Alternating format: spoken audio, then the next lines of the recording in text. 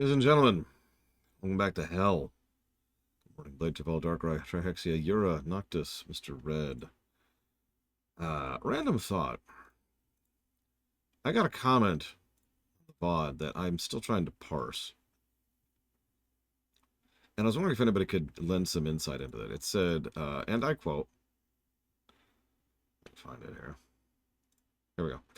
I think the bias is seeping through, which... Okay. And the thing I find so confusing about that is I can't decide in which direction it is referring to. Is it bias for the game because it's been reviewing better than I thought it would? Or bias against the game because it's reviewing worse? Yeah, that's all it said. And it was referring to Zelda 1 specifically. You know, the game we're playing right now.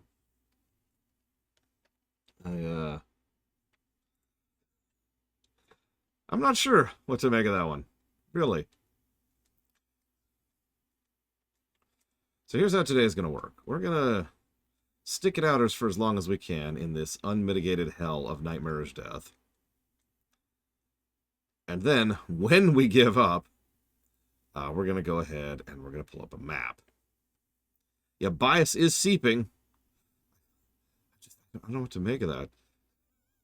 I'm not even mad. I don't know what to make of it. Yeah, let's get some. Where's that Zelda song? Where's that Zelda song? Yes, the Zelda song. There's only one. Where's the damn thing? There it is.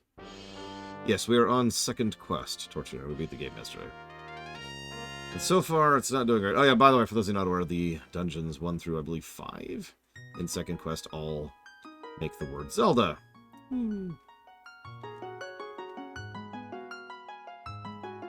So that's cool.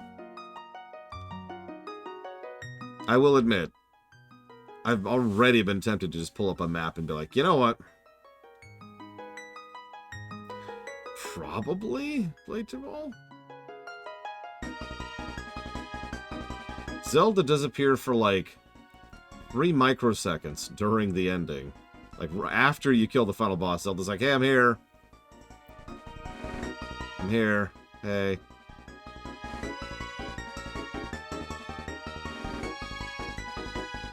And we're dead.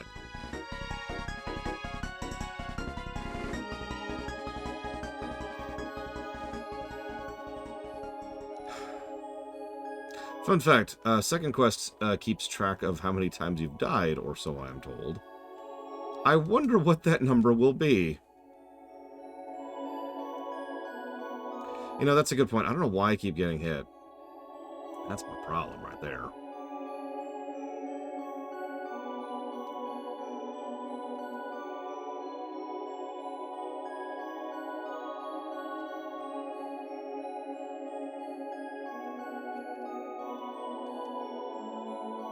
It probably does cap at 255. That would make a lot of sense.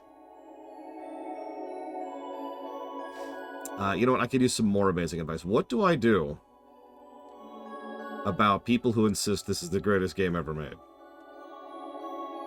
People on Reddit.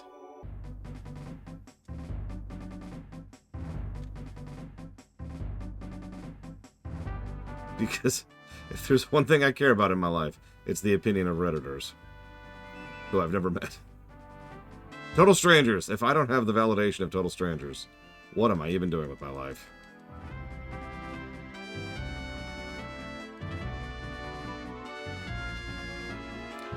By the way, you know, we talk pretty often about Sunshine Syndrome. I was actually thinking about it. This game would have actually scored a net positive, I think, if not for the levels 6, 7, 8, and 9. And if that sounds familiar, then you've probably played a video game before.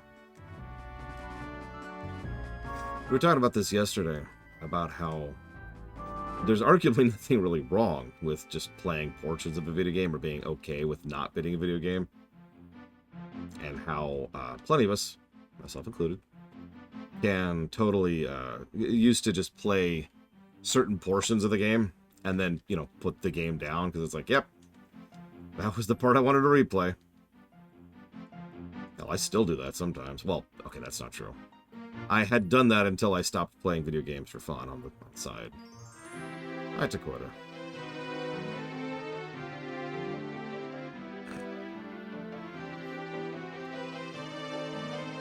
Yeah, I call that the you win playthrough.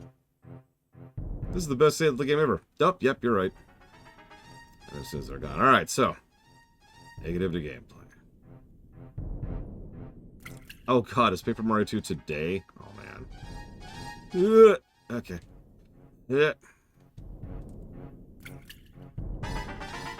I mean, I've said this before and I'll say this again, because this bears repeating. Don't feed trolls.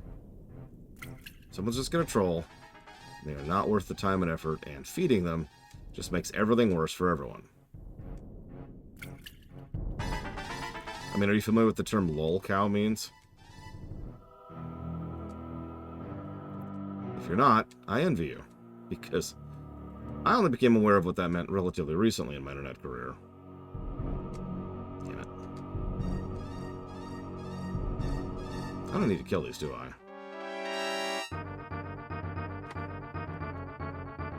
I just realized I've actually already killed those.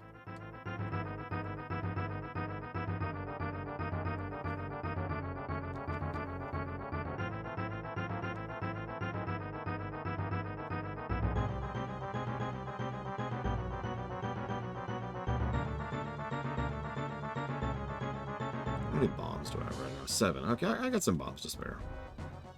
Go ahead and bomb the wall in just a sec. I doubt it's anything on the right, but you never know. I don't know.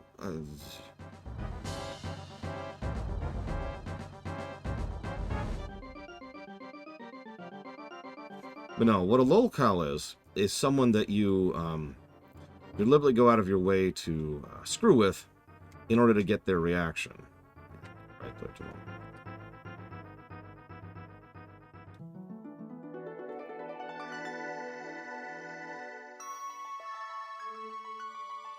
Like, imagine if I were to say, Yura eats puppies, but I actually meant that. Like, I was deliberately trying to stir up the pot. And then Yura gets all defensive about it, which means I can then use that to feed. Oh, ho, ho! Yura wouldn't be so quiet about that if there wasn't some seriousness to these allegations. Clearly, Yura really does eat puppies. And then I just kind of keep, like, stirring the pot. And that's the entertainment. Doing that for entertainment. Screwing with someone for entertainment. Victimizing is probably a better word there, but yeah.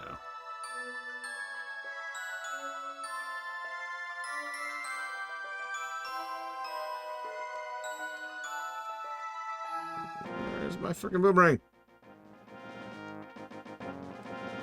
And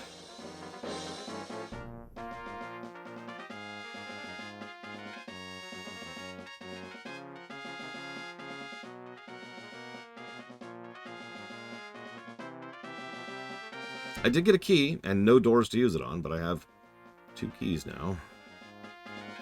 And article readers, I assume you mean the Wikipedia repeaters, which is what I usually call those people, if we're talking about the same people, Plutonia. Because yeah, I've seen a few Wikipedia repeaters, and what's really awful is like they'll you know what Wikipedia roaming is, right?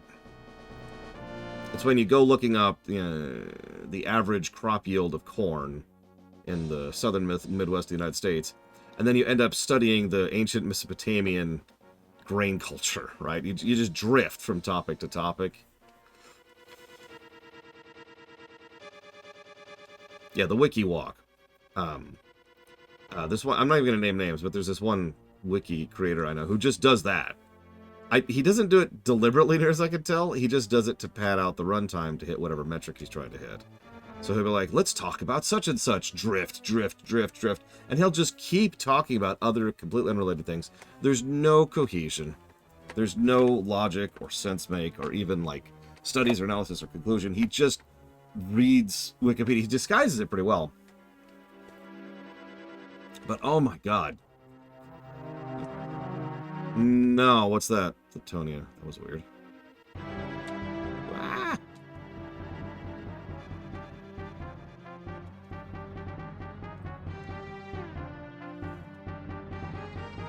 That's a good point. We didn't push the blocks from the left side, did we?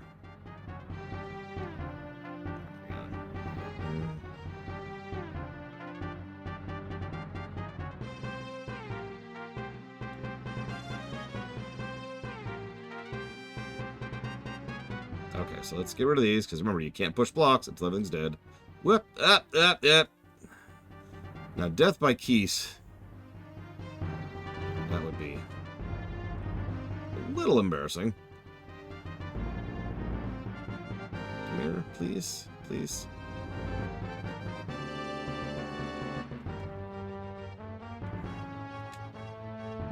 Yep, triple pasteurized chill pangolin, just for you. Okay, so push.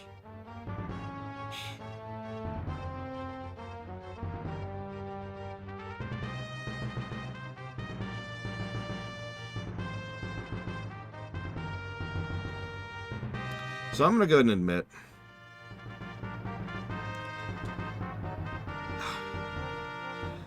admit that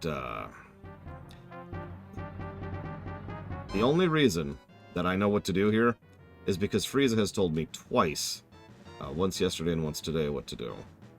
I'm going to just admit that I would have never figured out what to do here elsewise, and I'm assuming that this is the correct call, the correct course of action. But mostly because there's literally nothing else I can do. Yep, just cool.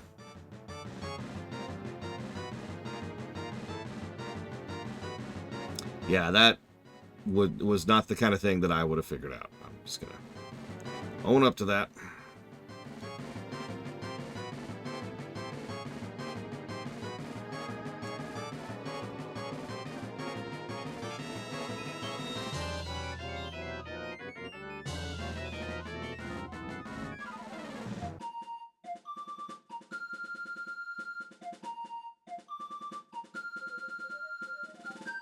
So now we gotta try walls before we bomb them.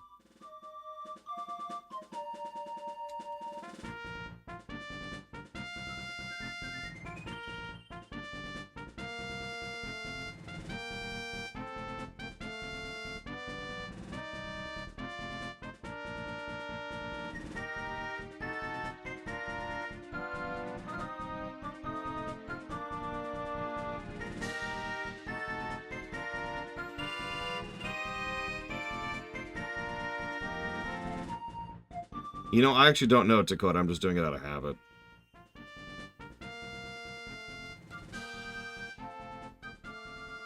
Way too much here. We might beat the game today if I start using a walkthrough. Which, in the interest of fairness, is a likely possibility.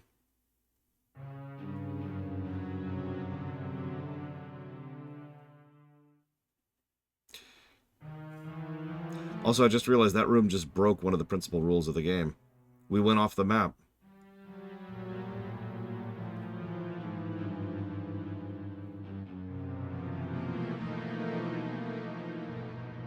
God, the door's shut.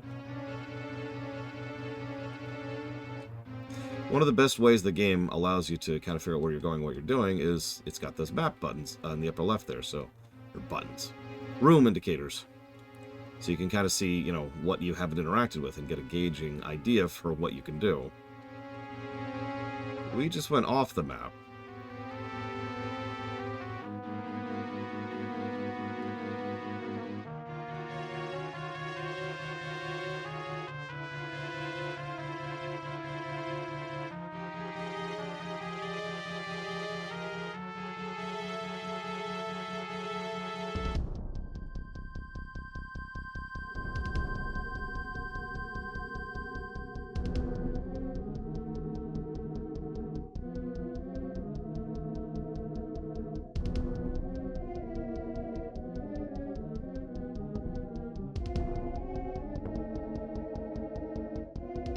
Thank you, Scante.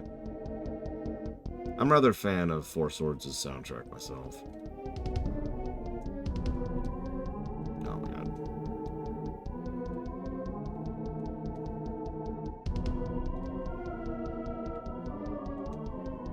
I suppose that would be everything on the political side here. Civil protections, retirement plans, political parties, leaning. Stuff like that.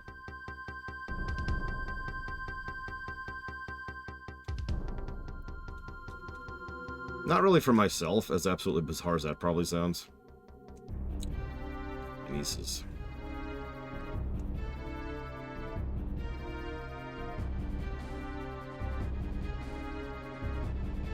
Hey, Morganite.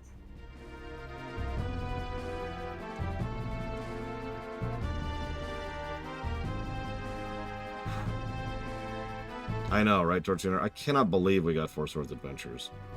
And I can absolutely believe that nobody's ever heard of how great a game... I look forward to streaming it, if for no other reason to show off how great of a game it is.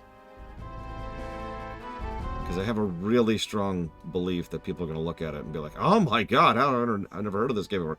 Because their marketing campaign was terrible.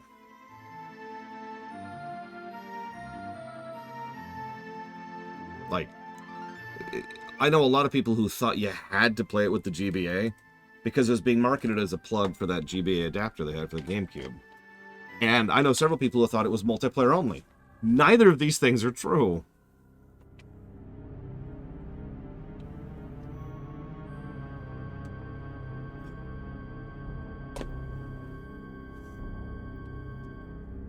I got it because it was on sale. And I happen to have the GBA adapter and several friends to play it with.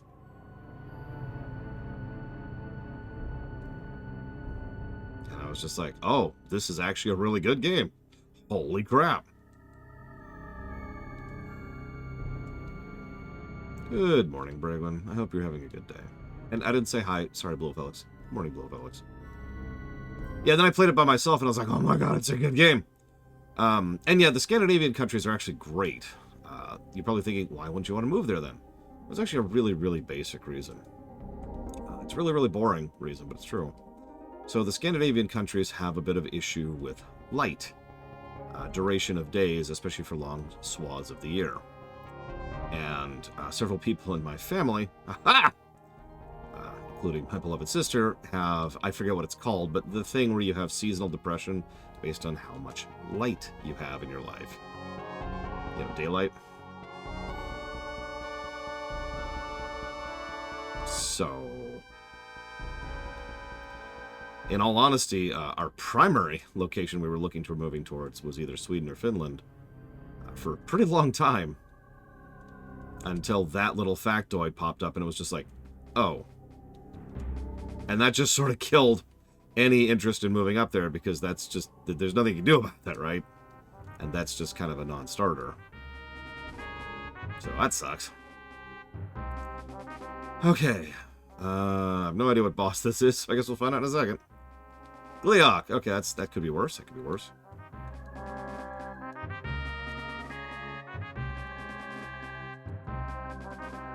Better, too.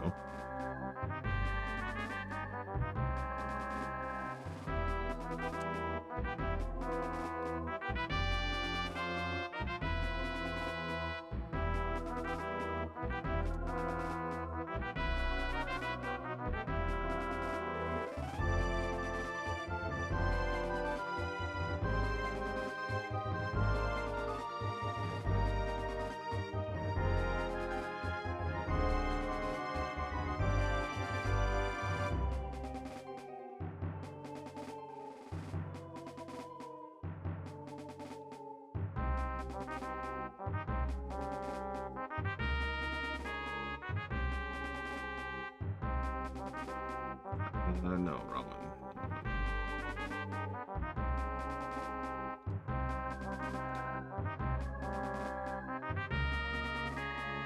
No, there's a bit of encounter design. When you encounter a room full of like-likes, blue Rizrobes, and red Wizrobes, you know they put thought into that encounter design. You know they wanted to just punch the player in the face as hard as they possibly could. Having said that, one thing I do notice is they tend to just throw a whole lot of enemies, like of the same enemy, into a room. At least in the first quest. Obviously, we're not that far into the second quest here, so I'm not sure how prevalent that's going to be here.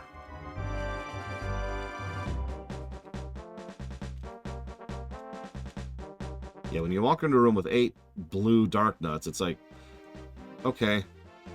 And you have to kill them to progress, and it's like, okay. Yep.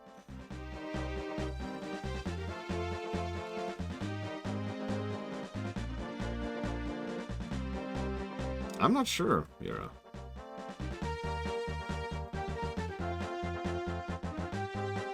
God Oh, come on!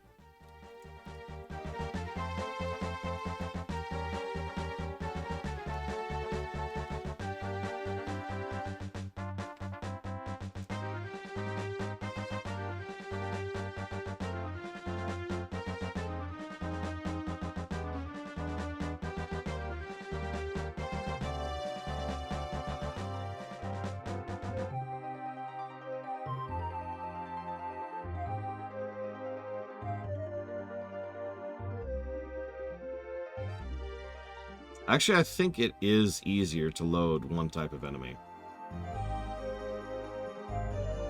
Especially on early NES, when they hadn't quite figured that whole thing out yet.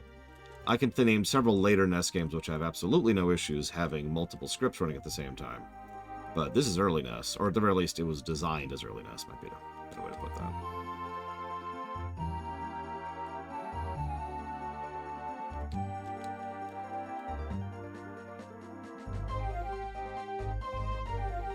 Can I beat this boss in half an hour? We'll find out today. At least I found the route to him. Yeah, I'm not even gonna try.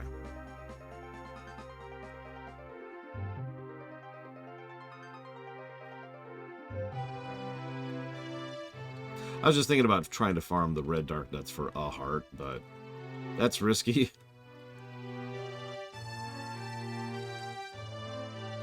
Well, if you haven't beaten every NES game on hard without using save states or cheats or a walkthrough, then you're garbage.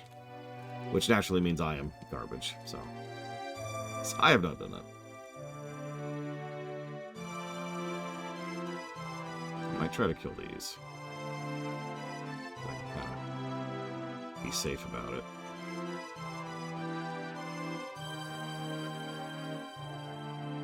Please drop a heart or a fairy. I'd be okay with either, really.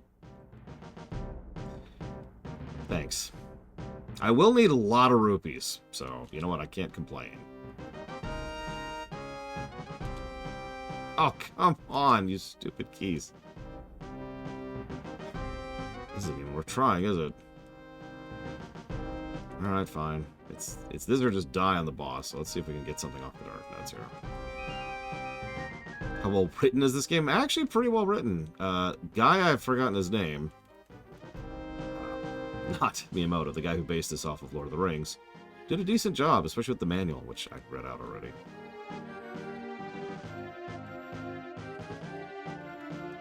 I did a little additional digging, and turns out I was right. The desolate, empty feeling of Hyrule is very much on purpose.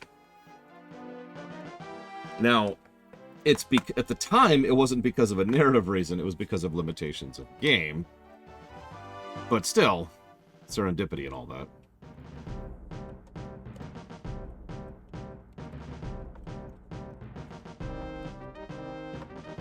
Almost wrote down that donation towards Croatia.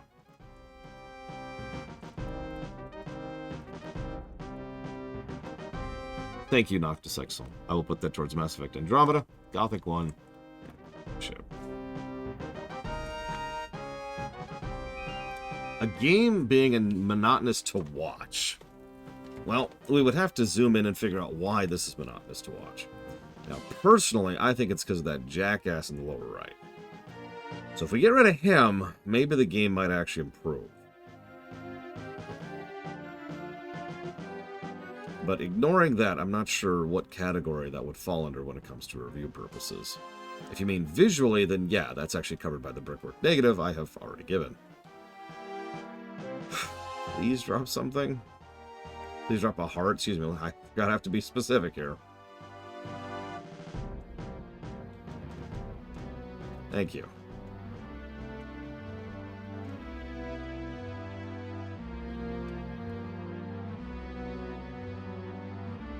There you go, Tara Druga.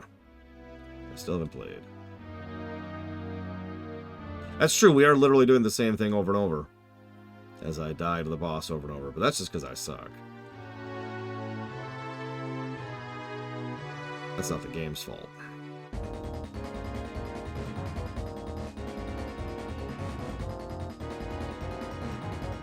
Let's get Taskbot in here. He'd have beaten this game like 8 hours ago. Actually, there's a question. What is the current speedrun for second quest? I'm sure it's already something I have surpassed. God damn it.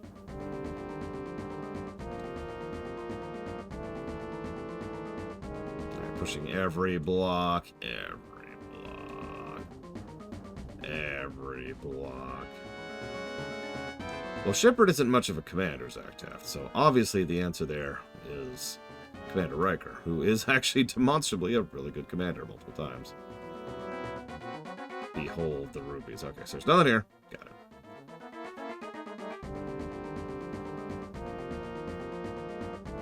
I will say this, in the interest of not destroying my own viewership, I might go ahead and pull up the walkthrough after this dungeon. Well, the map, which is a walkthrough. Because we've been roaming blind so far. God damn it.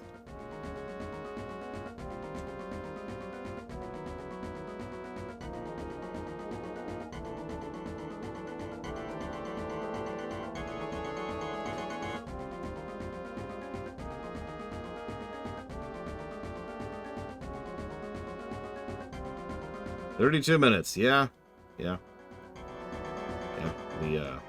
We will not have beaten one dungeon in the time it takes them to beat the entire game.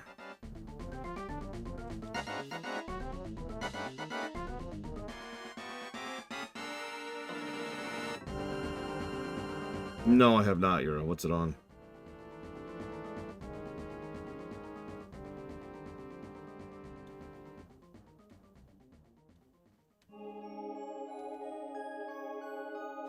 I have already, currently, gotten farther in second quest than I ever have in my entire life.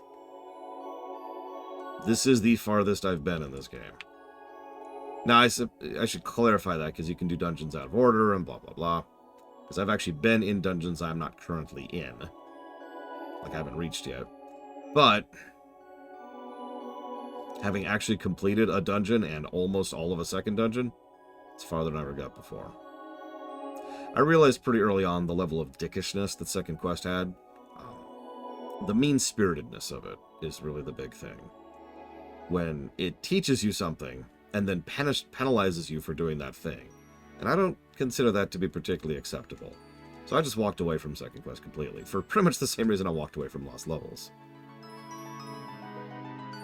Difficulty doesn't bother me. Anybody who knows me knows that. Assholery, that bothers me. Oh no, this won't be an incomplete run, even if we have to throw up the cheat flag.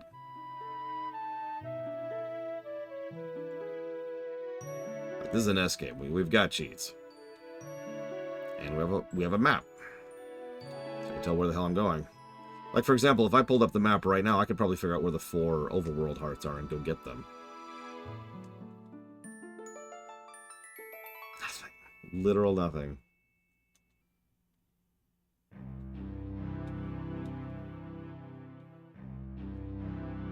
Hey, ISC. How's your day going? I have spent 28 minutes dying over and over to this boss.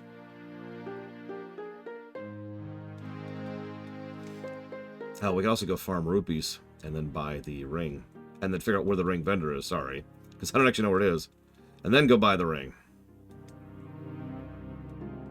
And then we could farm rupees and buy the shield. Like, we could go grind our face off for a while.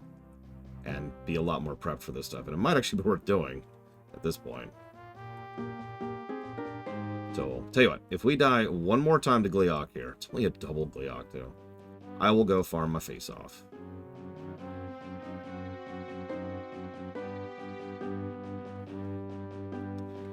So, let's look at a map.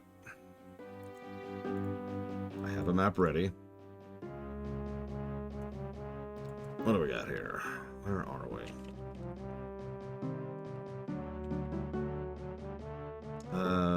Here we are. Dungeon 2. Let's see. Let's see if I can find the vendor first. Where are you, vendor? There's the magic shield. That'll be nice. Although likes are much more prolific in Second Quest, I think. I don't know that. I shouldn't say that. I have been told. ...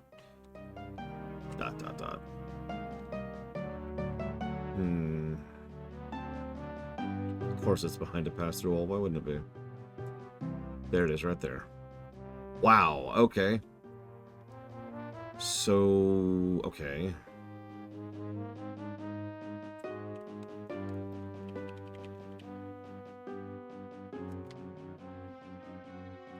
There are a lot of pay-me's on the overworld.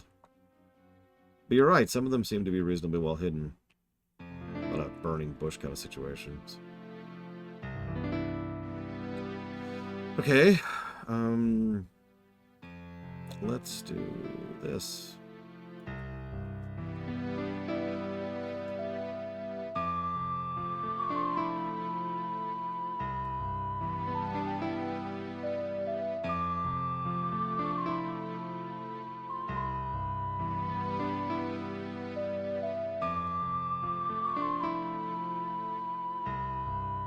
I don't have the torch yet.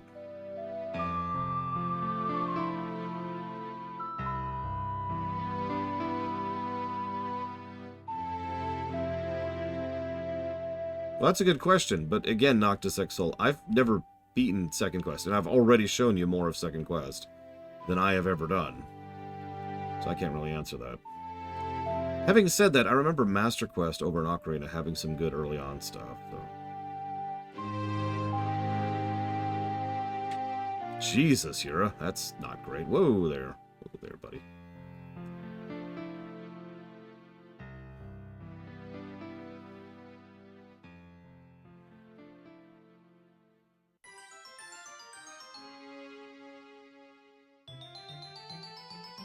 Hi, Navi. It's true, it's also a lot less mean. I think there's some design issues with Master Quest, but it's never spiteful.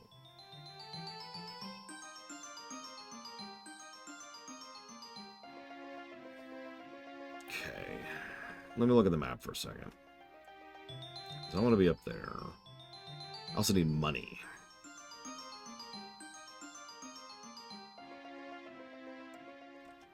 And it looks like there's no other 100 rupee thing, so I'm screwed on that part. So I'm going to have to just farm rupees the old-fashioned way? Well, maybe not.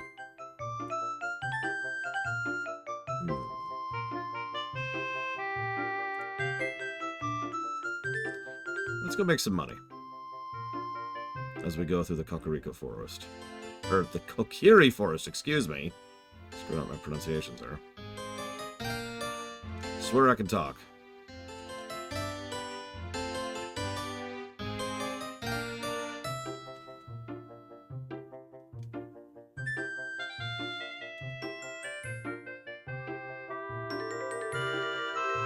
Well, I will take that for what it's worth, Nightwing. Thank you.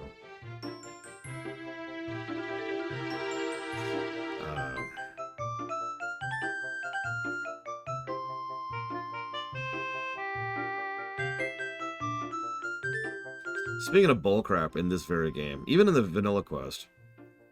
So you talk to the old lady. She says, give me money, and I will give you a hint. Okay. You can give her very little, a little, or a lot. Which do you do?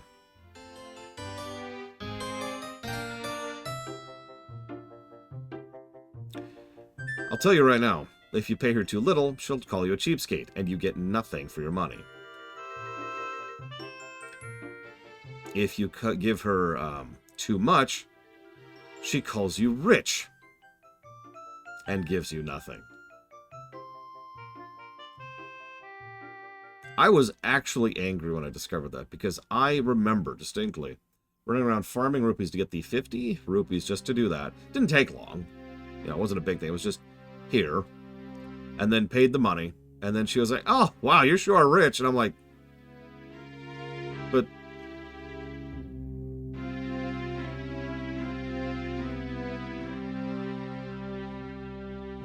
Oh, yeah, and because I didn't mention this yesterday, it's a secret to everybody. Specifically, they are bribing us to leave them alone. People have theorized for years what that means narratively, because there's actually a few options here. Whoa, I might die before I leave this room. You know, are they people who are fleeing from Ganon's forces? Do they just not want us to kill them? Are they kind-hearted moblins? Who knows?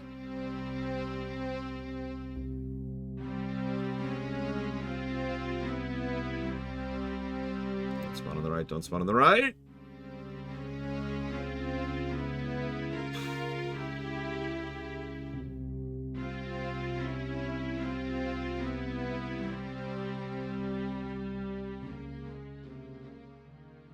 Grab heal.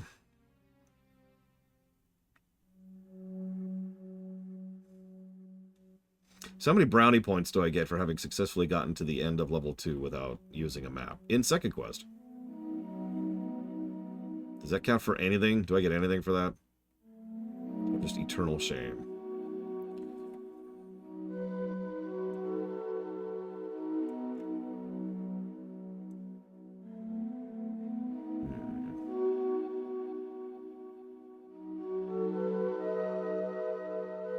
You are a super player.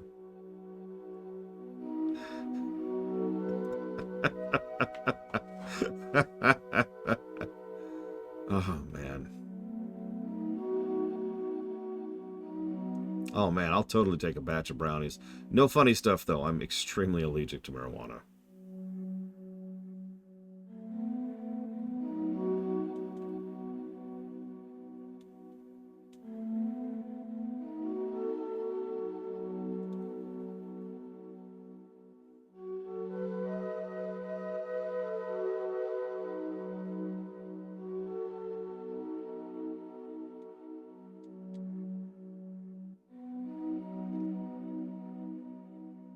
Hang on. I missed. Ah.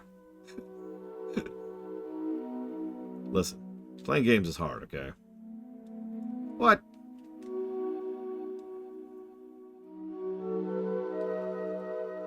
Oh, I have to kill all the enemies first. Yeah, pot makes me not be able to breathe. It'll actually constrict my throat.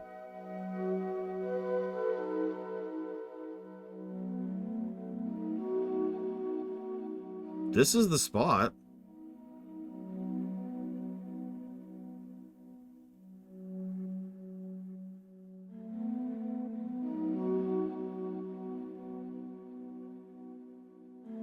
Yeah, if someone's smoking near me, it'll also cause me issues. I can usually tell if someone's smoking pot within, like, a huge radius. Because I will immediately start having trouble breathing.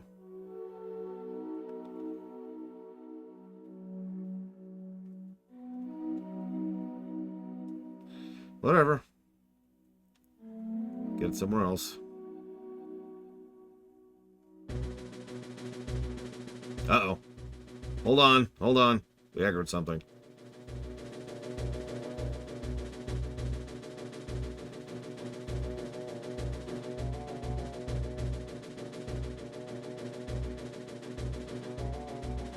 Loot doors exist?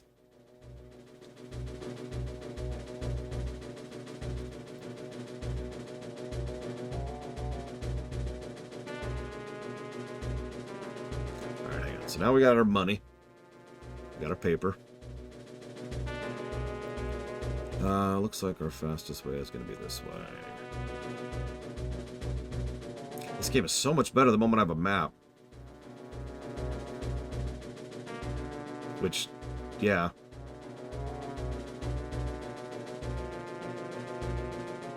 A lot of games have that. Whoa! Hey, Dream Whisperer.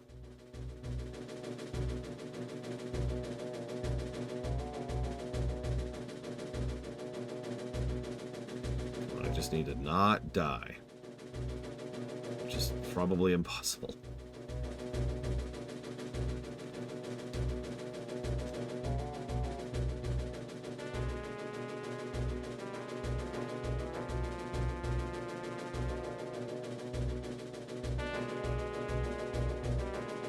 See Exhibit A. Oh, alright, whatever. At least we got the money now. I'll we have to do is get there. We'll go this way this time. Did I say good morning, Spartan? Good morning, Spartan.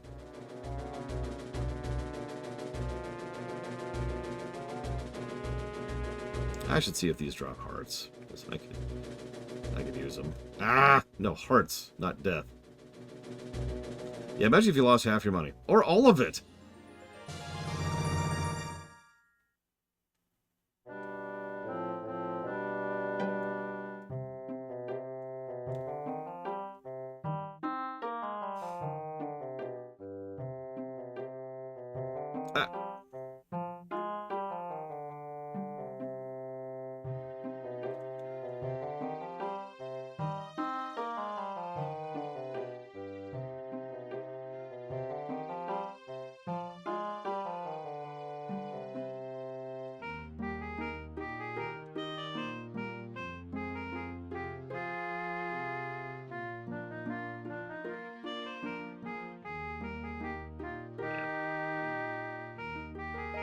I don't have the ladder or the raft.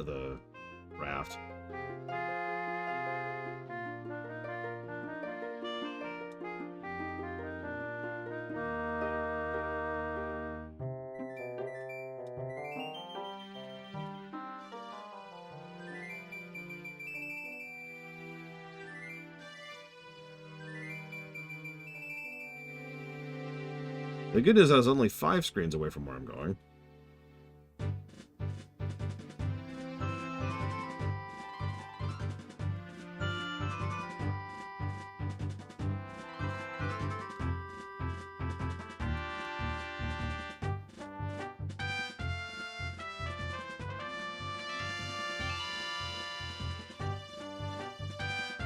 Really is amazing what they're able to do with the NES music.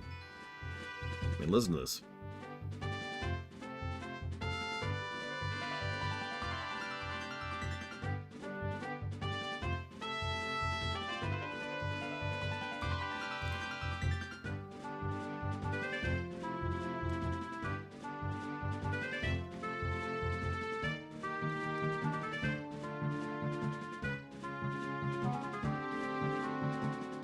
God damn it. Come on. Just drop hearts, please. Please drop hearts. Thank you. I'll take heart. It's better than nothing.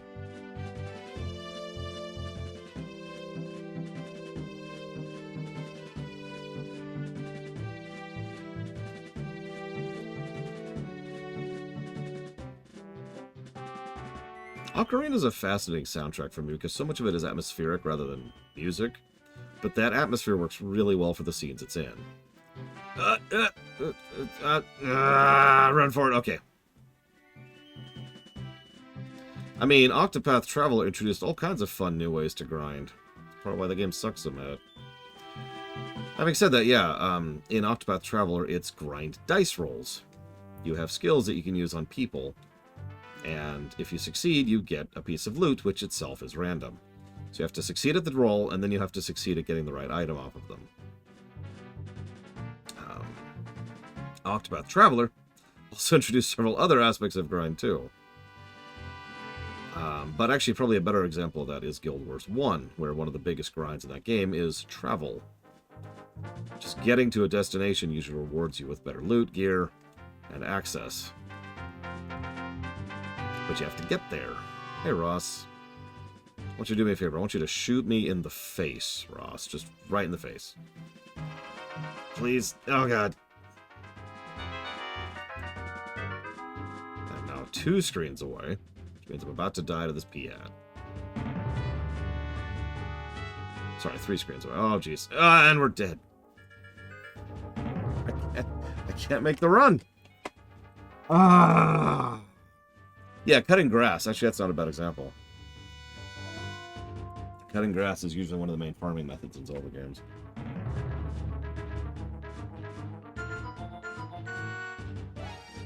Oh. Grind your face on. That sounds kind of weird, but I'm with it. Let's do it.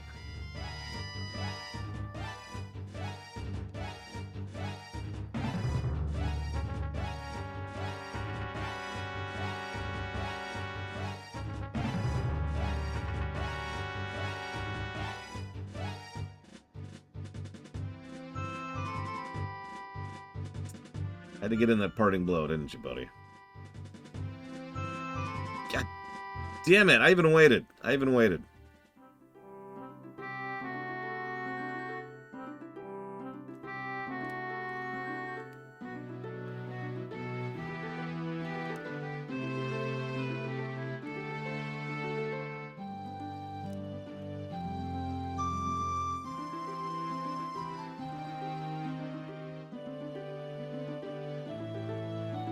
But yeah, I think the loop is unintentional. I think that most games have combat as a primary vehicle of gameplay because combat's an easy thing to affix gameplay to. And then you have to be rewarded for doing gameplay, so you get rewarded for killing things.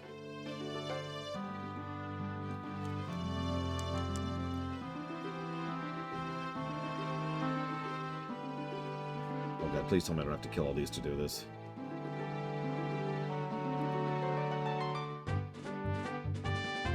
Oh, thank God. Please! For the love of God, give me the ring! Yeah, by the way, that's where the ring was. So...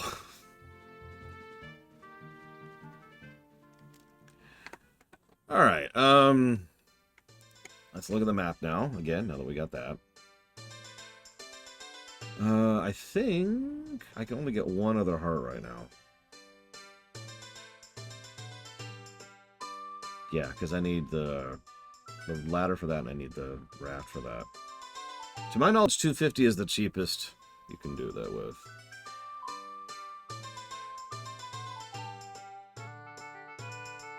I was debating picking up the shield, too, because, yeah, which means more grind. Yeah, ring halves the damage, and then the second ring quarters the damage. So where's our cheapest shield? I think 90 is our cheapest shield. Sounds right. So why don't we head up there? That's not even that far, really. Oh, but can we get there?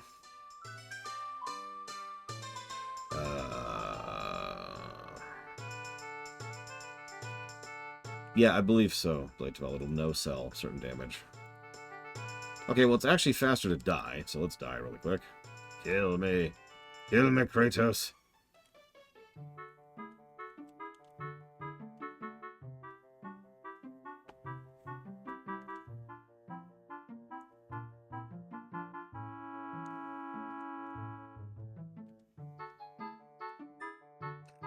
Very appropriate music for the fascist Hitler who is committing suicide.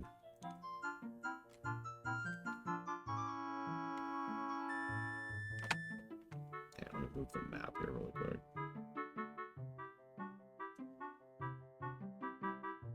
Oh, so I was right. Woo.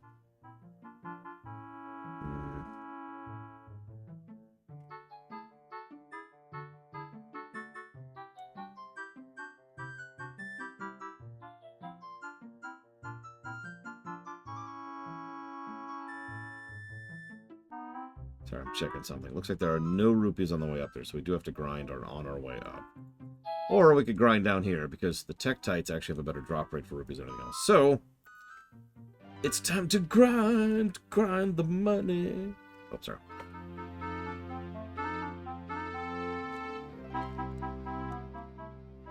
Now you drop hearts.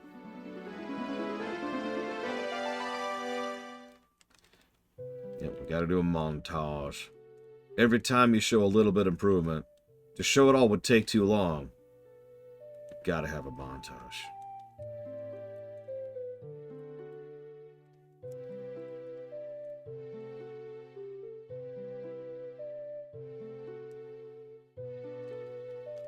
Do we have the flute? We do have the flute. Uh-oh, Ross.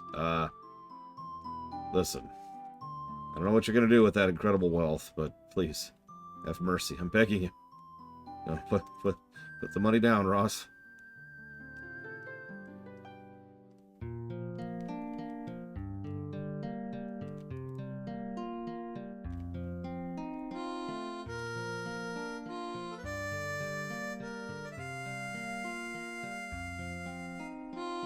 Why, Mr. Red?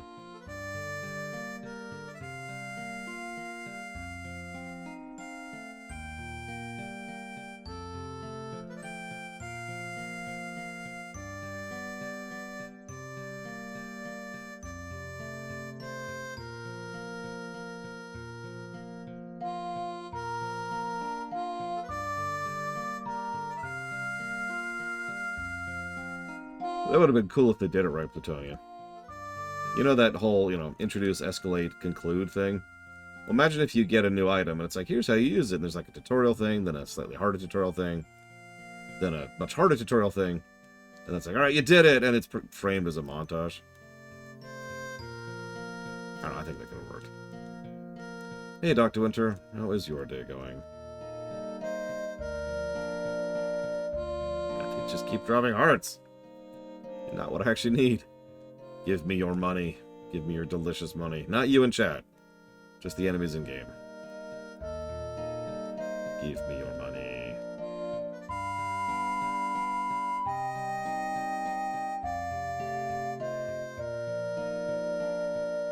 Yep, we've gone into full murder hobo status.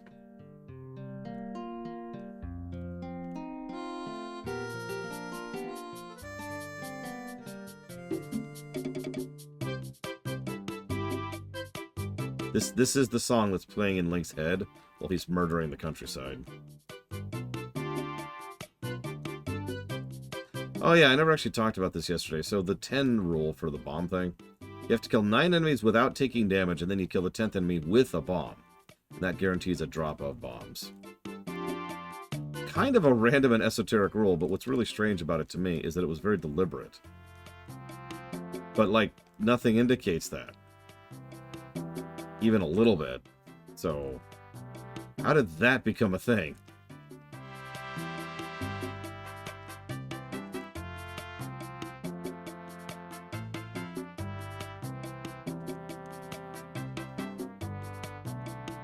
Yeah, whoops.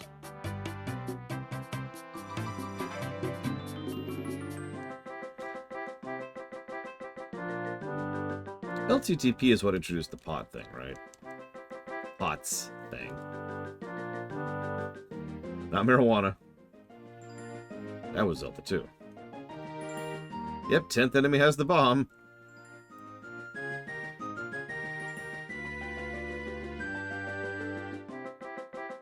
I mean, I don't blame you, Spartan. Nobody blames you.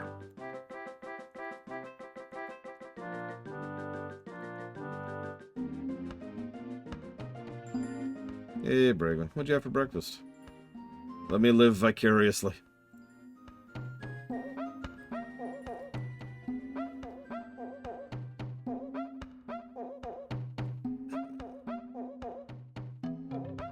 Oh yeah, by the way, so the original intent was for Hot League to be a paladin, right? A knight of valor and justice who is a Christian. In fact, the book is actually the Bible.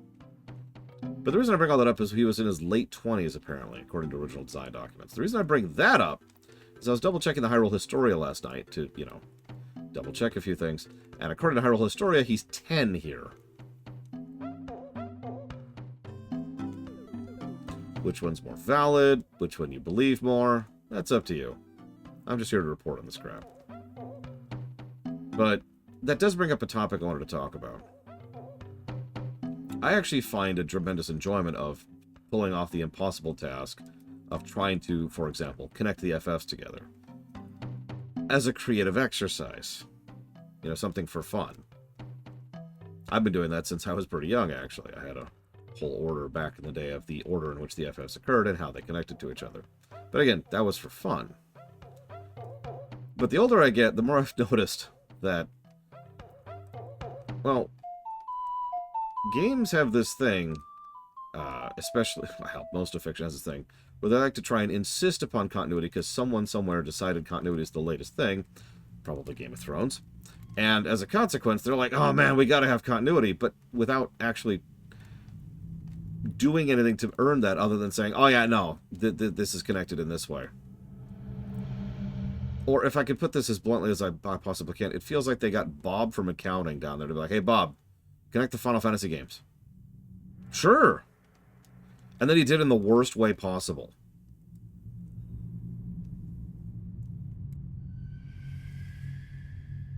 The Zeldas are the same thing. The Zelda games, with the exception of the individual arcs, do not connect to each other in any substantial way.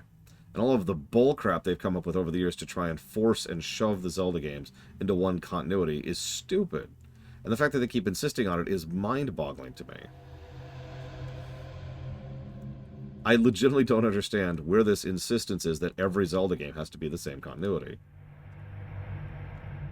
Several Zelda games? Sure. Several Zelda games do strongly and considerably connect to each other. No issues there. But, like, LTTP does not connect to Ocarina by design, as we've talked about. And we'll talk about in the future.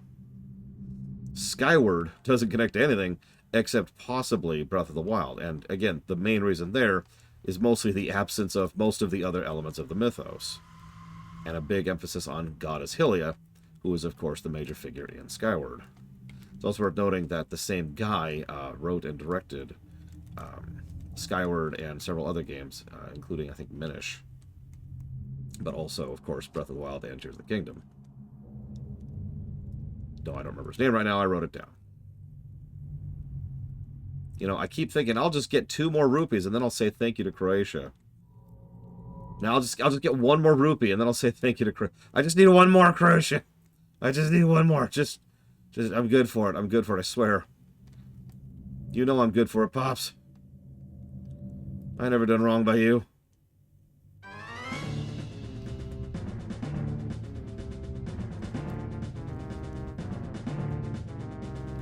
I mean, again, I do find the creative exercise interesting from just a mental, stimulation aspect. And I'd be lying if I said I wasn't very interested in connecting all the Final Fantasy rewrites. But those are rewrites. I have the advantage of being able to rewrite them in order to connect them in ways that they otherwise aren't. So that's, it's a little different.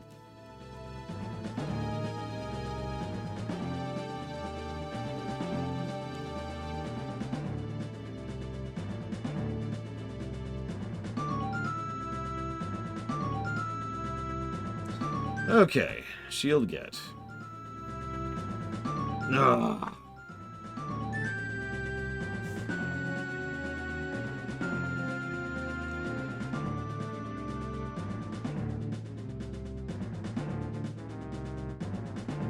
Thank you very, very much, Croatia, as always. I got the Croatia, apparently. Put that towards Epic Battle Fantasy V, Majesty Gold, Henry Stickmin.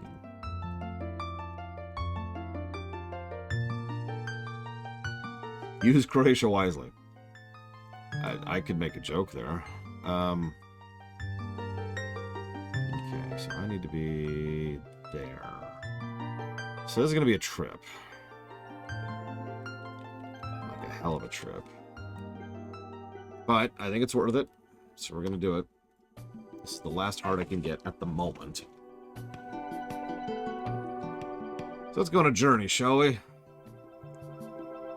Wait, what? If a gun was put to my head... First of all, why does everyone keep putting guns to my head? It's so violent.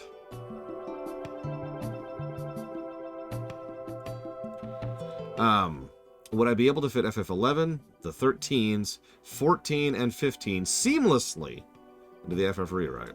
So, I've never thought about it. I'll start with that. The automatic answer is probably no, in which case I just get shot, but hang on a sec. So, I don't know anything about FF11's story. But, I have a gun to my head. So, there's these people, right? And they're fragments of people, right? Instead of being a whole person.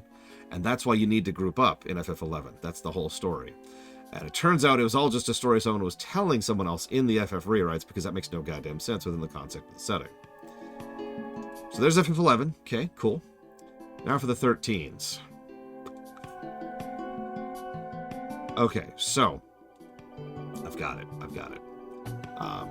And the 13s, I have played FF11 until I got out of town, and I've never gotten farther than that. And I've tried FF11 at least 3 distinct times in my life.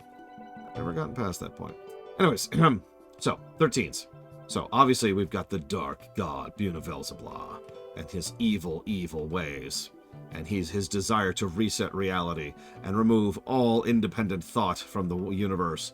But lo, the most awesomest, craziest, coolest girl on the school ground shows up, and she's like, I got this, yo. And she beats the crap out of everything. And she's so amazing. She's so strong. But she's still a woman, but she's strong. And it turns out that this whole story, once again, is actually a fiction within the confines of the FF rewrite. But it is specifically a bunch of children playing on the playground. And they're playing their favorite childhood game, which is a game they all like to play, which is 13. And they just call it 13. And one of the kids has to play Beelzebub, and one of the kids has to play as Lightning. And everyone wants to play Lightning, of course. All of them want to play Lightning. I mean, who wouldn't want to play as Lightning? I mean...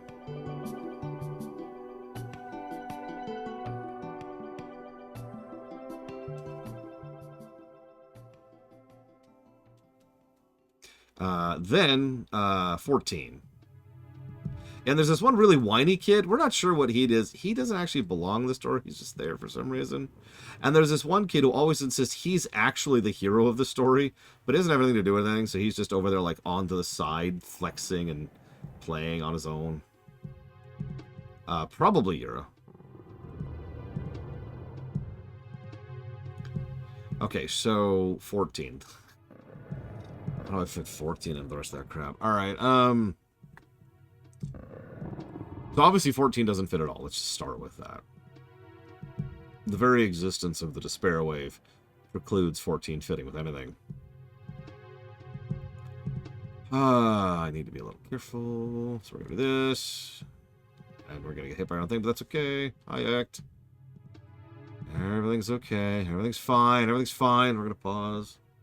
Since we have a safe spot. Scratch the ear for a second. Okay. Let's go die. We're going to grab the ability to warp between spots, even though we never used it last time, and we might need it this time, so you never know.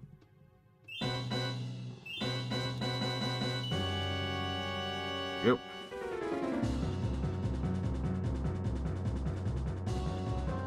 Oh, come on. Ah! The most absurd outfit in Final Fantasy? Everything about that one woman's outfit in FF10. You know, the NPC. You know the one, if you've seen my streams of that game. Okay, so we've gone around the entire world to get to this ladder. Actually, yeah, Ross. Not very well, but yeah. I mean, hell, 7 is actually a direct sequel to 6.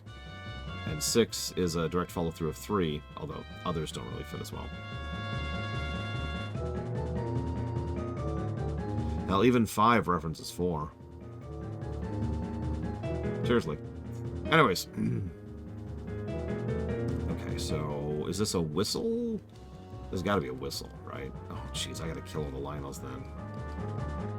With the butter sword. And by the butter sword, I mean the opposite of the butter sword. The junk sword.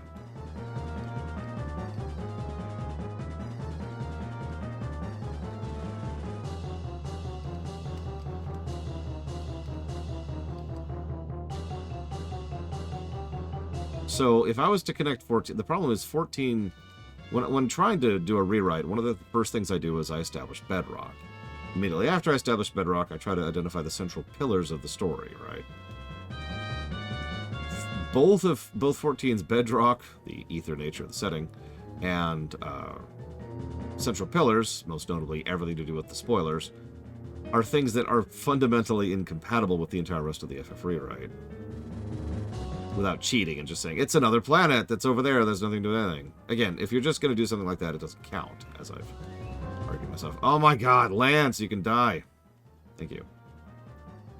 No, come back so you can die.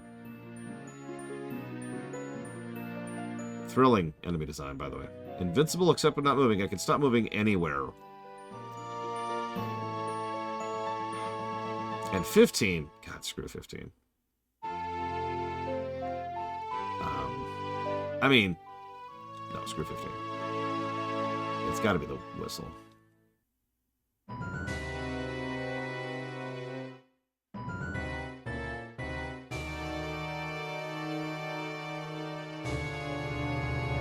choice. God.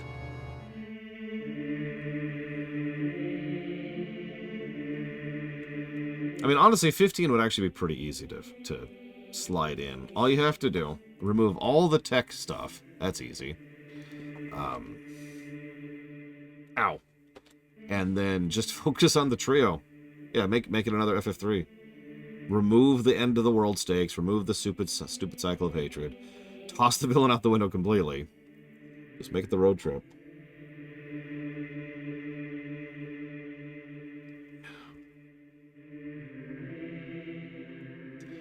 Okay. Where's the sword? Well, while we're here, since we're already up in Death Mountain, let's do one other thing.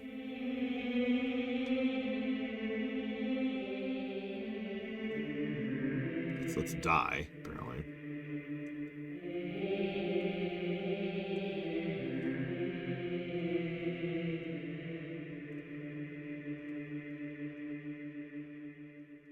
Yeah, of course. Okay, I guess that'll wait then. Where's the sword? Let's see.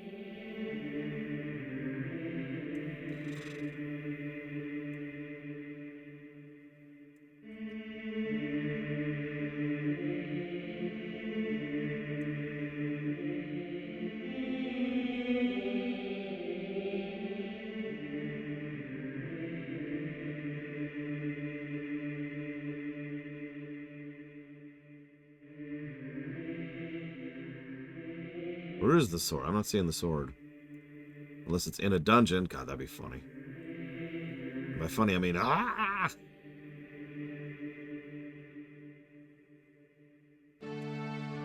Like, I see the magic sword, but I don't see the knight sword.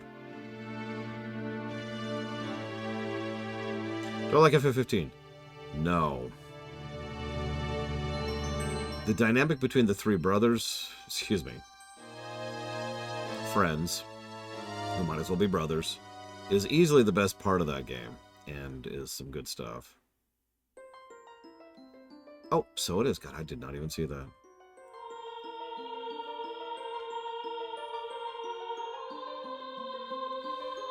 And it's the best part of the whole game. It's legit.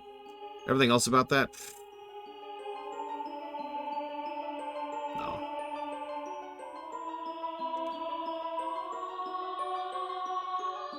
Why would I exclude Noctis? Noctis is awesome. No, Act, that was the outro of the first quest. We are now on the second quest, which we're currently on the second of 9 dungeons of. Better or worse than 13? So I've never reviewed FF13 in any format or capacity. But I did review FF15 under the old system. Spoilers, it got a net negative. Having said that, I imagine 13 will score worse than 15 ever will. So I suppose I would say that I like 13 worse than 15. Yeah, 13 was originally going to be in the awful block. Make of that what you will.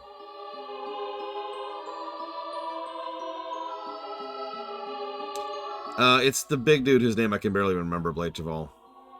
The guy who's a nothing burger, who they don't do anything interesting with story-wise and character-wise, and if you eject him, it doesn't really change the dynamic of the trio at all. Gladio, that's him. Yeah, he was a waste of space. If he wasn't there, the game actually gets better. Funnily enough, when he leaves the party temporarily, the game gets better.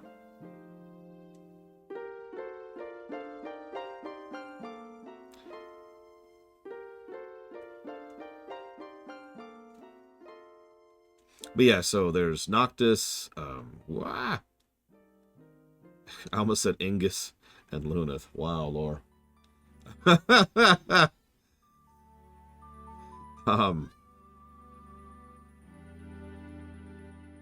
now I can think of the names.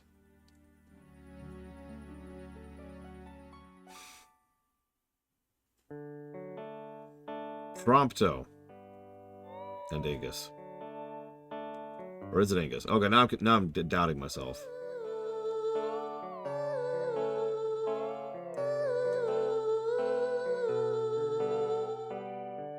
I found the Cup of Noodles quest funny for what it was, but every time I think about that, I cannot help but think about them killing this building-sized lobster and then cooking it over a cup of noodles.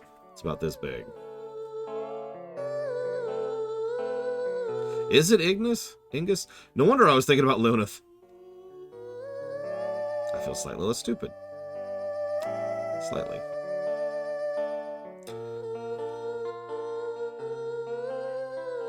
Okay, so now we are as geared as it is physically possible to be at the moment.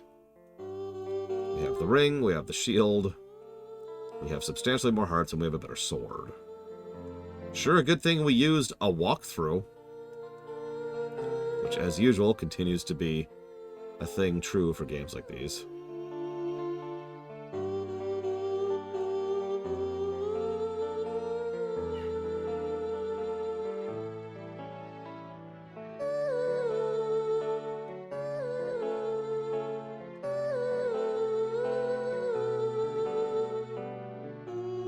Very appropriate music for the dungeon.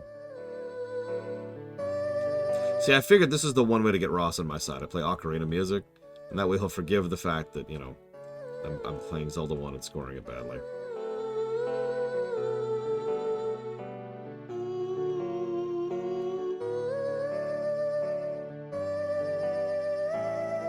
I don't need a walkthrough for LTTP. I regularly randomizer LTTP. I know that game inside and out. I showed that recently when I got 100% of the chests in the game, just because I could, when we were reviewing the randomizer.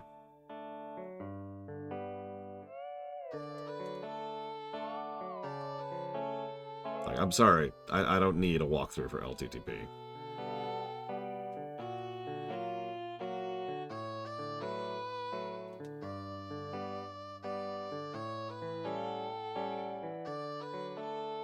Master Quest. I don't know. I've done that like twice now? Well, I guess 3 times.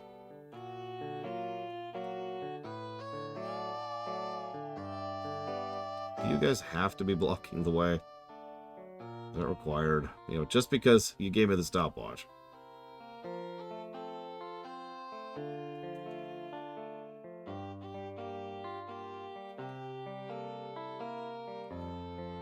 Last time I played LTTP in intended order was ironically not that long ago.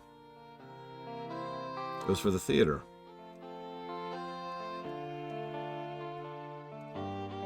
God, that was stressful. I did have to do a couple of takes on that one. Because each dungeon had to be one cohesive take, no edits allowed.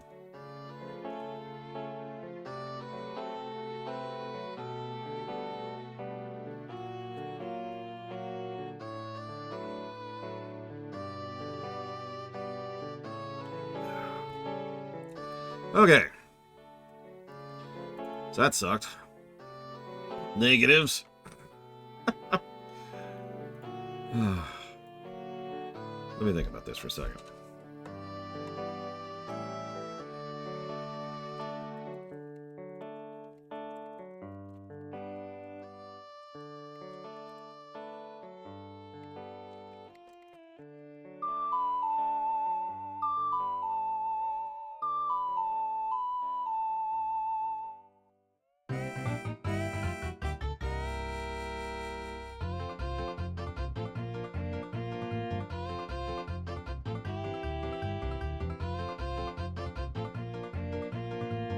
Yeah, where's my horse? Where's my horse? Oh god, oh god. Yeah! Yeah! Yeah! Yeah! Yeah! Yeah! Sorry, audio memory. Audio memory.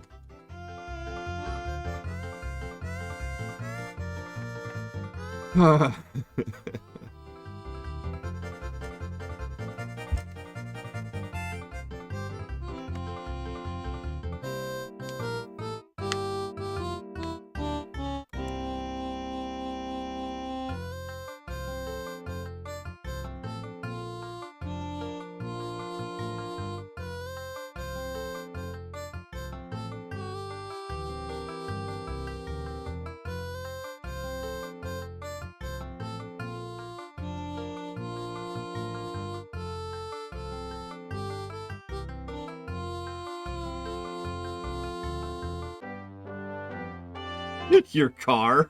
Oh, man. Lol. Like, automatic lol. Alright, let's see.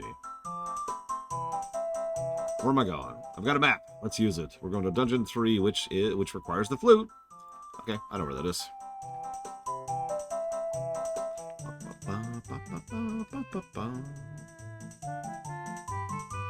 Such an upbeat and lovely song for the Lost Woods of Death, where people go to slowly be converted into Stalfos.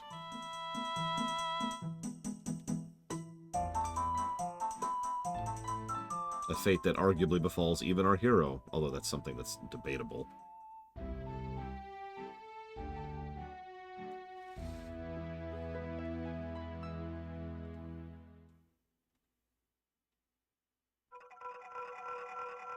I have a job for you, slave. We should name like Boy. B-O-I.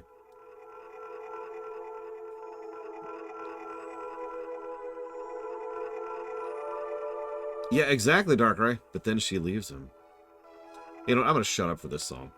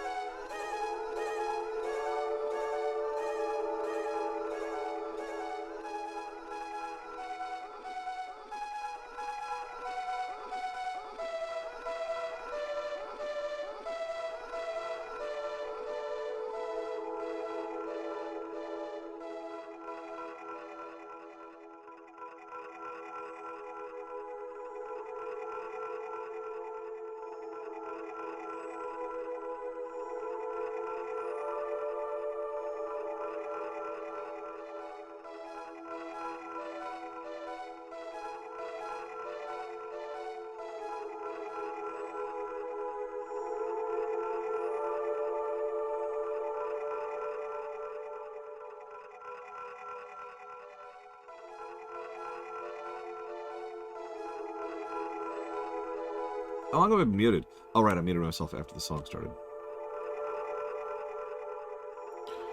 I was wondering why you weren't answering me. So, do you think we should do level 3 blind and hate everything, or just use a map?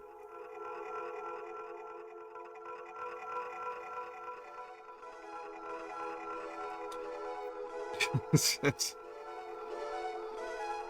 I'm sitting here like, why is nobody answering me? I started getting that little depressive, oh god, am I streaming to the void thing again? The dungeons are new dungeons. That's the whole reason we're even doing second quest. If this is just like enemies hit harder, this wouldn't be worth playing. Ironically, looks like this is like the easiest dungeon in the universe. This is great, though. Check this out. This is such a great dungeon design. So what you do is you go up, and then you go up, and then you go up, then you kill everything, then you go up, then you kill everything, then you go up, then you use a key, then you go up, and you find nothing. I mean, I guess you find the magic boomerang, but who cares? Like, is the magic boomerang even worth getting?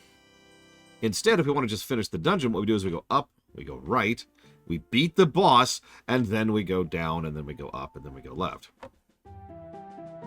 Or, sorry, left, and then up. My bad, my bad. So, what makes the 3DS version of Ocarina superior? Frame rate, controls, Okay, all right. Let's go get the boomerang then. Frame rate, controls, obviously graphics are better. There's a few polishing elements, very very minor stuff that smooths out a few things, and probably the biggest thing everyone agrees with, the iron boots, which are a lot less bad. Now, for me, the iron boots are nice, but really the iron boots are a subset of the much bigger thing, controls. I've actually talked about this every time I've streamed Ocarina. There's a section right at the beginning. We have to walk along a narrow wooden plankway in order to get to a 5 rupee, in order to, get money in order to get your shield. Okay? Cool. Cool.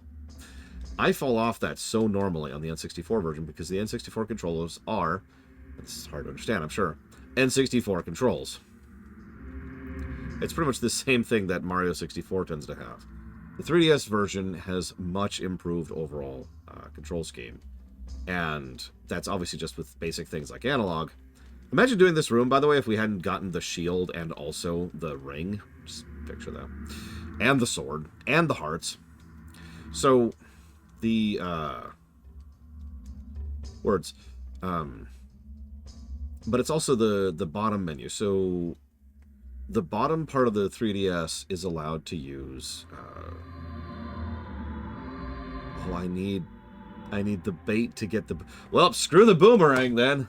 I ain't bothering with that. Yeah, the touchscreen allows you to shortcut items. 4 items total. 2 of which can then be shortcutted onto actual... Well, hang on. Why don't I just pull up my Ocarina game, which I got going right here. Turn down the volume so you don't hear that. Oh no, did I lose my save? Come on, wake up, wake up.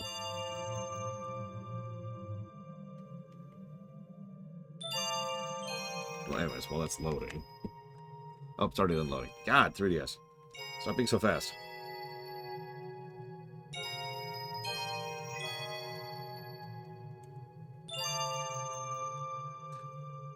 So, there's one other thing about the 3DS which was a godsend here. But before I go into that, okay, so it is 3. So you've got something you can map to X, Y, obviously.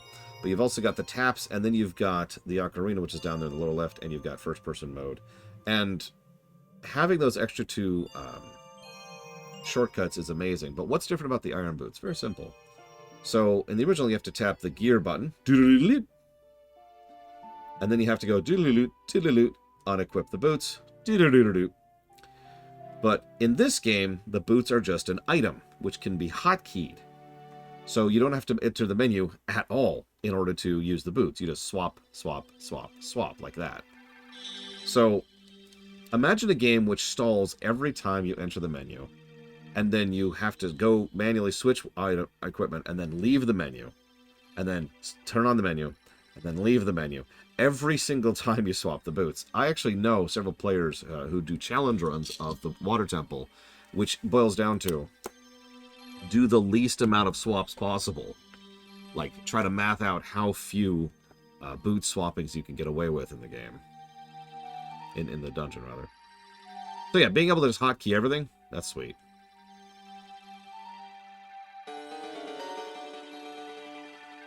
And like I said, controls. Oh, that was the other thing I was going to... Sorry. So, first of all, the actual movement controls are tighter. The hotkeying is tighter, but then it added gyro aiming, which is this. So if I want to pull here, I'll just pull out my item right here. And I want to aim this way, but I need to go a little bit more down and left, so I just aim like this. And I know it's hard to see, but as I'm doing this, it is actually changing the aiming. And this is a godsend. I've actually talked about this before. Gyro aiming is functionally having a mouse. And adding gyro aiming to a console game allows you to have mouse aiming on a console game. So being able to quickly and efficiently be like, and just aim at something and be like, I'm going to kill it, is really, really cool. We actually just saw this in Breath of the Wild with the gyro in the Switch, the Joy-Cons. But that was added for the 3DS, and it's also in the Wii U version. So, the controls, and the controls. I actually had never properly 100%ed Ocarina until the 3DS version, because so many of the bow challenges were so frustrating to me.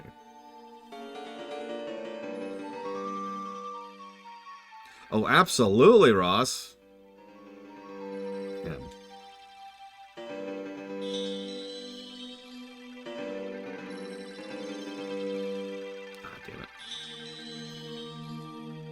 Well, we got some bombs back, so I'll take that.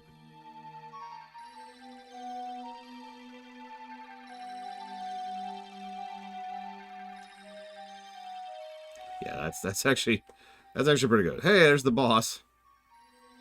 Weirdly enough, the dungeon isn't over, but there's a wall master in here, which you have to kill to progress.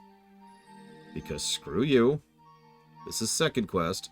What are you doing? We're still playing our game. Go home already.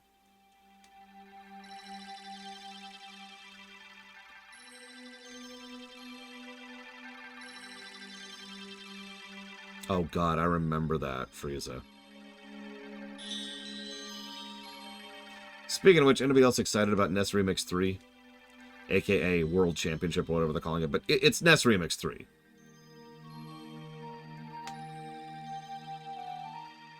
Just call it what it is. I'm actually unironically excited for that. I'm going to buy that the day it comes out. And by that I mean I'm going to wait to see if the Switch 2 has backwards compatibility, and when it does, because they would be very stupid if it doesn't. But, you know, then I'll buy the championship thing. I've actually frozen all Switch purchases until I find out if the Switch 2 is backwards compatible or not. Because if it is, cool. If it isn't...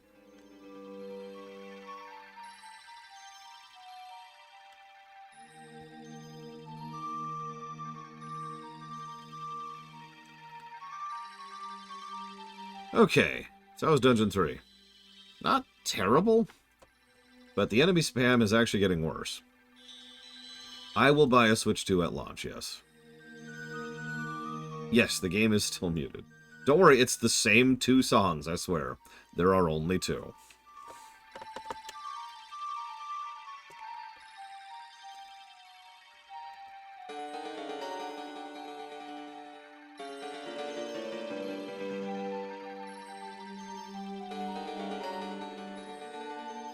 Okay, where's World Level 4? Now that we're using a map, this is going to go substantially faster, though. So maybe that inferred your decision-making process. Let's show off something I never got a chance to show off last time. Really quick.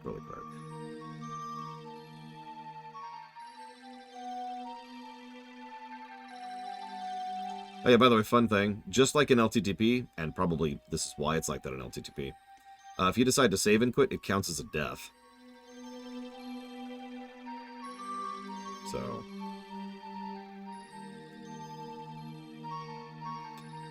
I like to think that Link just pulls out the emergency knife. I'm done!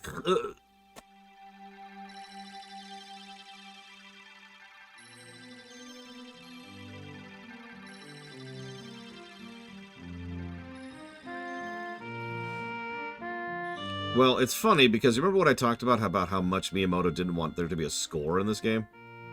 Well, it turns out there's a score in this game. Your death counter. It's the same score as in LTTP. So, I don't know about you all, but when I was a kid, I knew a lot of people who would try to get that death counter as low as possible. Wait, really? Damn it, Frieza. Damn you, Frieza! Alright, where's the cheapest bait?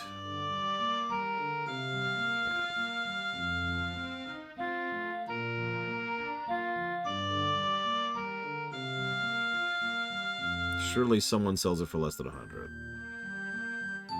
Surely someone who isn't in the corner of the map sells it for less than 100.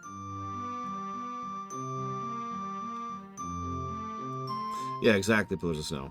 Now, in LTTP specifically, there's a value in that because you can save continue and use that as a poor man's teleport. It's actually a really common way to warp around in LTTP because it's so much faster and virtually, I mean, it's virtually instantaneous. It's just, oh, I need to go back to this area. And you're there. Just like that. I used to do that all the time, and then I'd have a really huge death counter, and I was confused because I'm like, I didn't die that much. Wow, that really is the... Okay, so how much money do I have? Not a lot. So I think we're going to skip the blue boomerang. But if we do need bait at all, we should probably go get it.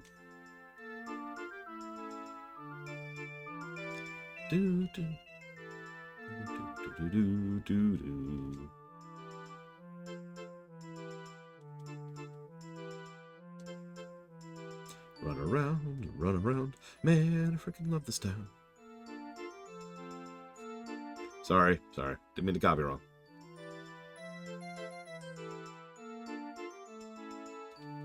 Is there a burnable bush here? Yes, but it doesn't have anything worthwhile.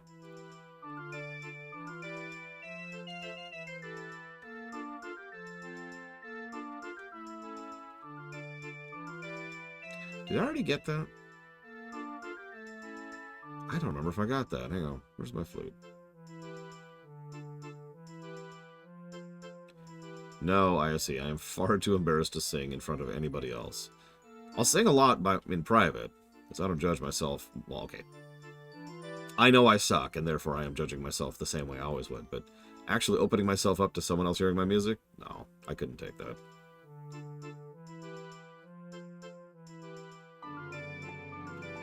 Looks like you do not have to kill enemies. What do you know? So I forgot about this heart. That's on me. So we weren't as geared as we could be. My bad. Now let's go buy the bait. Why is it called bait if we're giving food to someone who's angry?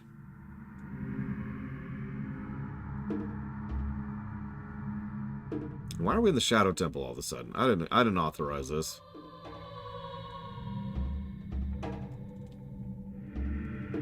Yeah, would you like a potion?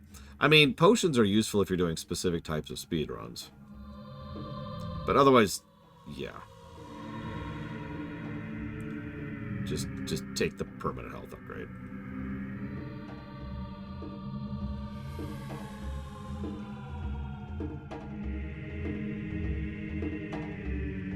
There, bait get.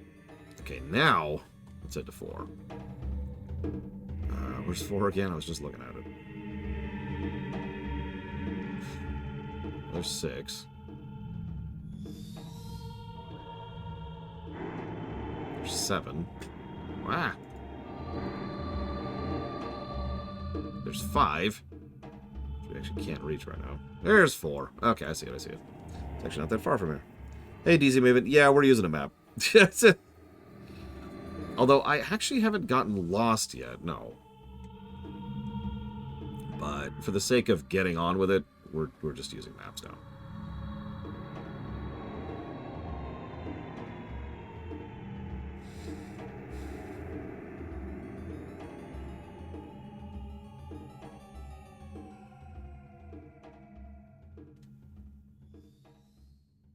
Something I find funny. Check this out. See where this screen is? There's nothing on the top part of the screen, right?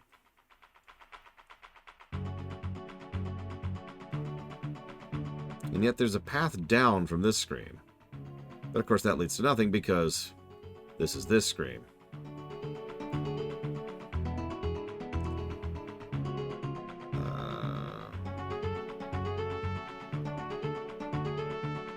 There we go.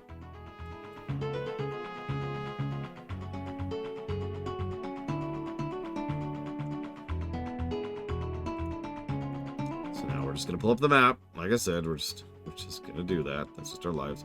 Ooh, that's a big one. Okay.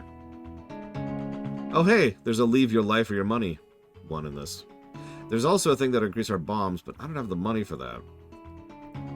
I might actually go farm for that.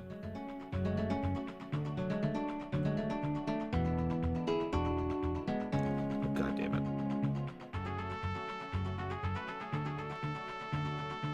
Yeah, no, getting more permanent bomb, getting a bomb bag, let's call it what it is probably worth the effort. Now we're pretty much out of rupee spots, so it's just plain old grinding at this point. Good news is we do know a decent spot. The bad news is we have to go through a loop because it's a one-way loop just to get there. The money or life guy costs 50, so 50 rupees or a health up. Now, hang on. I found out today that there's another alternative. All you have to do is commit suicide. That's it. All you have to do is kill yourself and start the dungeon over with 3 health.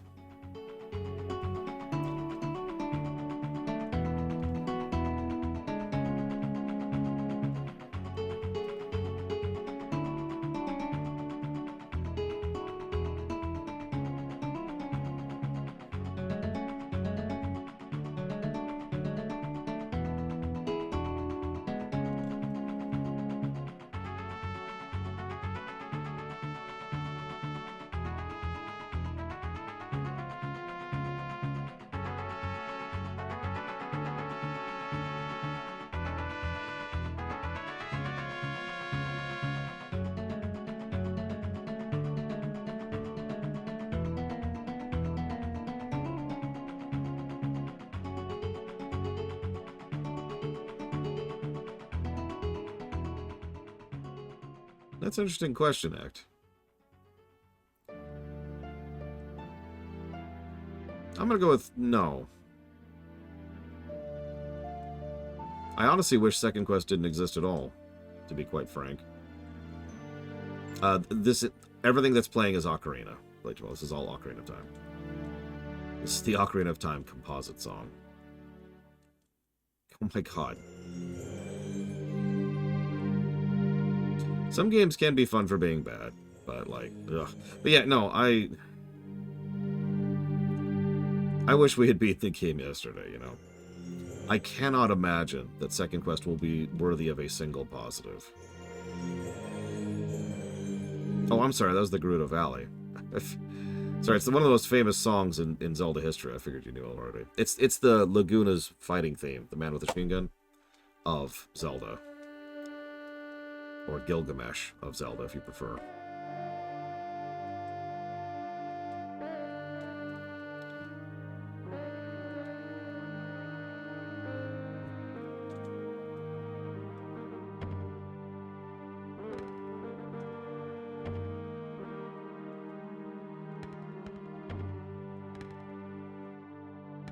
This is Spirit Temple, yeah.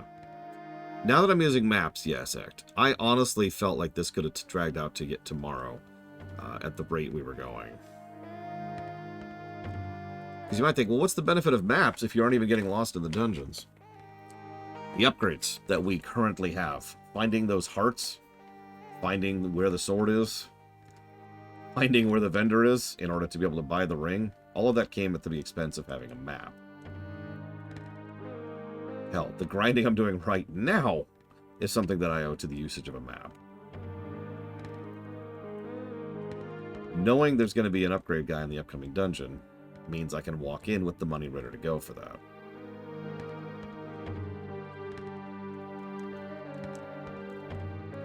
Jackass. Hi, Henson. It's funny you say that. I was surprised by how many positives this game was getting. And I mean that with sincerity. And not any level of negativity. The game did a lot right. Like, more than I was expecting.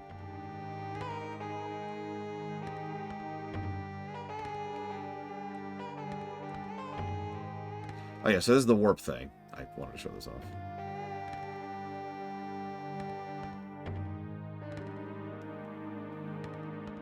Make fun if you want, DZ Maven. That's more than I thought there'd be.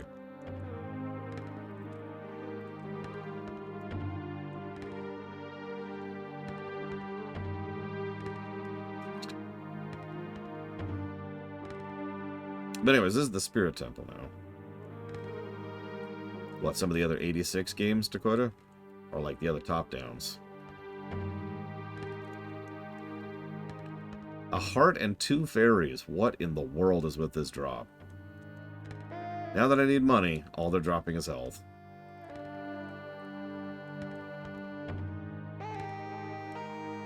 I mean, I showed off Hydlite earlier, and that game is absolute trash.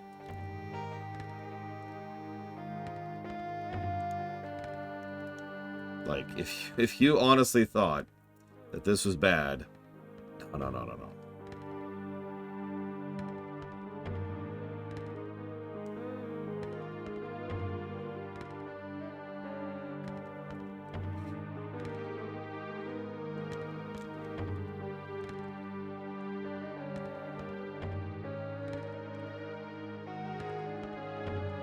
No, this game won't get the garbage tag, for example, because it's not. Golden Axe? See, I only ever played the original Golden Axe. On the Genesis, which might not be the original. Excuse me, I shouldn't say that. I only ever played the Golden Axe on the Genesis.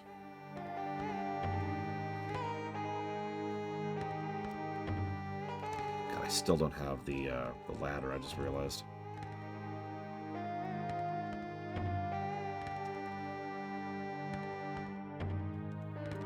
You know, funnily enough, ditto ISE.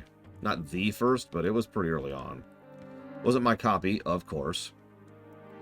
But this is even before the girl in question. A friend of mine who had a Genesis.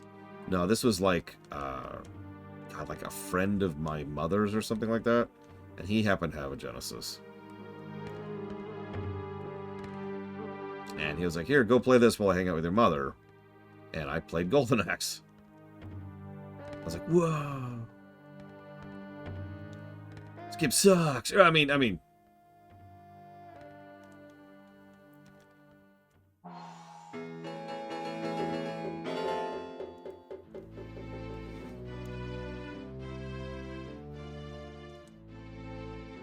this game is definitely very historically significant, but as we were talking about yesterday, a lot of historically significant games aren't very good. Dune, the original Dune... Sorry, that's being inaccurate. The original RTS Dune, which is pretty arguably the first RTS. Wolfenstein 3D. It's another one I like to bring out.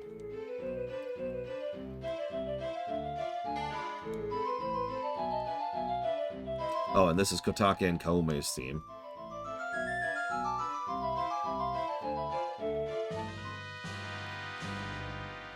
Yeah, I've noticed that when it comes to genres, that the further back you go, the less like the genre it resembles, and the more technically you get with the definition. FPS is another good example. Wolfenstein 3D is not the first FPS. First FPS is from the 70s.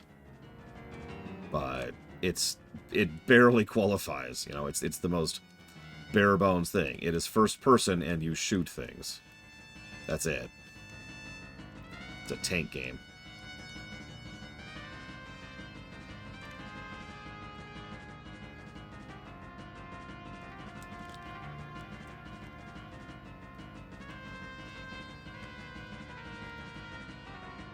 But yeah, no, exactly, DC Maven. One of the... I think that was it, Plutonium.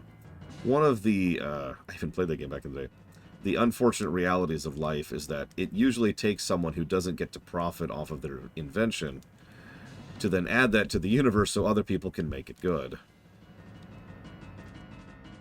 Now, sometimes that works out in their favor. To use the aforementioned Dune, they then went on to make Command & Conquer, which absolutely sold well. But I sincerely doubt that the people who made Warzone actually profited all that much from it compared to the people who made, you know, Wolfenstein 3D.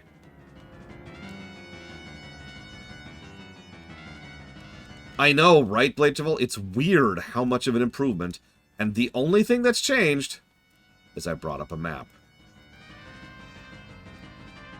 Really think about that. Really process that for a second. That's the only thing that's changed here, is I brought up a map. I already knew what I was doing, and where I was going, and how I was operating. But, map? Ooh.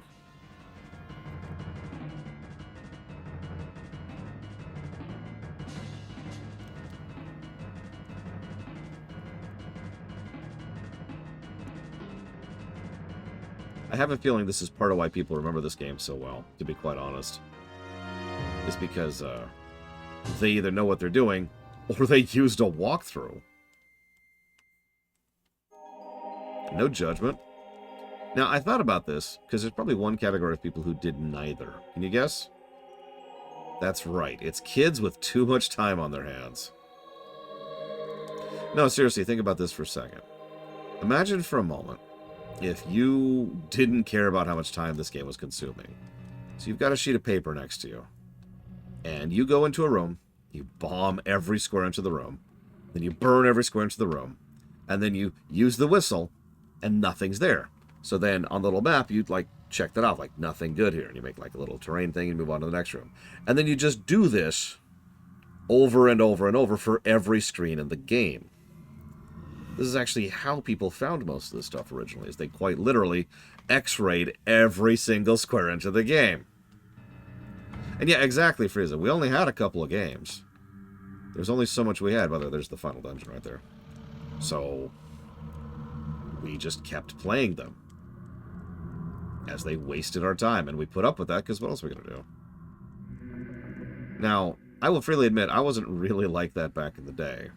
I was certainly more like that than I am now, but I still was not what I would call fully like that. Even as a kid, I didn't particularly appreciate my time being wasted.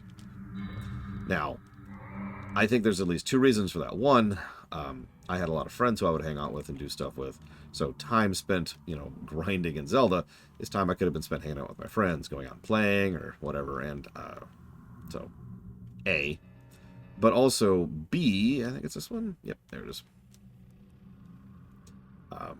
B, I had work to do. The house upkeep, that was my job. And so I didn't really have time to be burning on a game. It's probably one of the biggest reasons why so many of the Mega Man games gelled with me so well, is they never wasted my time. I think there's like one rupee thing here we haven't gotten.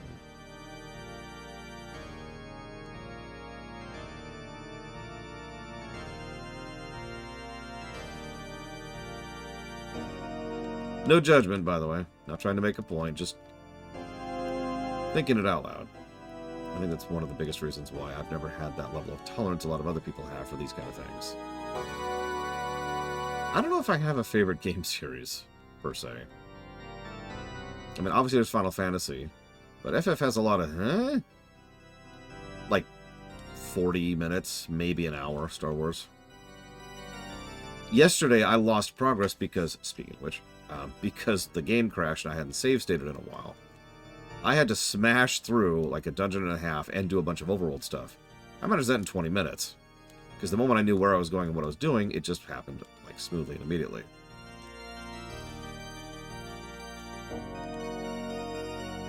Hi, Crazy Horse. So I'm gonna go and let this guy kill me. Go ahead. Go ahead. There you go.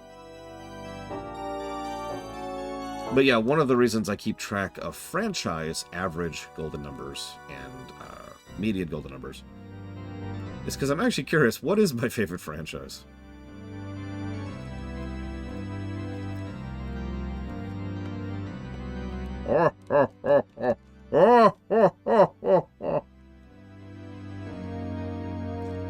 Yeah, Final Fantasy still has some lows.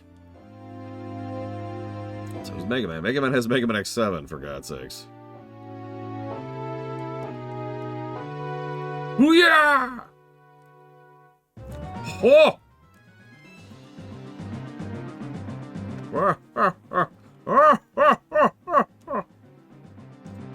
Yeah, Final Fantasy has 13, and 2, and 3.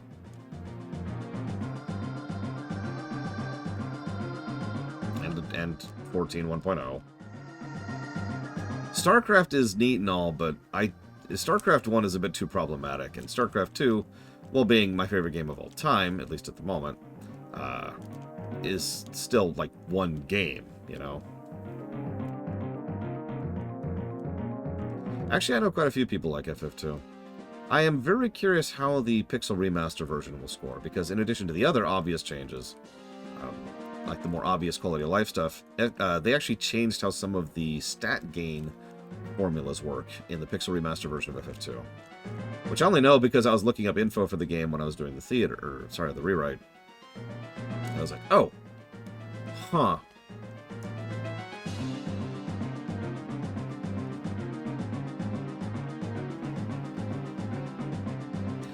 You know, you're right, Blade Traval.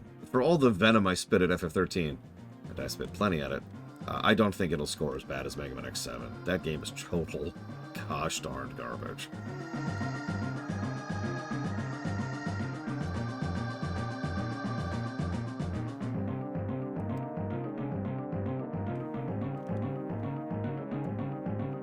StarCraft 1 is absolutely problematic, yes. Okay, so, Dungeon 4. Woo. Back to the map! Let's see. So what are our goals here? Obviously we want the rupee upgrade.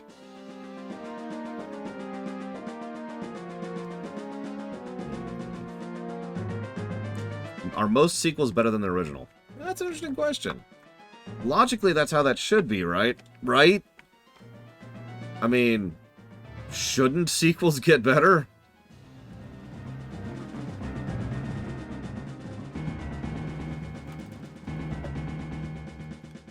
Yeah, I admit I have the exact same mentality that sequels should get better, and it always honestly weirds me out a little bit when they don't.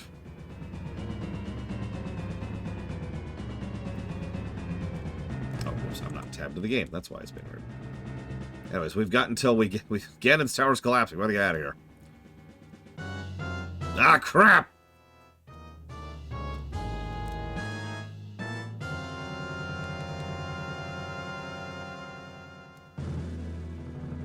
By the way, to go back to our eternal discussion about... Oh no, are those reds? Oh no. Okay, no, those are blues. Those are blues. We're okay, we're okay. Wait, no, those are reds. Blues are the bad ones? Anyways, there's blue anti-fairies in here, and they suck! They prevent you from using your sword until, like, you heal. It's awful. We don't actually have a potion right now. We can't afford one. Oh my god. I suppose that's fair, Crazy Nurse, although a sequel that experiments and fails is generally still bad. Oh, I think you're right, Frieza. I think you're right.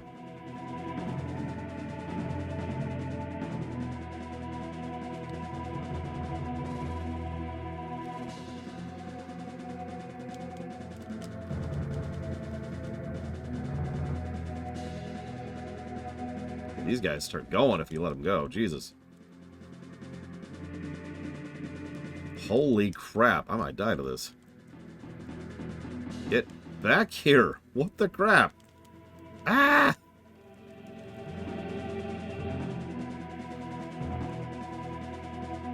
Okay.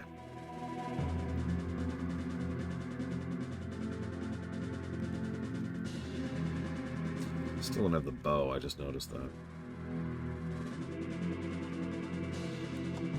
Okay, this room is hell. Blue dark nuts. And the assholes who prevent you from using your sword.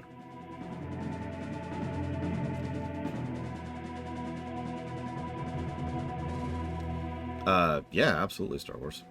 FF4 is better than FF1, 2, and 3 for me. Probably combined, honestly.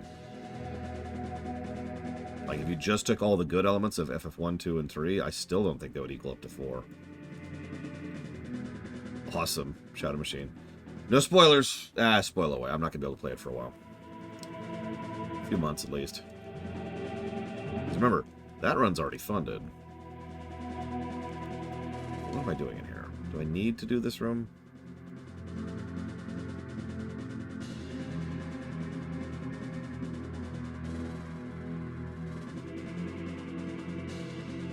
Looks like... God, this dungeon is huge. Yeah, no, I've said before and I'll say again, FF4 is the first Final Fantasy game. It's the codifier for the franchise.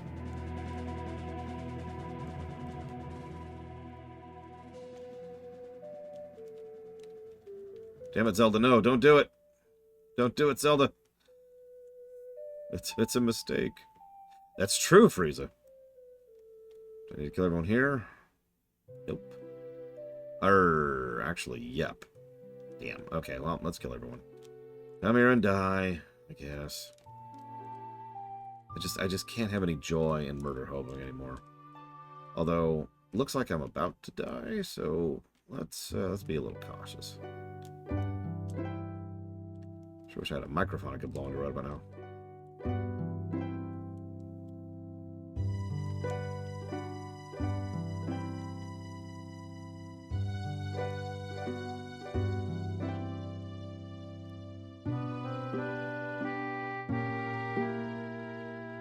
Ah, God damn it.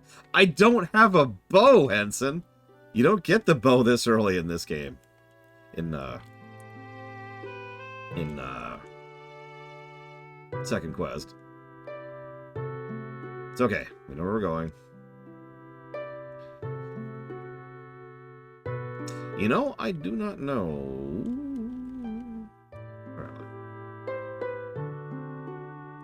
Very well, Ross. I think they will easily be top 20 territory. Both of them. Now, watch me be wrong. I apparently cannot predict scores of games worth beans. Excuse me.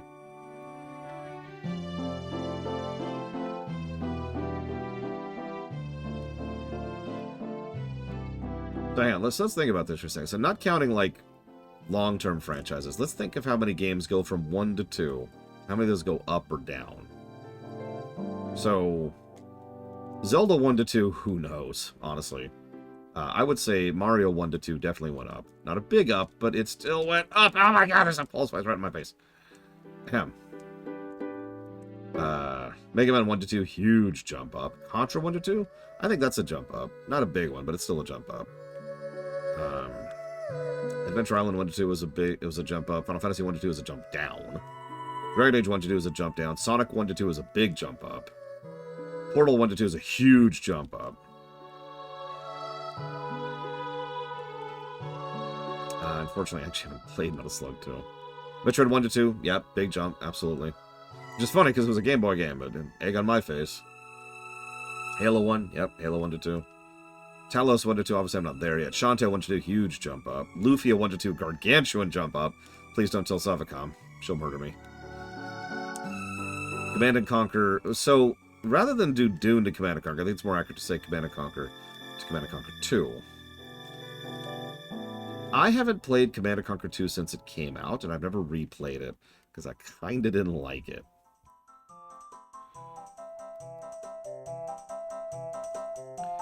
Oh, yeah, okay, yeah, that's valid. Doom 1... I've never really played Doom 2.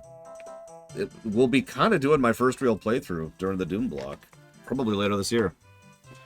Yeah, StarCraft 1 to 2, huge jump up. Mass Effect 1 to 2, big jump up.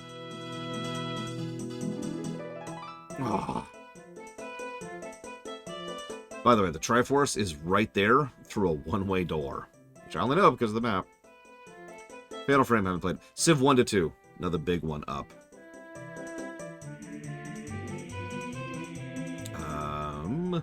Assassin's Creed 1 to 2, huge jump up. We don't need bombs right now, so let's just go. Quake 1 to 2? You know, I'm not sure about that. I guess we'll get back to that during the Quake blog. Need to kill these. Yeah, where am I going? Where am I going? This is a huge dungeon. Jesus.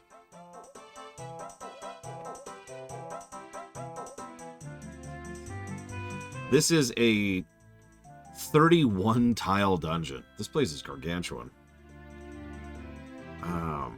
So yeah, Psychonauts 1 to 2 is a really, really big one. Resident Evil 1 to 2, I'll agree with that. Fallout 1 to 2, I still think both games have their issues, but I would still say that's a jump up. I don't remember the size of the jump up because I don't have the score in front of me. Half-Life 1 to 2. Another jump up. Arena to Daggerfall. Much as I'm not a fan of Daggerfall, I would still say that's an increase overall on quality. Okay, so I need to get there.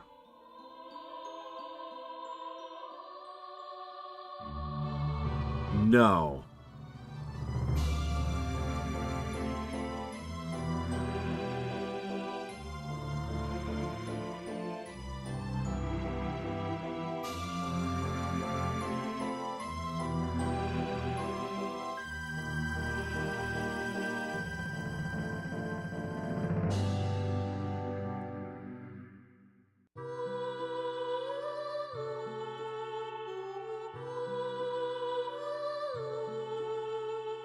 DOS 1 to DOS 2 is definitely an up.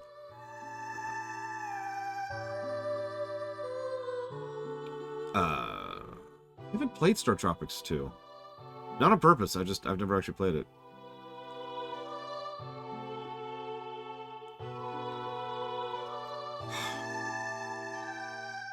So I need to go grind money to progress.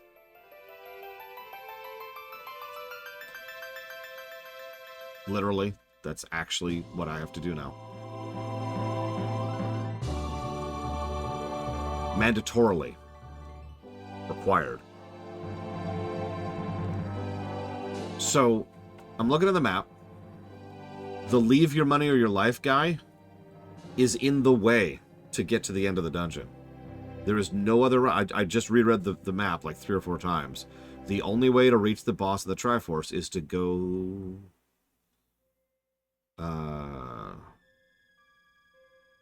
to go through the frickin' leave your money or life guy. I'm not leaving one of my heart tanks. So I need 50 rupees to do the dungeon.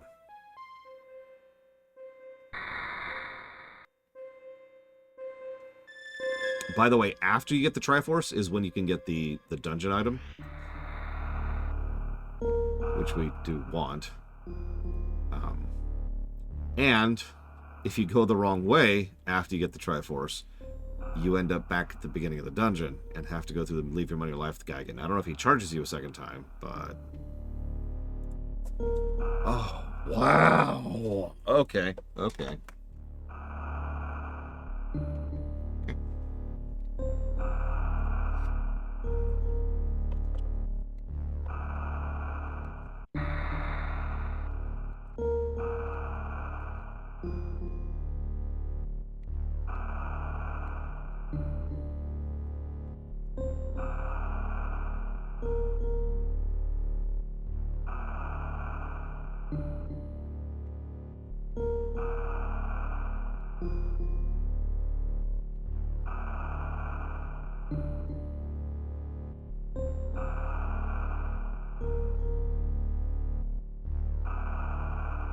The last Metroid is in captivity. The galaxy is at peace.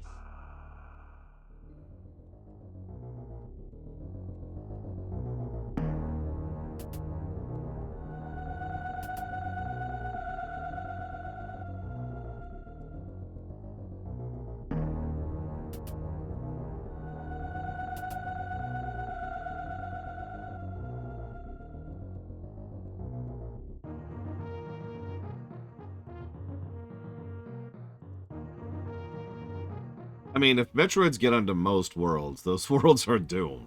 They're Metroids. Here, let's switch it up a little bit. We haven't played this game, or this song in a while. Actually, no, Warp Core. I just like mixing it up a little bit every now and again. There is Bladefall. I've even played it. It's easier to get soft-locked than in some other randos I can name, but it's still solid. Yeah, I'm just the kingpin. Don't mind me. Don't mind me.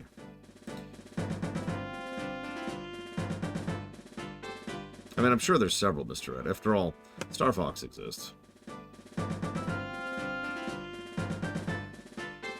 And health refill while we're here. Yeah, the Ocarina Majora randomizer is insane, by the way.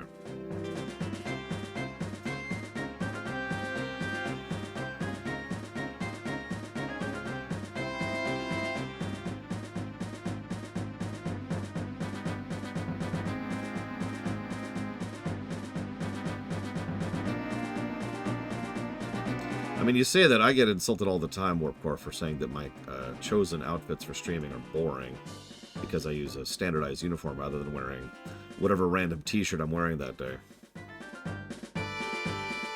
I know preference is preference, but the idea of just wearing some random t-shirt every day has never sat well with me. Even back before I started using the suit and tie setup, I still, you know, had my streaming outfit, which I wore for streaming.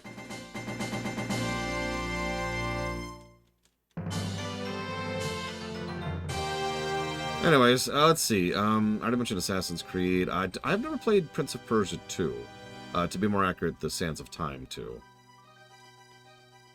Which I don't even know what it's called. Sand Harder? The Sand Blaster of Time? That'd be a great power-up. I feel like Phoenix Wright 1 did better than 2 when we were reviewing those. 3 was the really solid one there.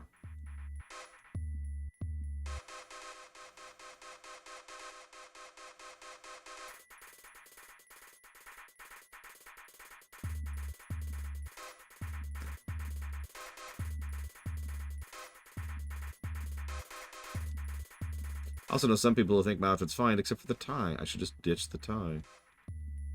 The tie's what brings it all together.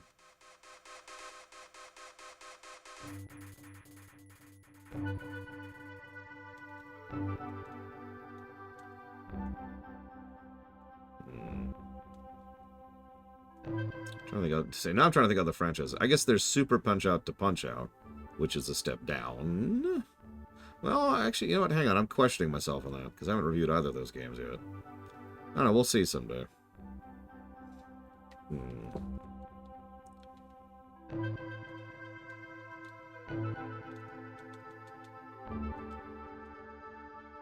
Sorry.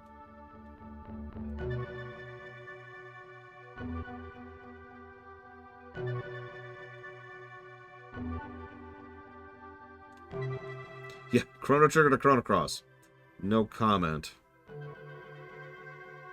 If I gave my honest opinion on that one, I'd probably be crucified. Here's one that I know Takoida can comment on. Xenoblade 2 to Xenoblade 1. Or, sorry. Xenosaga. Xenosaga 2 to Xenosaga 1. Oh yeah, Breath of Fire 2 was a plummet off a cliff. God dang. Like, Breath of Fire 1 is not exactly a great game, but holy crap. No, I was thinking about that Nightwing. But it's a very rare and inconsistent problem. You know, but that being said, that's a good point, Nightwing. We should give more negatives to this game. We should give more negatives to this game. Yes. Yes! Sorry. I am actually going to give it a negative, because I've been meaning to for a while now. Itemization. Drops.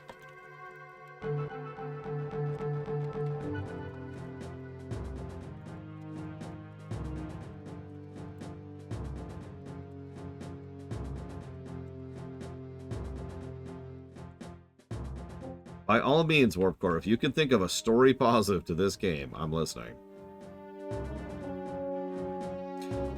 Probably not Crazy Norse. Remember, Breath of Fire 2 still has absolutely garbage gameplay, which is the majority of why Breath of Fire 2 scored so badly.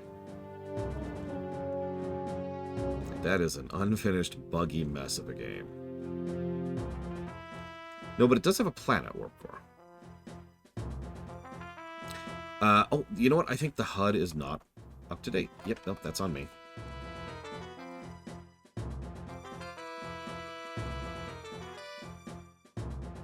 That's an up-to-date HUD.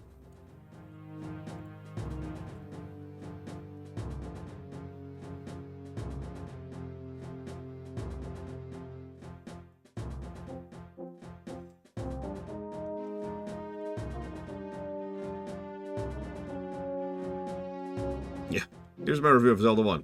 Grumble, grumble, grumble.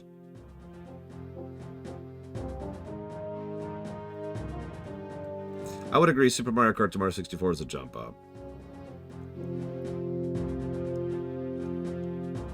Although, having said that, I'm probably the only person in the universe who doesn't actually like Mario Kart 64. Oh god, yeah, ActRaiser 1 is a very experimental, problematic, probably not actually all that good of a game. But it's loads better than ActRaiser 2. Tell you what. It could be Crazy Norse, but then you think of things like the aforementioned Punch-Out, or Star Fox, or, Oh yeah, Suikoden 2 was a step up. That's another good example of an increase in quality. I guess everything Blade Taval. I didn't like how it controlled. I didn't like how... Oh, I have to kill them, don't I? Yeah, I do. I didn't like how it controlled. I didn't like the graphics. I didn't like the layout of the carts. It felt too early N64, for lack of a better way to put it. I think Diddy Kong Racing is overall probably a better game, although I haven't reviewed one of those.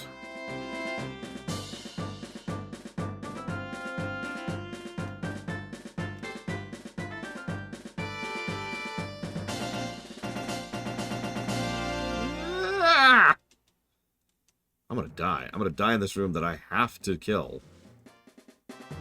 God, okay. Give me my sword back, please. Thank you. Oh yeah, weird little thing. So for the enemies, blue is always stronger. But did you ever notice that Link is always stronger with red? You ever caught that? Okay.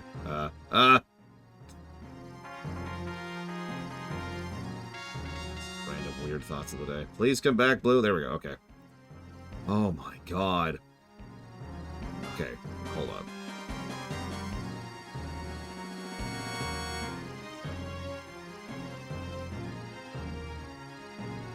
I hate to burn bombs, but goddamn, this roam. This freaking roam.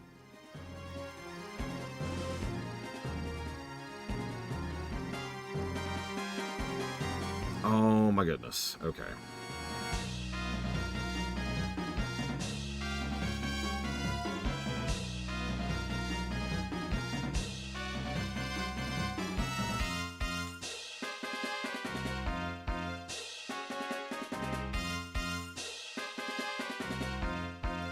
Oh my god. Okay, and before you ask, yes, we did have to do that. It's the only way to progress. That hurt my thumb. God damn, hang on. And you guessed it, we have to kill everything in this upcoming room, too.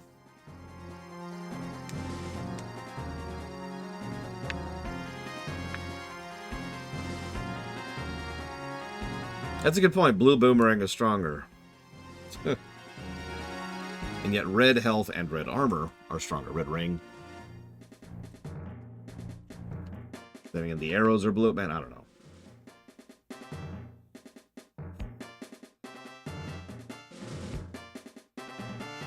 Okay, it looks like I don't actually have to kill these guys. But they do drop a key.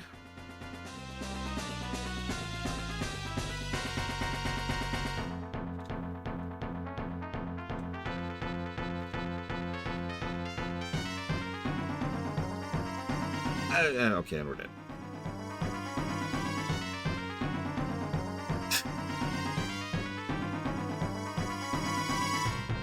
Please tell me I don't have to kill that group of Dark Nuts and frickin' Anti-Fairies again. I think both Curse of the Moons scored pretty equally. I don't remember. I don't have it in front of me.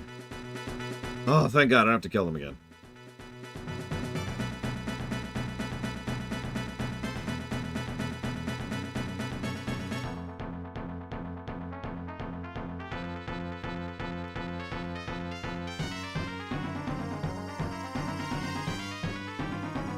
Good morning. Cool noodles.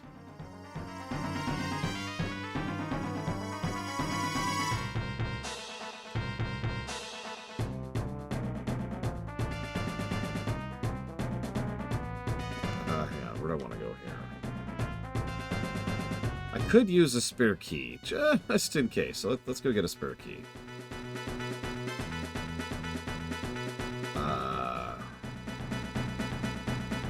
Ugh.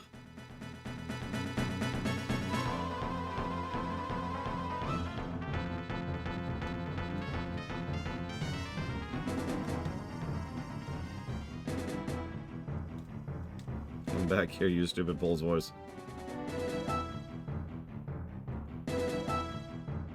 I would say RDR2 is a pretty big leap up in quality from RDR1.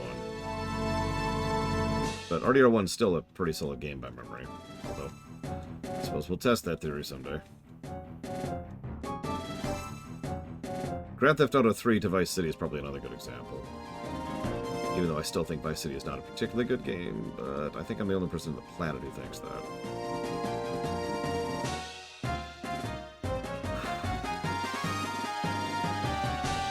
I mean, yeah, 6-year development time. That's the answer, Dakota. Plus, they brought in the Skyward Rider, so... okay, so... I... need to go this way.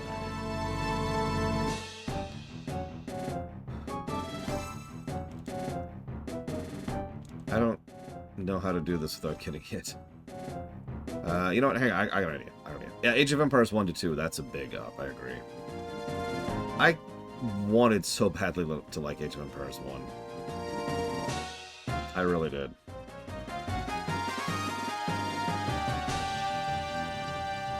I love the story axis of it, if that makes any sense. But the only campaign I enjoyed playing or replaying was the very first one. Egypt. And And then I'd like start up the next campaign and be like, oh, this is awful. Bombs.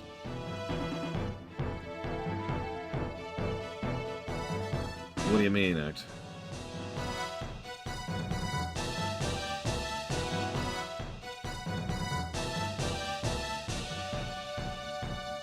Yeah, most strategy games go up.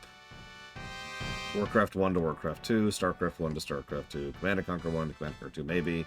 Red Alert 1 to Red Alert 2, definitely.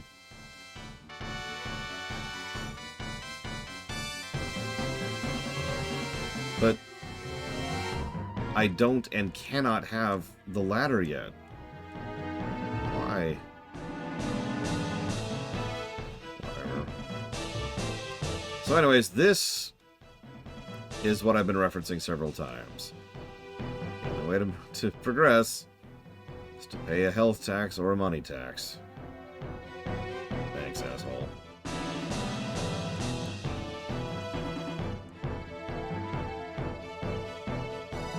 Oh man, Age of Mythology is so good. So, speaking from personal experience, Act, I would say yes and no. Having more writer... I guess there's no beers in kill these. Having more writers on the staff actually tends to be a good thing. Having more writers actually doing the writing tends to be a bad thing. That's pretty much exactly how I write, for example. I have a fairly large staff of... You asshole.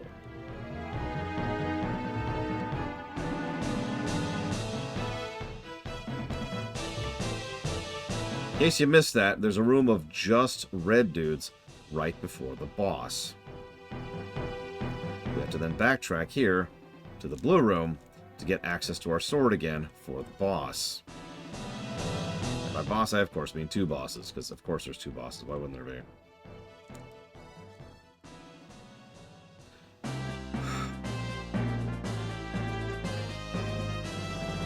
We did bother to get that key. Oh, Jesus. That's probably going to be true, Colgrim, yeah. Most likely.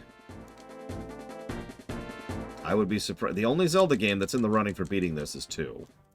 Ugh. Damn it. And we're dead. What was I saying?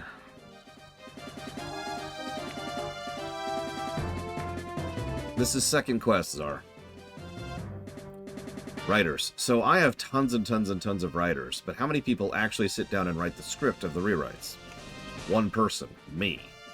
Now, I then release that script to the public, and I'm like, hey, and get other eyes on it, because having more eyes in the editing process is pretty much always a good thing. But there's still just one writer. That's why I say I both agree and disagree with the concept.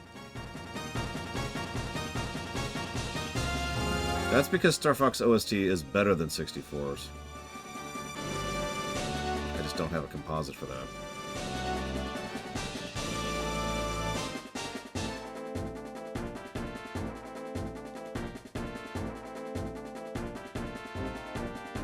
Will they drop the... Hang on. Before I say thank you to Yada, this is important. I need to kill these people, Yada. You don't understand. They owe me money. I mean, they killed my wife and child. Now I'm a mad runner. Mad runner. Nope, they didn't drop Jack. I mean, they dropped money. Thank you, Yada, very, very much. As always, if you go up to 3 things, please let me know. Oh, there they are.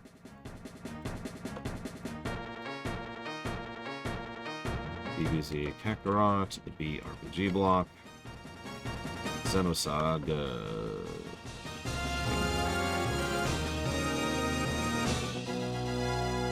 Net running. Actually, that sounds kind of cool. Link's off doing his thing in the dungeon and you're supporting him. In the net. Fiddling with the dungeon and terrain. Enemies. Spawning enemies that are on his side. Spawning enemies that are on nobody's side. That actually sounds cool. But then again, I've always liked that kind of indirect escort gameplay. It's probably one of the best features of Watch Dogs. Yeah, exactly. You play the map, essentially. Oh, thank God. He is not there. Frieza was correct. I just noticed I still only have 3 health.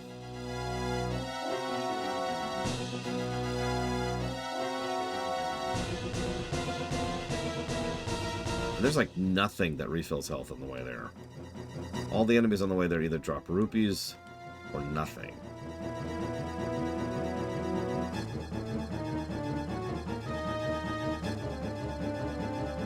I could leave the dungeon to go get a fairy. I am very scared to do so, for fear of how much progress I will lose in the process. I didn't think about dropping a bomb. Ah, whatever. I'm dead. But I need to not use bombs, because I need bombs for the very next boss. Which is the boss after this, because of course there's a boss after this. Okay. This isn't happening. There's no way. There's no way. Oh my God, the boomerang works on them. I never knew that. Get the heart.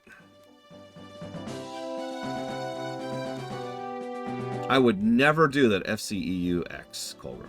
Right, just in case this screws up. Oh, by the way, if we go left, it's a one-way door. Jesus Christ, now I have to kill...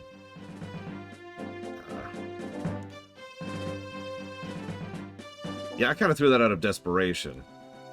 I wasn't actually trying anything. It's like, oh my God, it froze it! Holy crap! There's technically a better NES emulator out there, if I'm not mistaken, but I prefer this one for several reasons. Okay. Now, the hard part.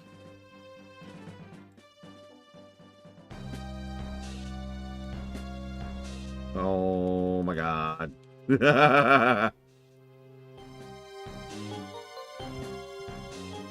you...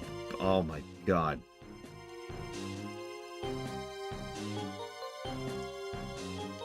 Okay, I got one once. I literally don't have enough to do this the normal way, I just noticed. Yeah, I have to do the trick. At least once. No! Nope. And now I just wasted too. And now I'm out of bombs.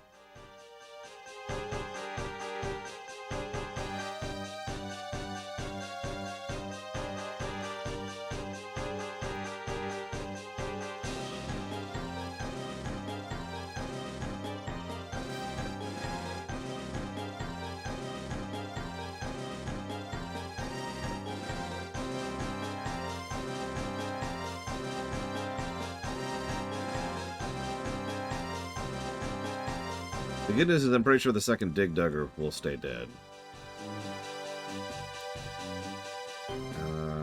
These drop a compass.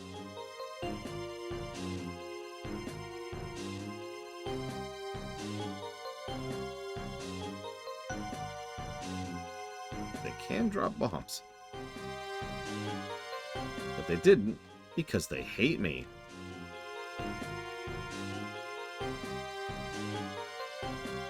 I mean, I literally mandatorily need bombs.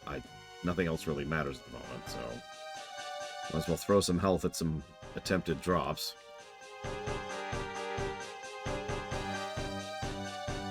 I'll take that. Die in a fire.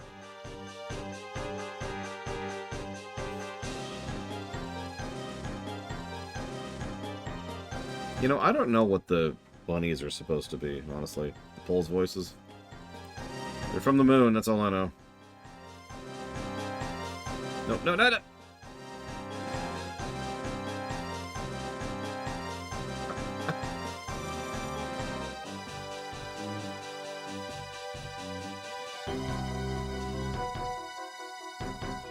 This is definitely not 8-bit music. Oh, I'm in the wrong room.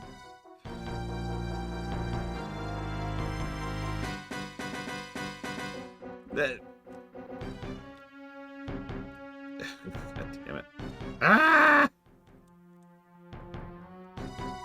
No! Okay, okay.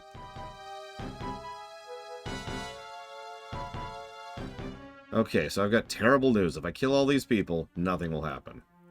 But if I kill all of these people, they should drop a bomb. Wow, it did absolutely nothing. Cool.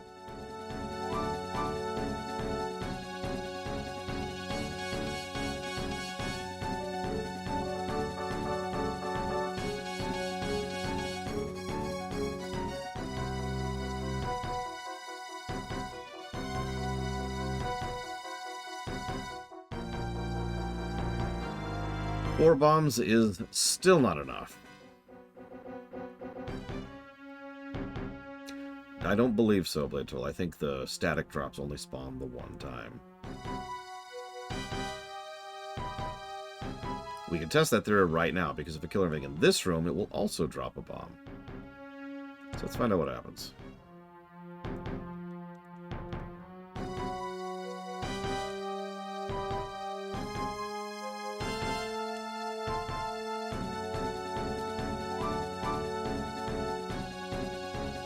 What I thought.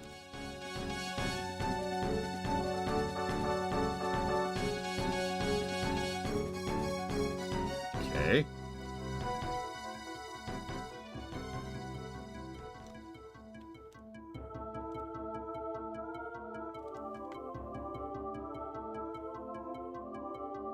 I just noticed there's actually, other than these keys, there are no enemies in between me and the boss now.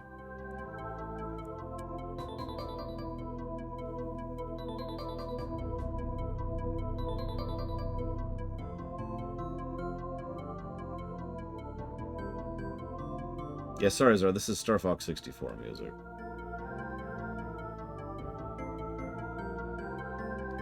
If I could do the trick consistently, I could do the boss right now.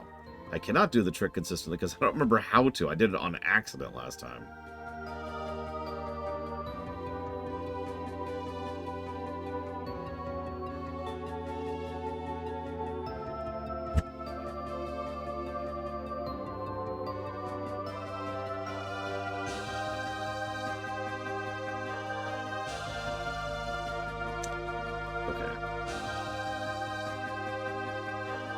Something weird.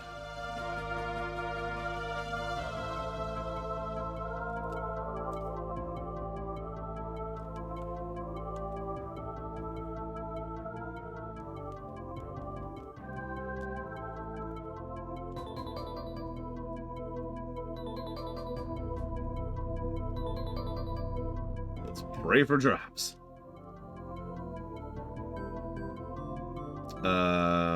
Is that the first one with the freaks? Oh my god. Okay, bombs. We now have 8, which is slightly more than we need.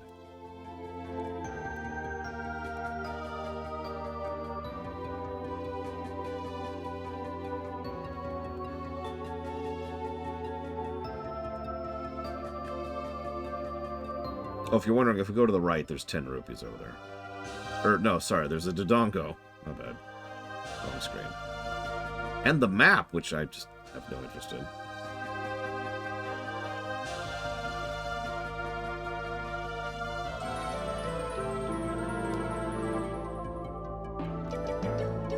I really wish keys dropped, like, anything, you know?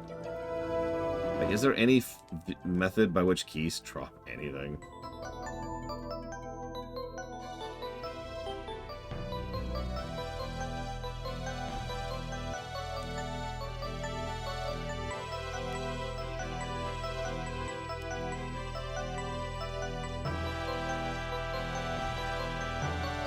See, I thought maybe, you know, kill him with such and such, because that is a thing in this game. If you kill with such and such, it can affect drops. Ah, why did you put me here?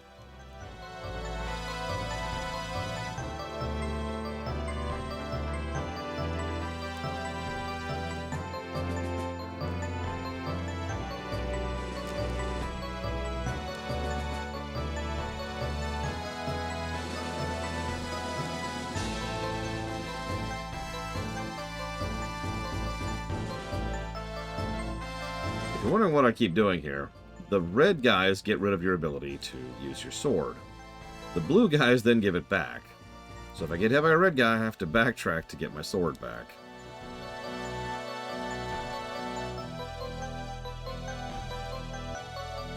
which I didn't do, apparently? What?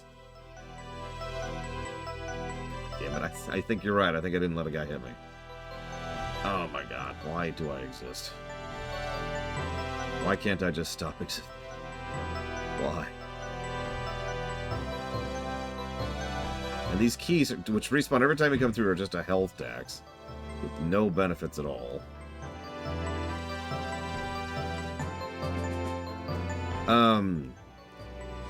You know, I don't remember, Yura.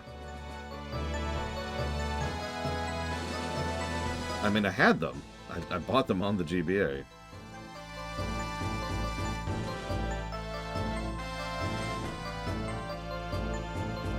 Okay, 1 health. I could just cut my losses and not have a heart, but I kind of feel like I should have a heart. So, no reason. We're going to drop a save state here. Alright, so... these guys might drop something worthwhile, or we could just get hit on the first thing because they turn around as I'm trying to hit them in the back. These are all things that might happen. We now have literal 1 health. In the most literal way possible. Perfect. 1 rupee. That makes up for everything. Thank you. You've paid your debt to society, Mr. And we're dead.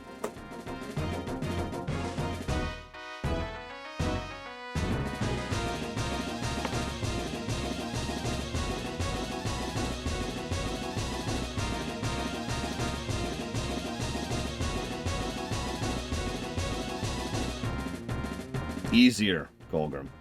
Or perhaps more accurately, it was harder, but it was better designed. Fake difficulty is not difficulty. I don't care how many times I gotta say that, it's still true.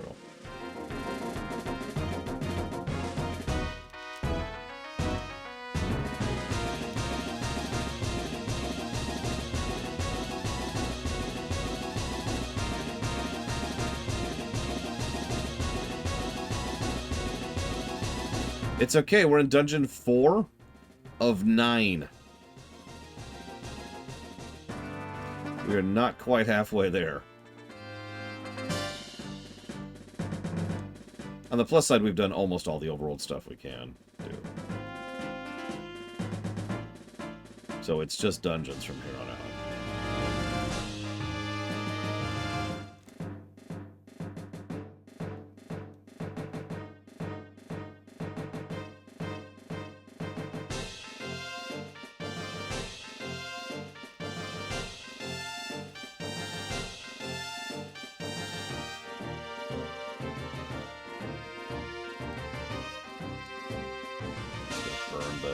Solid rock tiling there.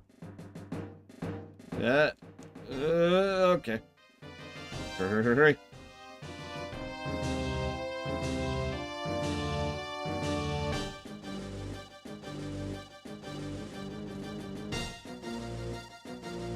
And the Triforce is like, why are you ignoring me? I need the dungeon item. I mean, I don't need it. I mean, low percent runs exist, right? These are even the easy dark nuts. My nerves are shot. And I have only 3 health. And I've got a boss coming up. Okay, so that was a nice health tax. And they didn't drop anything, because of course they didn't.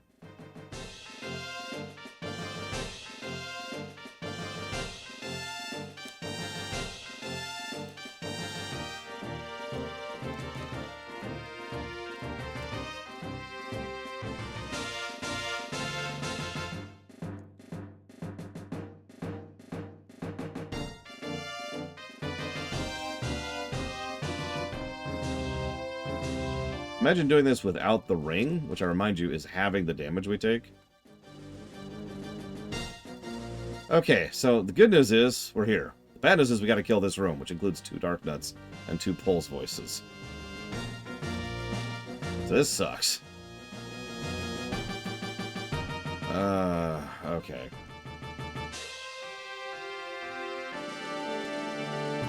Ooh!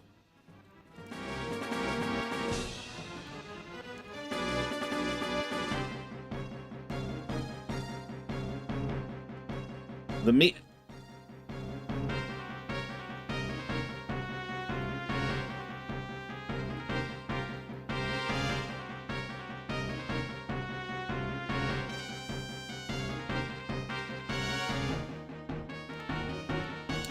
The good news is I'm pretty sure the Dodongos are now dead.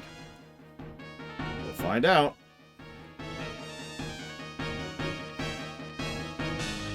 Which one, DZ Maven?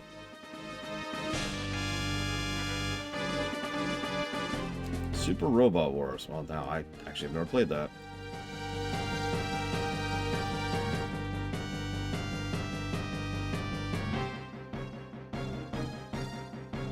God, how long have we just been in Dungeon 4?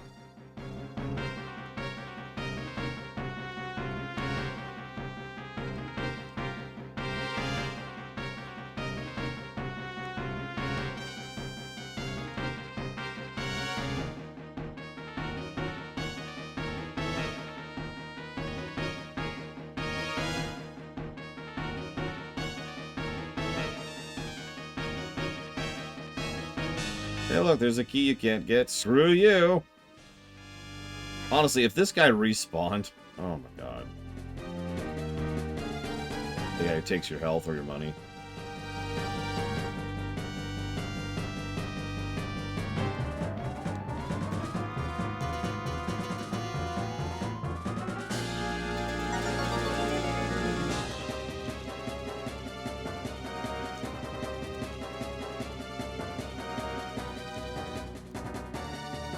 God damn these patterns!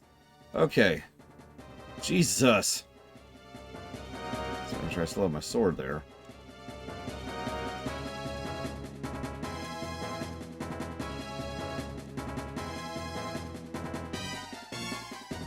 Of course the Dark Nuts respawn. Why wouldn't they?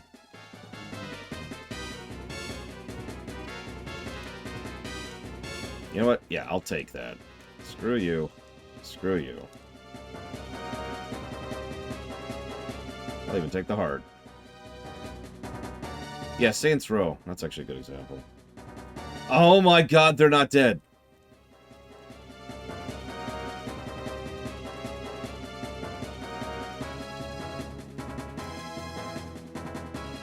So I cannot kill these the normal way. It's impossible. I don't have enough. I need 6 bombs for that.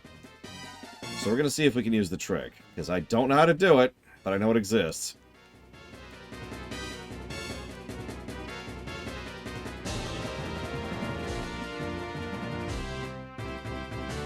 Nope. Nope.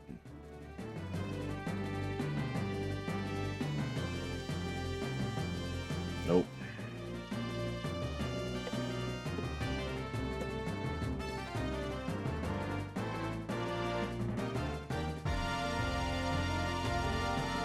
I cannot kill these now, so please kill me, so I can get on with it.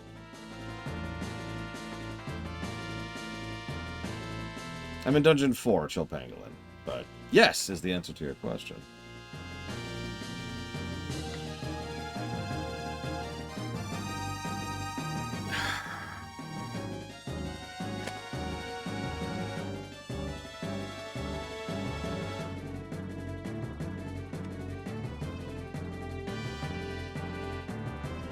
I'm going to save state to test something.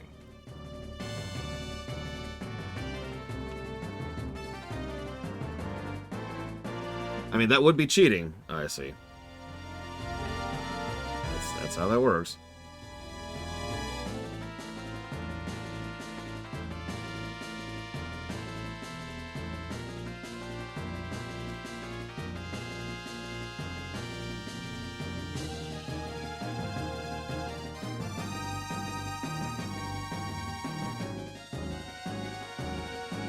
How much of the dungeon just reset? Okay, he's still dead. That's good.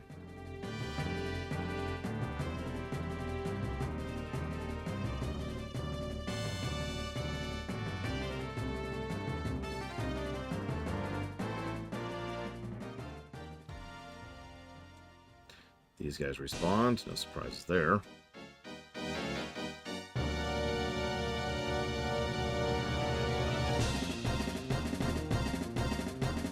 This is appropriate music for this situation. Of course, they're dropping nothing.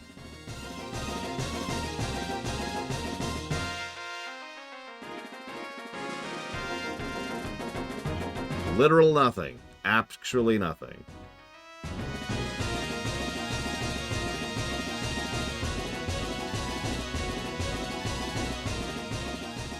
So it took up most of my health, but that was kind of a deliberate thing. Or a deliberate not care thing, might be a better way to phrase that. Okay, so there's 4 bombs.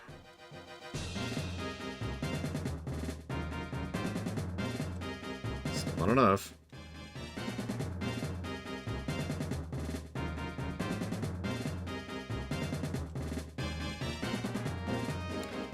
So it does not drop again.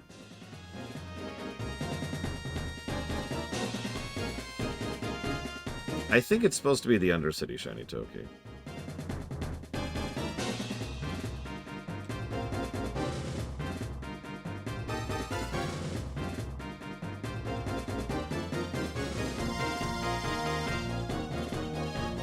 Bombs?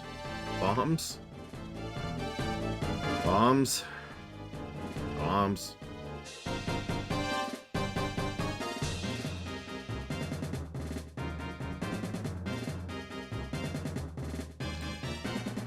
Well, there's one thing I still want to double check before I actually even commit to this course of action, which is why I haven't reloaded state yet. Out of the way. Okay, the old man is gone. I should turn off my 3DS.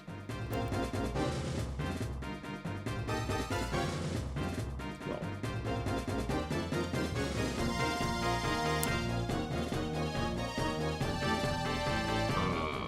You know, I actually have no idea, Frieza.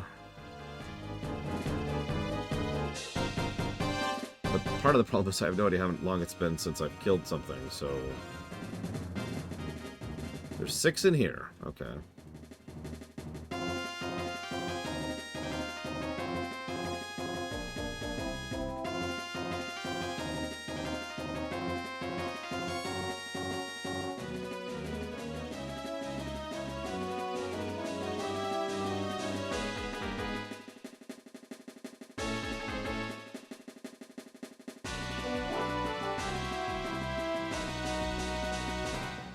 I can't backtrack.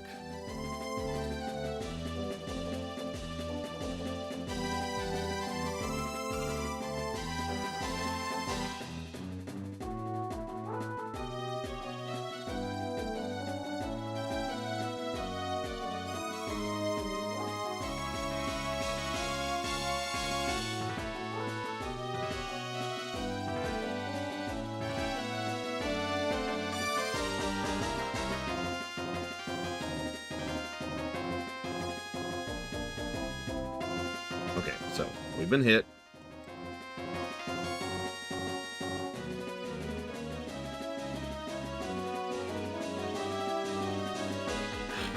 We've been hit again. Dead. I hate this goddamn game. Wow. I don't have anything funny to say. This is a terrible game.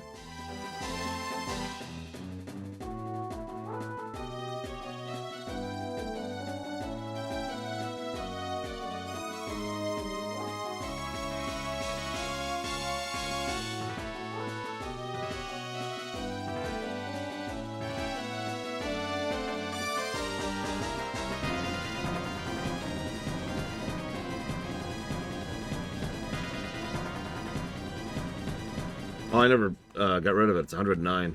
What a...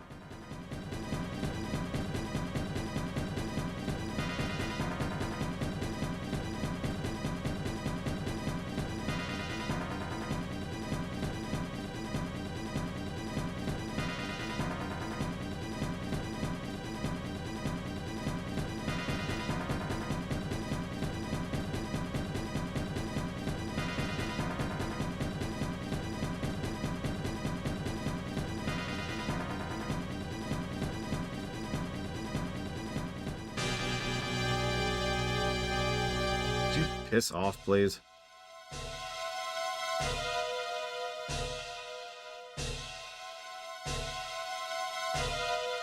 If this is appropriate music for what I'm feeling right now. Just despair.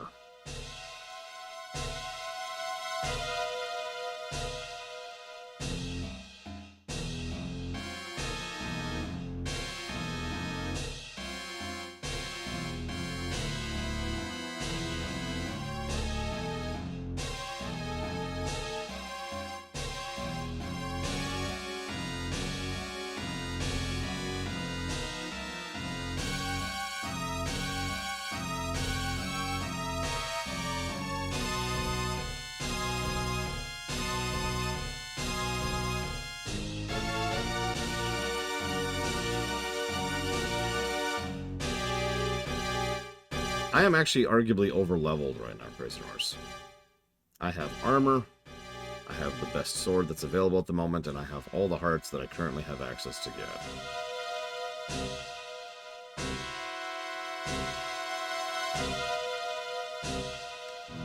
That's a good question, Dakota.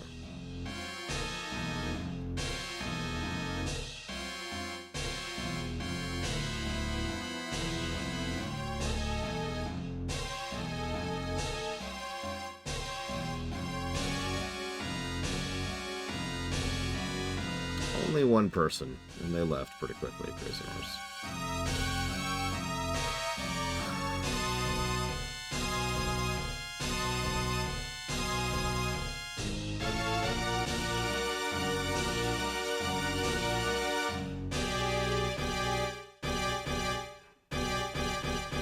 That was a joke, Luke. That was always a joke. I always knew Zelda 1 was going to be the worst.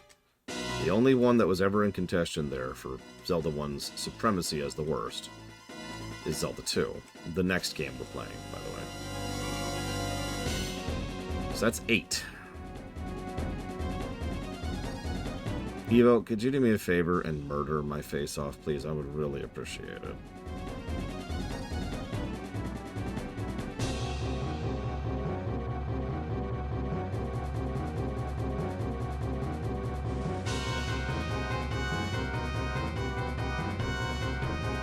If you asked me, if you put a gun to me, Cool Noodles, I would say, yeah, Zelda 2 is probably going to score better than Zelda 1. But if I'm being honest, I think a lot of that is because of second quest. Like, at this moment, I think it's fairly certain that second quest is the problem. So that's... Come on, 9. There we go. Okay, now we leave.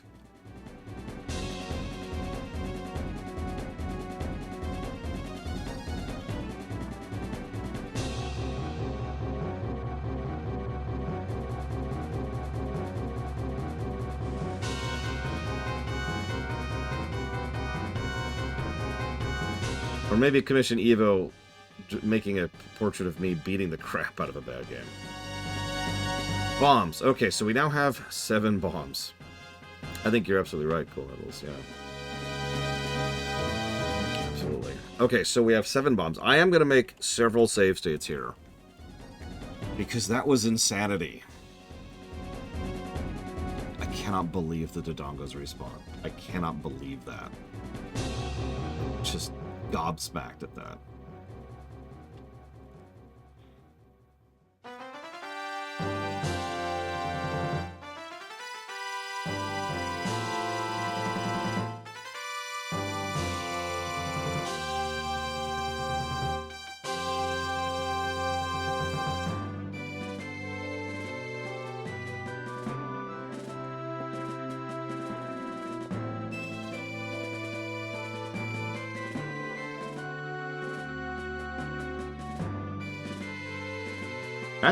How many people beat second quest without a rock crew? Nobody. If they say they did, they are lying to sound cooler than they are.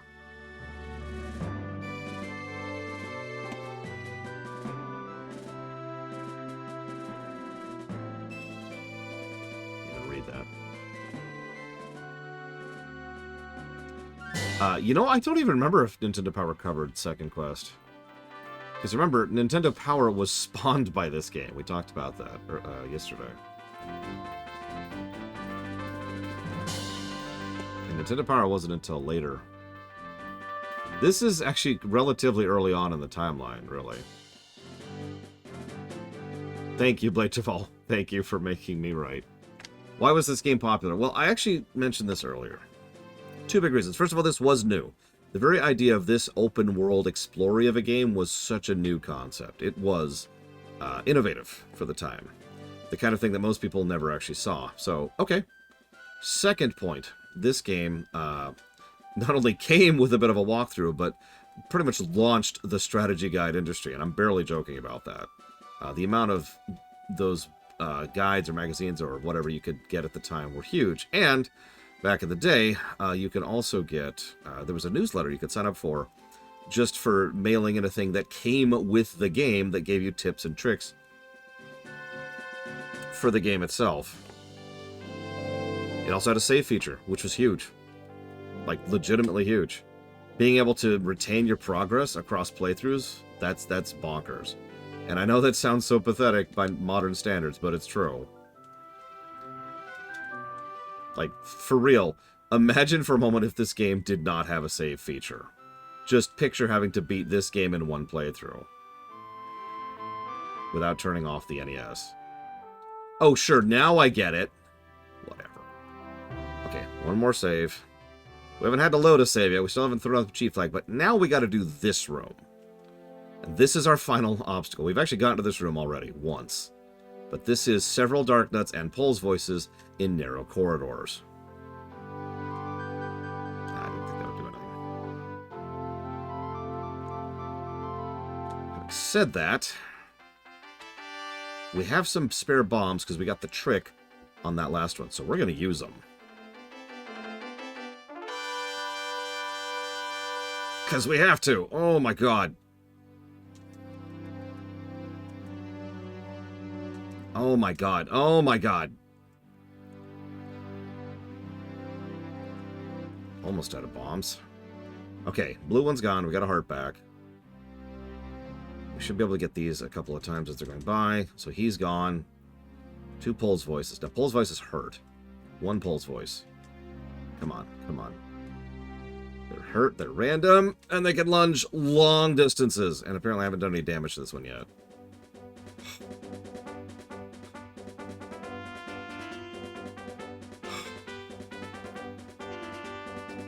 By the way, if I went to the left, that's a one-way room. So now we can push that block. Thank God I have a walkthrough.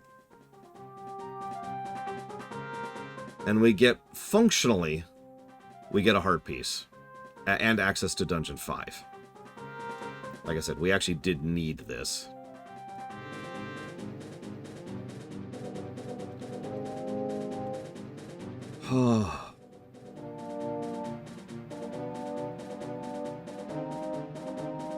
Still haven't cheated.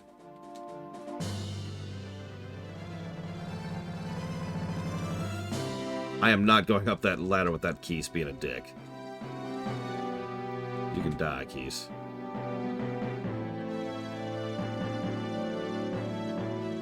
No, I did not act. We can and we have Star Wars. And there's several on the list for funding, which haven't been funded yet.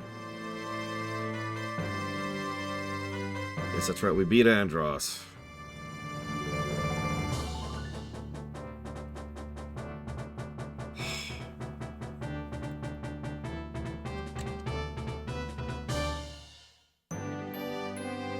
It's a good question, Star Wars. I don't know. What else did it change? If you know, if you don't mind sharing. Ironically, next thing we want is right to the right, but we can't go to the right because screw you, so... we need some rupees anyways. Let's go ahead and get some of that going on.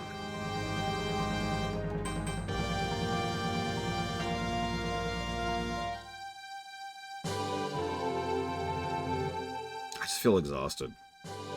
I feel absolutely no accomplishments whatsoever. We have managed 4 of 9 dungeons in 3 hours.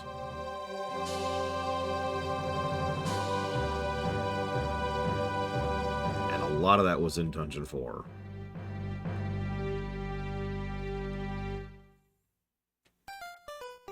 It's okay though, now we're playing Mario 2.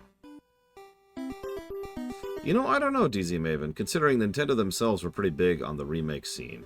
See, Zero Mission for a good example of that. By the way, hi Eva, I don't think I said hi properly.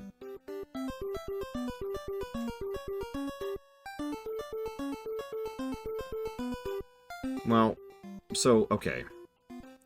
There's no nice way to say this, but Japanese gamers, in general, as a general thing, tend to play differently than players in the rest of the world.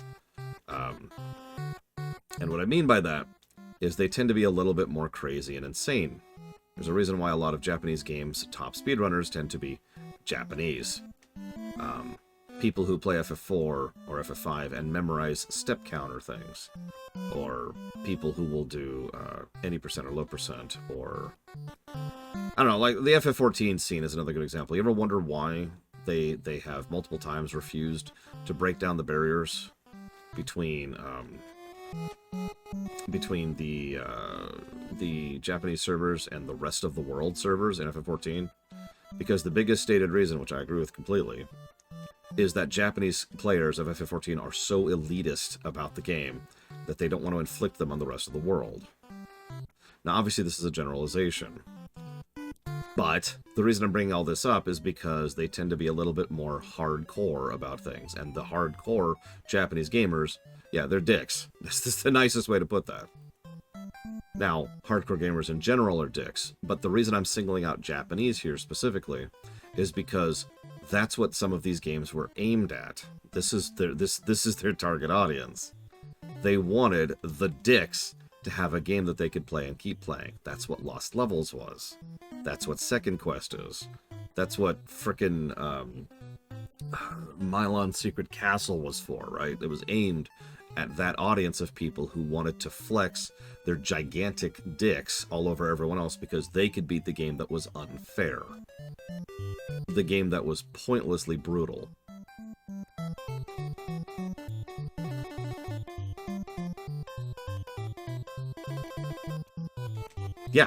Yeah, exactly, DZ Maven.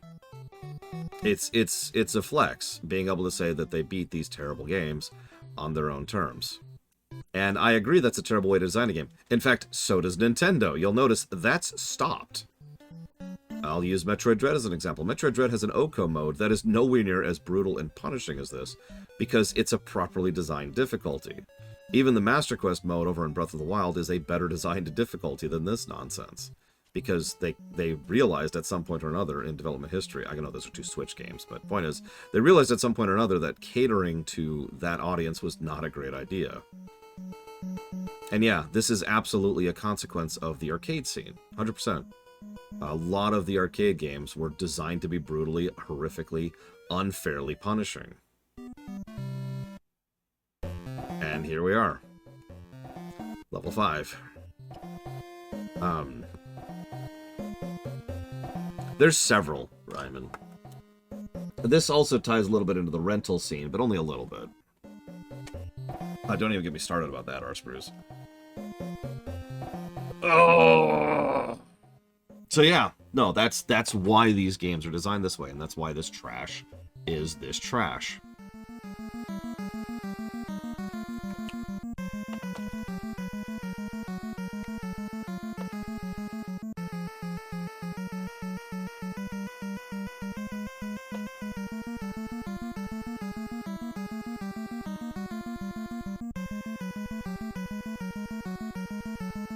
You know, that would make a lot of sense, ISC. I've never thought about that way.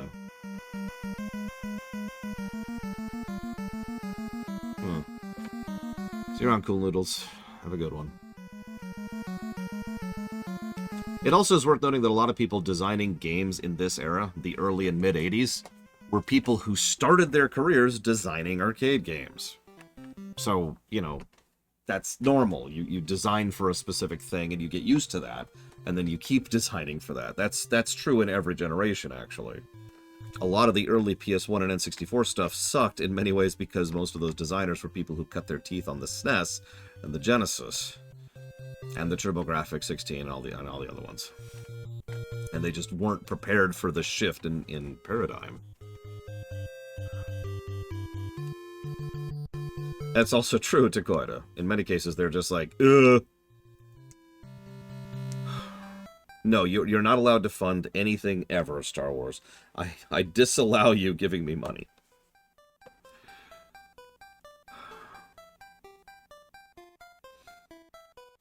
Ah, sorry, my hands... This is not a joke. My hands literally hurt after that last dungeon. I'm going to just take a stretch break here for a moment.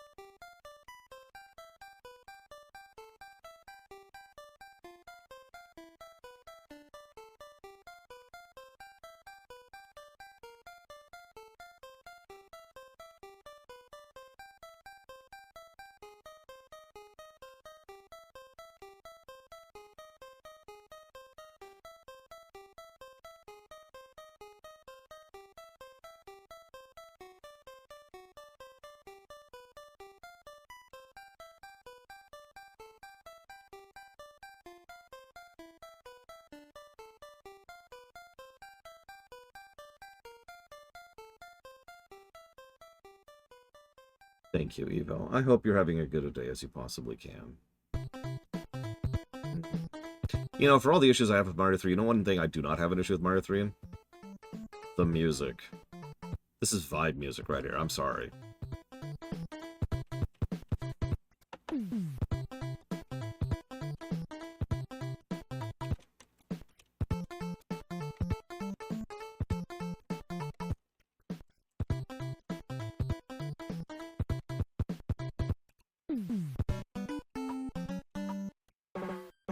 Yeah, I think... Hang on. 1, 2, 3, 4, 5, 6, 7, 8, 9, 10, 11, 12, 13, 14, 15, 16. We're not quite there yet, but we've almost given more negatives as of Dungeon 4 in second quest than we have for the entire game so far, for the main quest.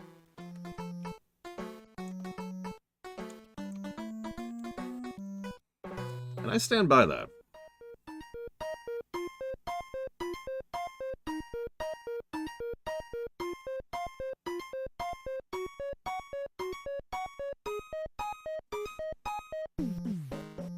Yeah, I don't like playing Darkside,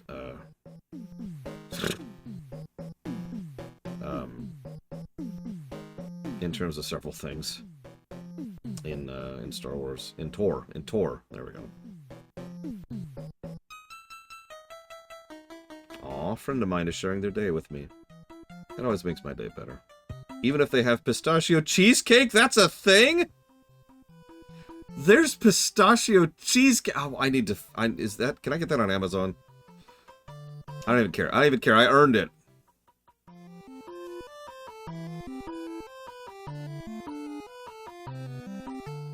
Please tell me that's a thing I can order on Amazon.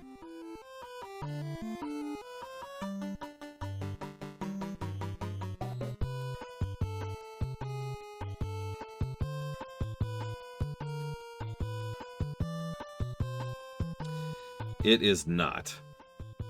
I could probably make it. God damn it. Maybe I should get cheesecake. It's not gonna be the same. Ah! I told you before, I have the whitest grocery stores ever. You know what kind of cheesecake they have? Cheesecake. Flat, plain old New York cheesecake. That's what they got. That's it. Yeah, they've got nothing. It's good cheesecake in the interest of fairness, but that's all they got.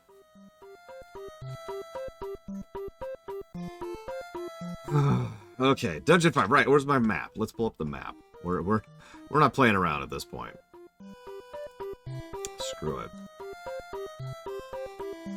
Okay, Dungeon 5's smaller than Dungeon 4. That's nice. What are we getting in here? What's our dungeon item?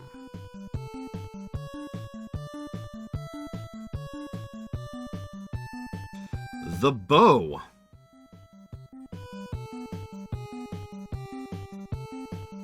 Cool. Alright. Oh. This is a Wiz Robes and Likes dungeon with...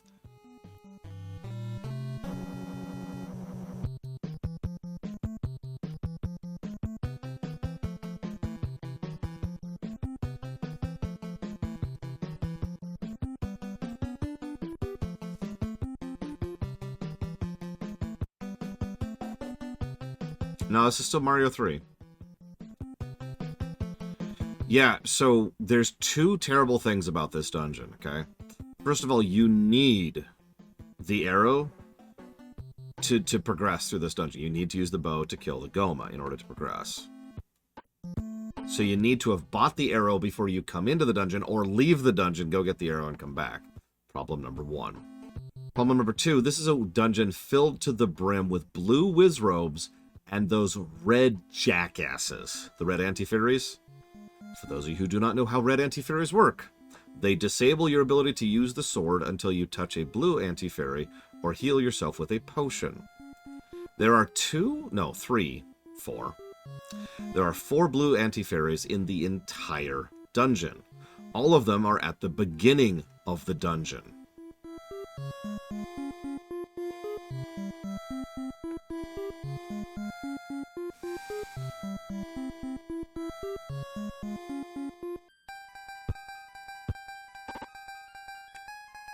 I've walked into this place and it's already getting negatives. All right, where's the cheapest arrow I can buy? Looks like 80 rupees. Yeah, looks like 80 rupees is my best bet. Let's go make some money because we don't have 80 rupees.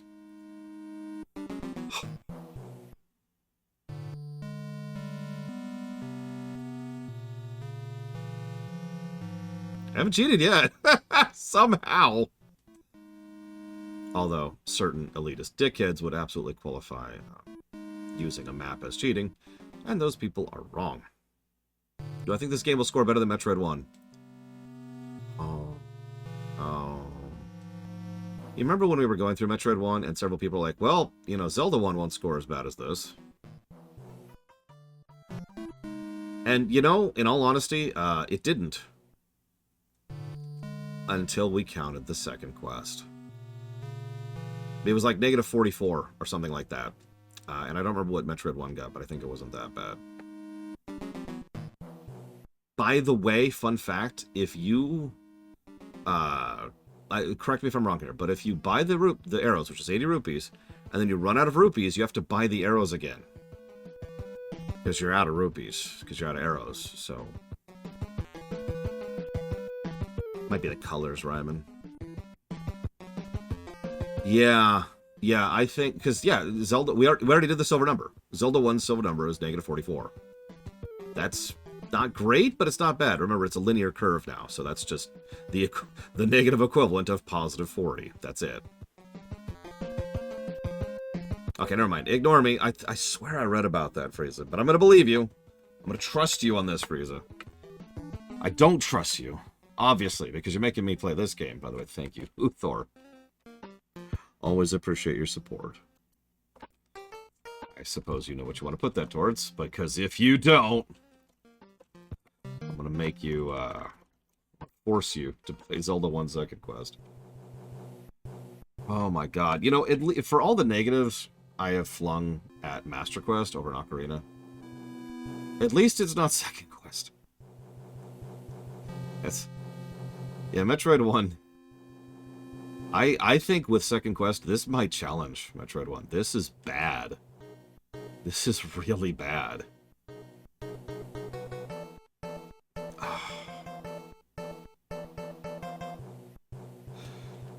I'll be right back.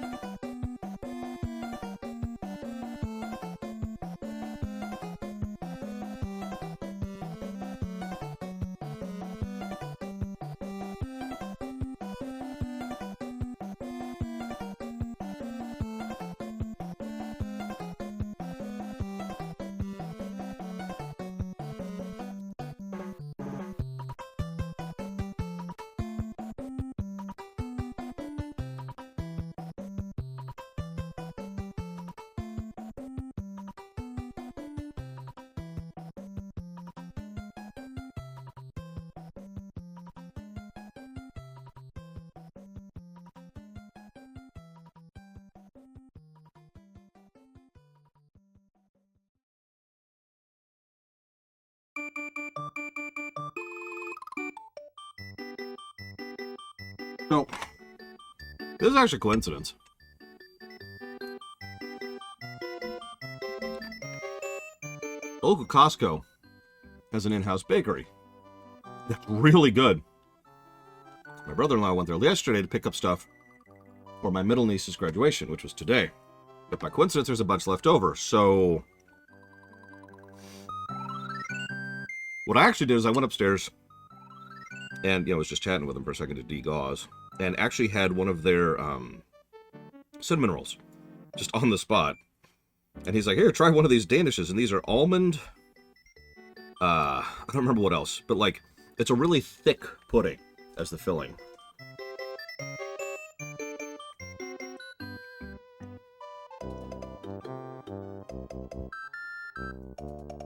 It's really good.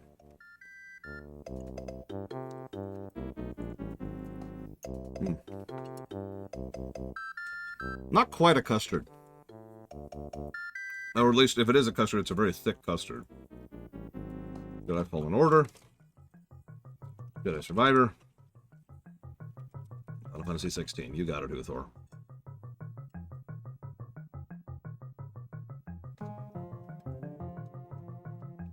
I would happily share this with everyone if I could. This is really good. Oh my gosh.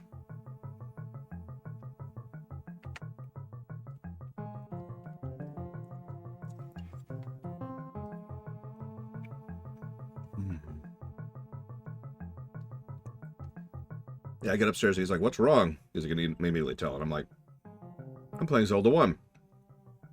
He's like, I don't remember it being that bad. I'm like, yeah, it's because you don't know what second quest is. And he's like, what's second quest? Well,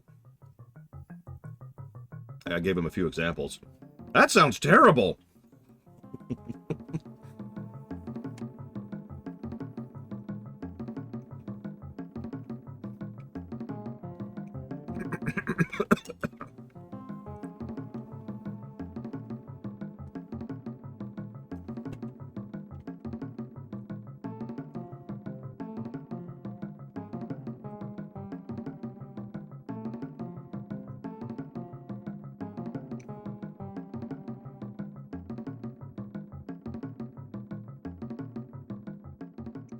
Hi, Federation Builder.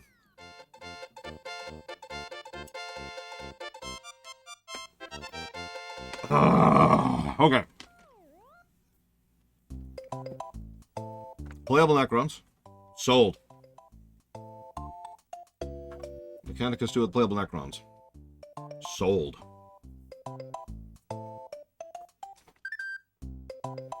That was good.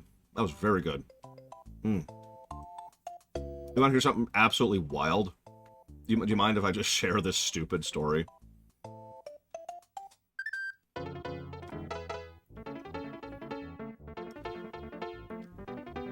Probably Henson. So... Ooh, nice.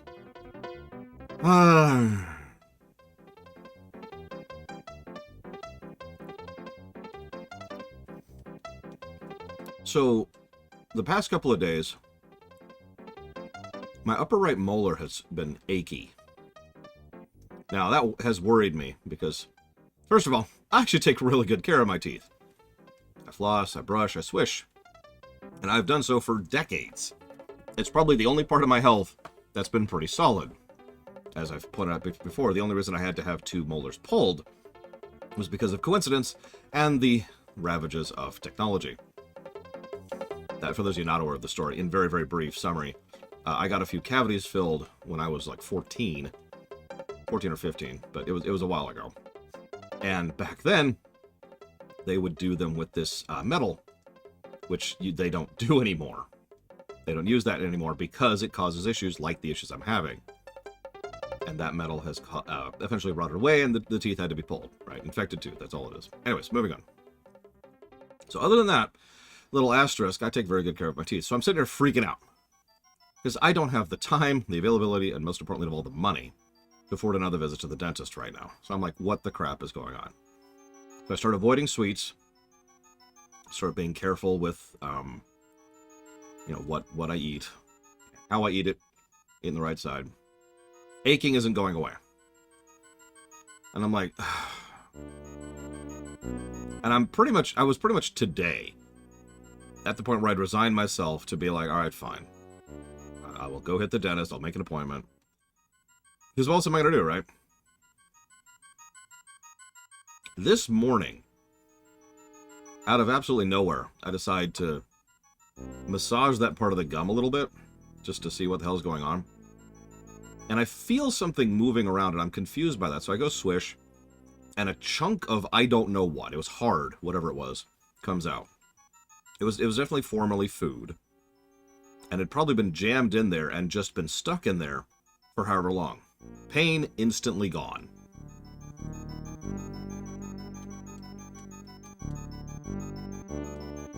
Now, there's two benefits, and there's two reasons why this is so important for the immediacy. First of all, no dentist visit. Thank God. But second of all, I could have... No, not like enamel. Like, I'm pretty sure it was a piece of rice, actually. But most important part is, I can have sweets again. I wouldn't have... And the relevance for the immediacy is I wouldn't have been able to have the pastry I just ate, if not for that going away, because I would have still been on a no sugar move, just in case. Not that I should be having sugar anyways, but it's almost my lunch break, and I'm about to swish my teeth, so... Yay. So, let's do this wonderful dungeon. This is the best dungeon in the game, right here. I love this dungeon. I love this carrot. Love it.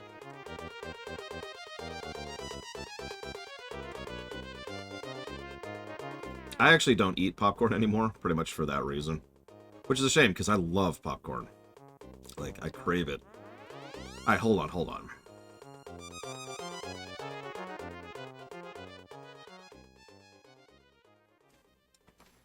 So down leads to A,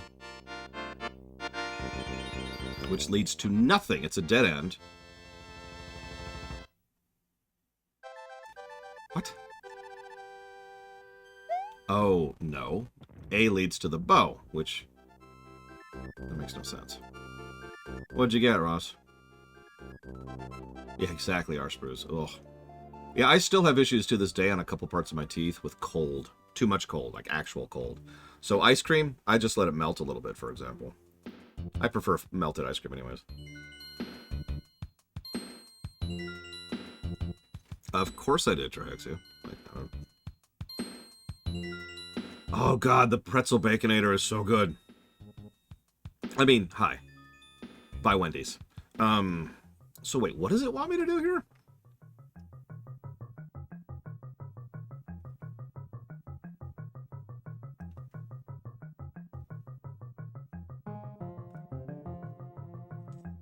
I think it wants me to kill a whole lot of things, and that sucks. Okay. So I can make this work. So let's kill these likes. They might drop something. Okay, so we just lost our sword. And shield. Sealed is what I meant. We lost our shield. So that's great. I hope these guys drop something to make up for the fact that I just lost, you know, like 80 rupees. Yeah, I can't bite ice cream. I know some people who can. I am not one of those people. So now we're sunk costing a bit because we have to kill these likes. I mean, in fairness, so it was worth it for 5 rupees. Yay. Okay. So we're going to avoid these completely. Screw them.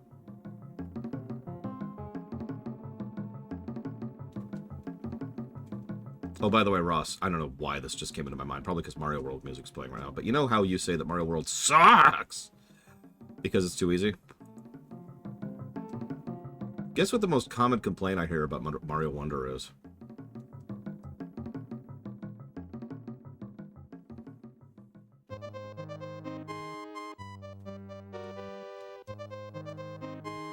No, it's that it's too easy.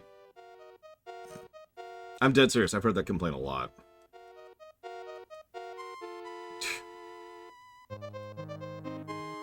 Well, the funny thing is, the defense of, well, bonus levels also applies to Mario World. Like, exactly equally. The bonus worlds of Mario World are bullcrap. I think the Mario Wonder ones are much better designed.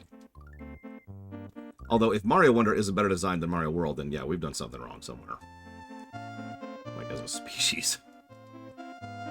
Like, can you imagine a SNES game being better designed than a Switch game?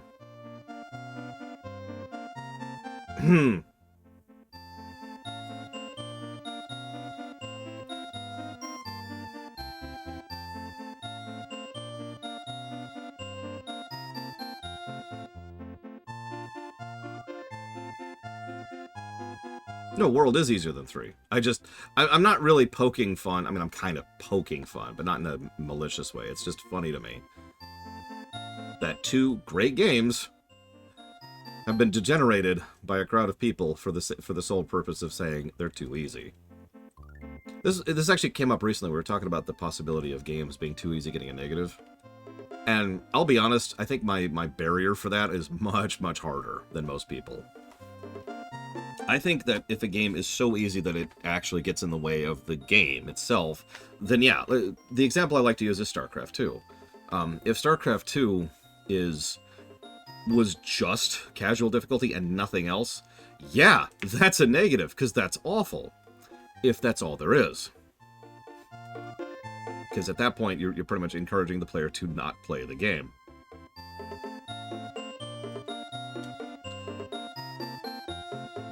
Yeah, actually, you know what? Honestly, Ori and the Blind Forest 2 as well. If casual mode, or whatever it was called in that one, I forget, was the only difficulty, then yeah, that sucks.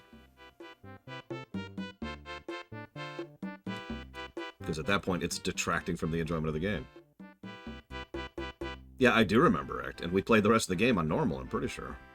Go ahead and take my key there. I don't know if we'll need that key, but by God, I'm not going to screw around with keys, even with a map.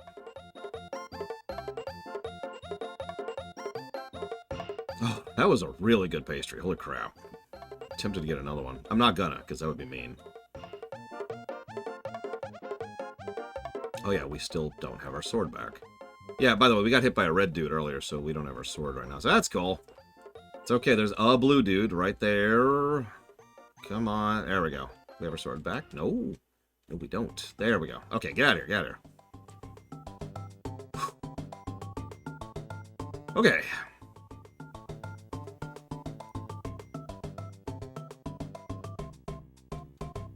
I mean, honestly, agreed, Ross. As much as I degenerate lazy difficulty, for being lazy, I would admittedly, from like a personal perspective, rather there be lazy easy mode than no difficulty options at all. Now what we really need is a Dark Souls... I'm sorry. Okay.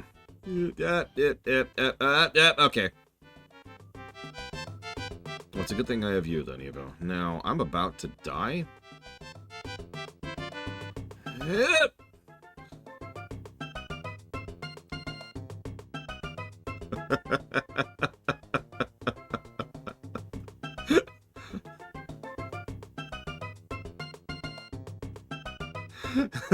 I cannot believe I pulled that bull crap.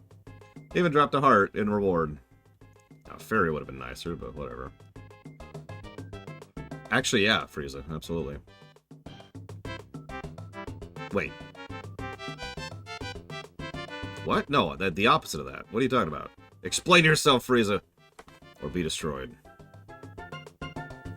Okay, I think...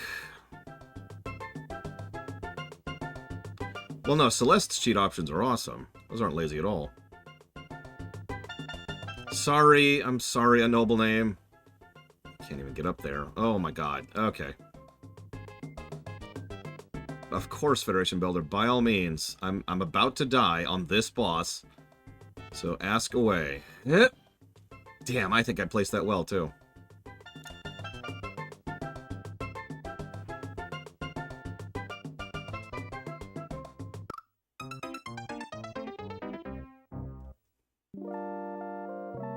I'm not sure if Celeste's difficulty options were particularly easy to implement. Like, preventing you from falling through bottomless pits by allowing you to bounce out of them. I don't think that's the kind of thing that you could literally just change a scale in a universal variable kind of a deal.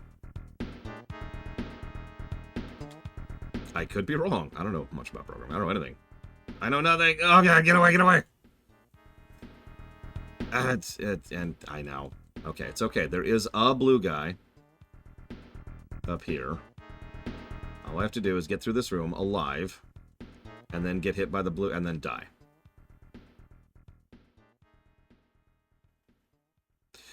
No, so lazy difficulty, there's two big reasons why I tend to give negative for negative. Oh my god, I still can't use my sword.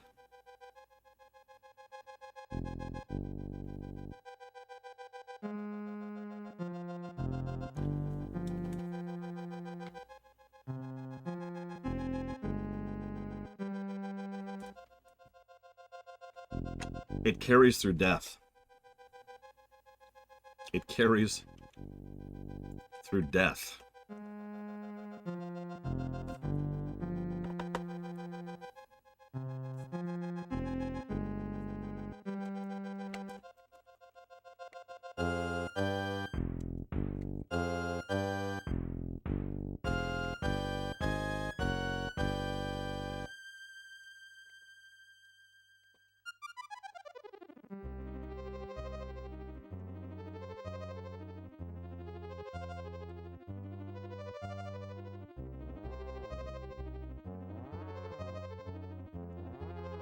Now, as I said, there are blue fairies at the beginning of the dungeon. A proper Mario movie. Alright. So I want you to picture Thousand Year Door. Now put it into a movie format. Done. It's like a theater of some kind, one might say. I'm barely joking. That's pretty much exactly what I want out of a Mario movie. Or a Mario story in general. I want someone to sit down and think about the elements, the world building, the characters, the creatures, the culture, concepts like power-ups, coins, and lives, and actually use those as a narrative point. To actually do something with them as part of the narrative, as if it is part of the world that they are building. And then to design an interesting, in-depth, well-characterized, dark story that has, proper ups, proper downs, and nevertheless moves forward in terms... Oh, hey, that actually brought my sword back. Arguably moves the setting forward, or at least it would if anything ever acknowledged it. Also, do not watch the Thousand Year Door theater. It's really bad. But that's what I want out of a Mario movie. I want someone to sit down and make a good movie. A great movie, actually. Excuse me. Let me be more clear about my terminology. Rather than just making an acceptable movie, which is what they did. There's worse, but there's a lot better, too. I'm not sure, Frieza. Oh, no. It had to have been the fairy, because I tried using it on the Octoroks, and it didn't do anything. Okay, so we're just gonna... Nope. Do I think Thousand Year Door will hit up with Wonder and Odyssey? No. Thousand Year Door is a great game, but I don't think it's going to be top 5 territory. Probably top 20 territory, give or take.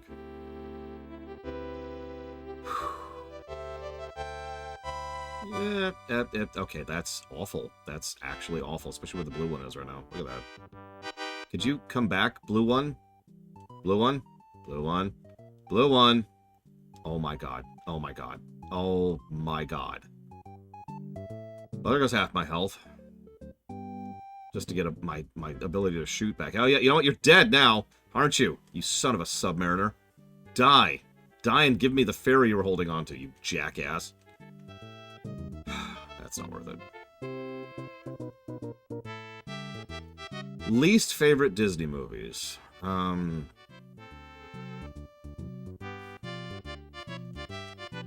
Well, I mean, okay, so let's limit ourselves to the big ones, because the low-hanging fruit there is to just go for the stuff that was in the 40s and 30s and 50s and 60s and just go down the list and list all of those movies. So let's skip over that.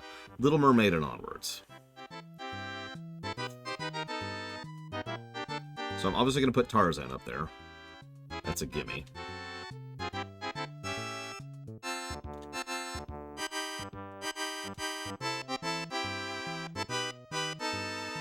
Right, I don't have the shield anymore. Because of the likes. I'm discounting Pixar because I'm gonna do Pixar separately. Yeah, I wasn't a big fan of Tarzan. Even though my parents are dead.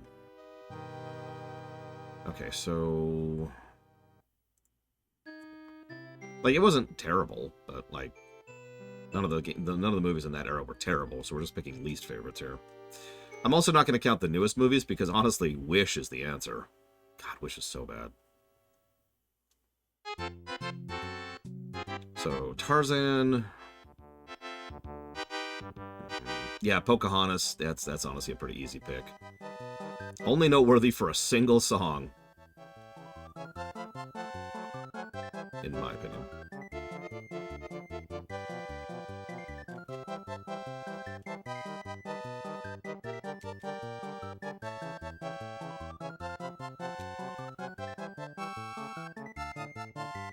I mean, it is a good song. Damn it. Well, whatever.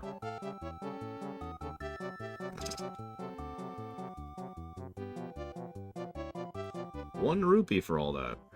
Cool.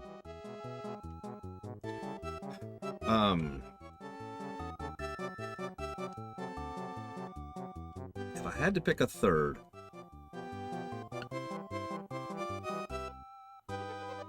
Honestly, it'd probably be Little Mermaid.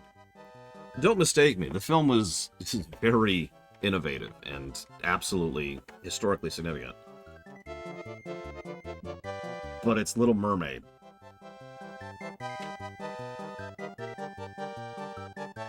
Leafy to the core. Oh god, if I had the magic shield right now, this would be great. We might have to go grind some rupees. Again, that's like our 5th grind now? We have to give a grind negative at this point. This is crazy.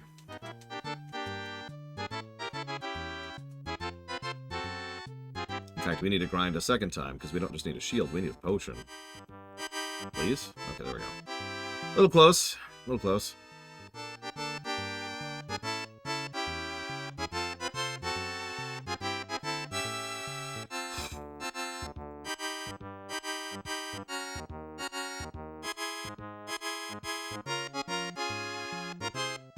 Oh, jeez. Dungeon 6. That looks mean. Alright,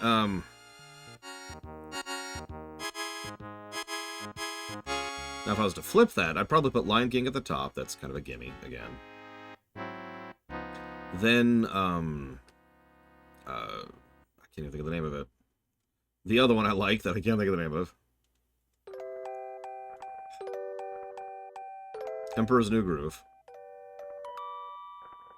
And after that, I'm not sure. I'd have to think about that.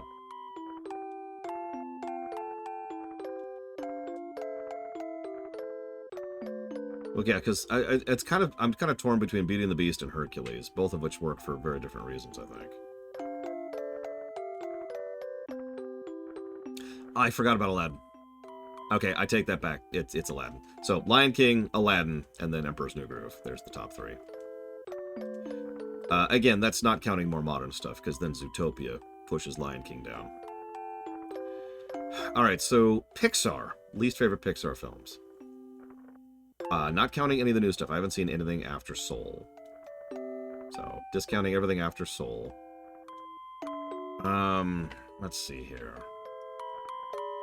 Yeah, Robin Williams. Holy crap. I'm actually going to pull up a list of Pixar films here really quick. Sure, Giga, why not? So, okay. Obviously Cars 2 is at the absolute bottom. Cars 2 was Shrek. And what's even worse is it had bones of good stuff there, completely buried by the Drac. So, Cars 2.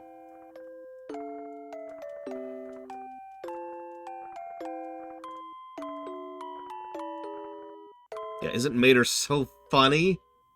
He ate a whole thing of green sauce that I can't think of anything right now.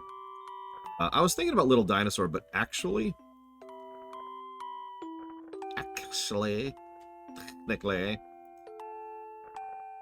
I'm more tempted to give that to Toy Story 1.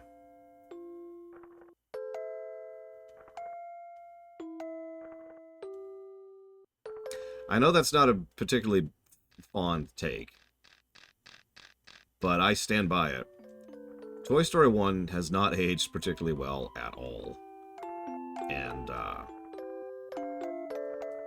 it's not a different level. Toy Story 1 to Toy Story 2 is such a colossal leap up in quality. It's astonishing, especially considering all the problems Toy Story 2 had in development.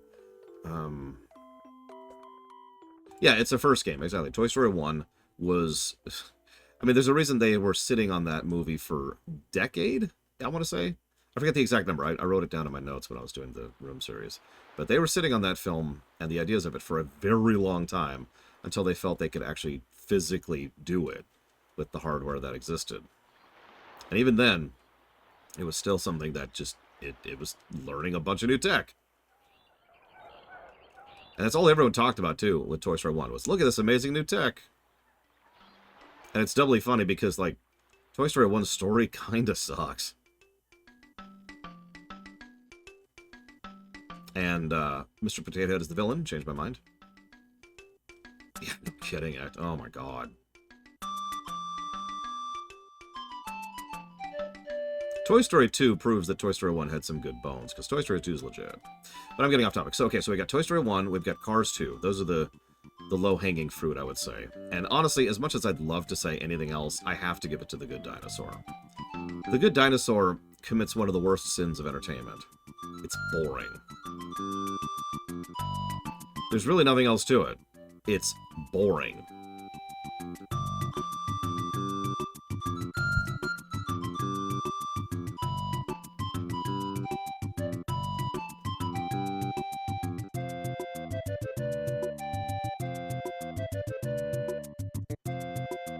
I also think the voice cast helped pull Toy Story 1 up quite a bit. If we were to discount at least one of those, I would probably add Onward onto that list. It's really hard to put into words exactly what I didn't like about Onward, but it kind of felt like a movie that was written by people who've heard of movies before, and so put together like a to-do list of what is in movies, and then made that the movie, and that's Onward. Yeah. Now, best Pixar films, that's much trickier. Because that's definitely an inches amongst miles kind of a situation.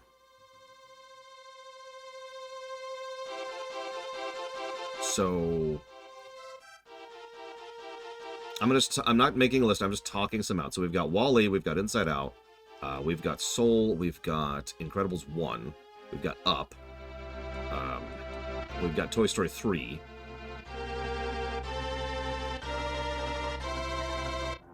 Hey, Evo, I really like how much entertainment value you bring with your stories and how not boring they are. Just wanted to tell you that for absolutely no reason.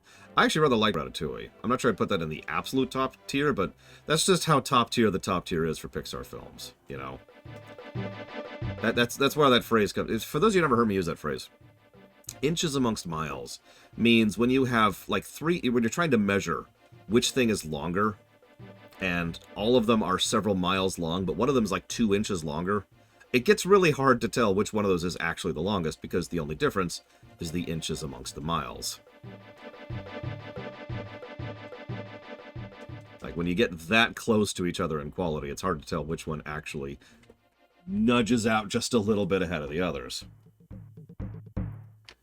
Ugh. I actually like Toy Story 4. I think I'm one of the only 2 people in the world who does, but I wouldn't even put it on the same tier as Toy Story 3. Personally. Now, granted, I'm an uncle, and I have taken care of children, and I know that's a weird thing to say, but I've noticed that there's a lot of difference of opinion based solely on how parentally you are when it comes to Toy Story 3. Because Toy Story 3 was very clearly written for parents by parents. Similar thing to Inside Out, actually.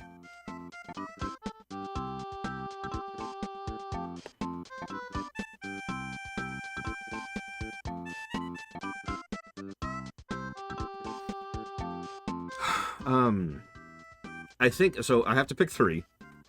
If you put a gun to my head, I'm going to go ahead and lock in Toy Story 3 towards the top. I mean, the scene in the incinerator, you know? Which isn't even the most heart-wrenching scene. It's just the scene in the incinerator, you know? Should be this one.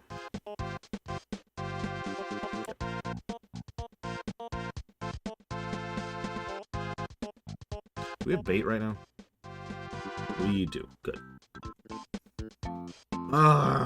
Number 2 slot. That's much harder.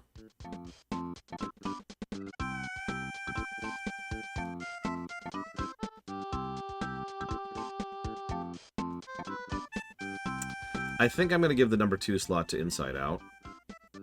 I'm not even 100% sure if it deserves that. But, of course you didn't, Huthor.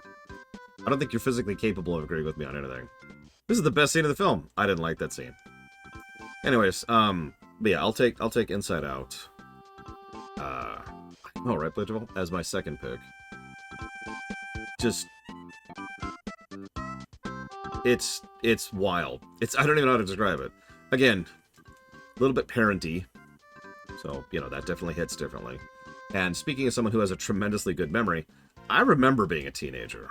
I remember exactly how unpleasant that was. Also, Joy is the antagonist of the film. Changed my mind. No, think about it. Really think about it. Doubly funny, by the way, and this is relevant to you, Evo. Joy was written by someone who was afraid that his writing days were behind him and he couldn't write a story that wasn't boring anymore. I am not making that up. And then he wrote Inside Out. Joy does get better, but yeah, toxic positivity. You're absolutely right. Joy is literal toxic positivity. That is a great demonstration of it.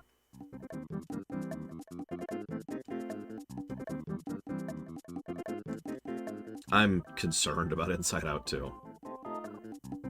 Well, that's all I'm going to say about that. Sequels, I mean, I liked Finding Dory more than I thought I would, but then again, I can't remember his name from, who played Al Bundy in Married with Children, kind of is a huge part of that.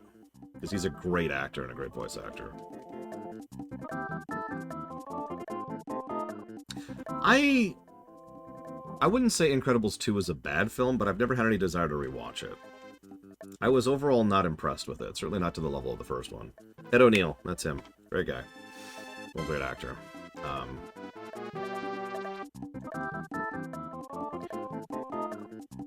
You and your allegories. God, allegories don't exist, Uthor. They're dead. You know what comes when we try to have allegories in our fiction? The Prime Directive. That's not a joke. I was actually thinking about the other night. Obviously, that's a bad example, because, you know, the Prime Directive was terrible, but it was an allegory. Aww.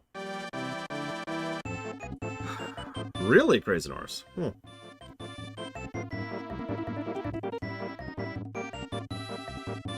Hooktail. Ah! Nice! Chill Pangolin. Congrats. So I'm at Inside Out, Toy Story 3.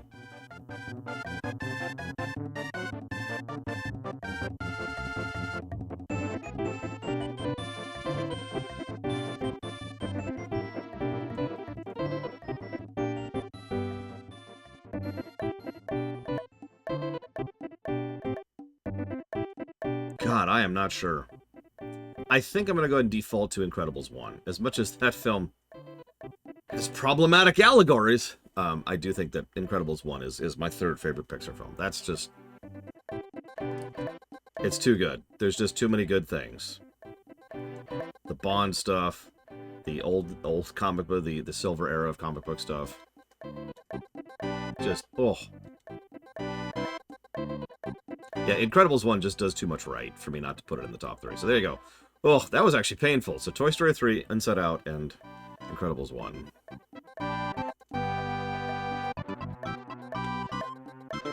Oh, is that enough? Nope. Maybe a little bit more. Oh no, I'm good. Look, I like WALL-E a lot, but then again, inches amongst miles. I just said this. Nobody listens to me. Alright, looks like it's here. Okay.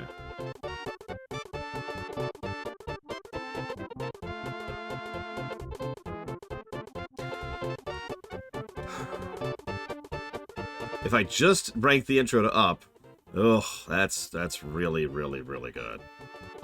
I don't think I would put it in top 3, but it's up there.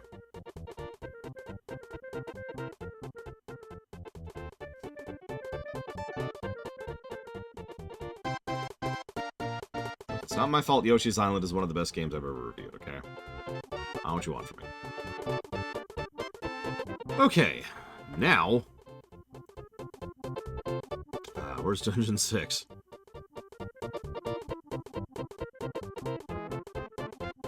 Ah, there it is. Perfect, perfect. It is very up there, Evo. I love you.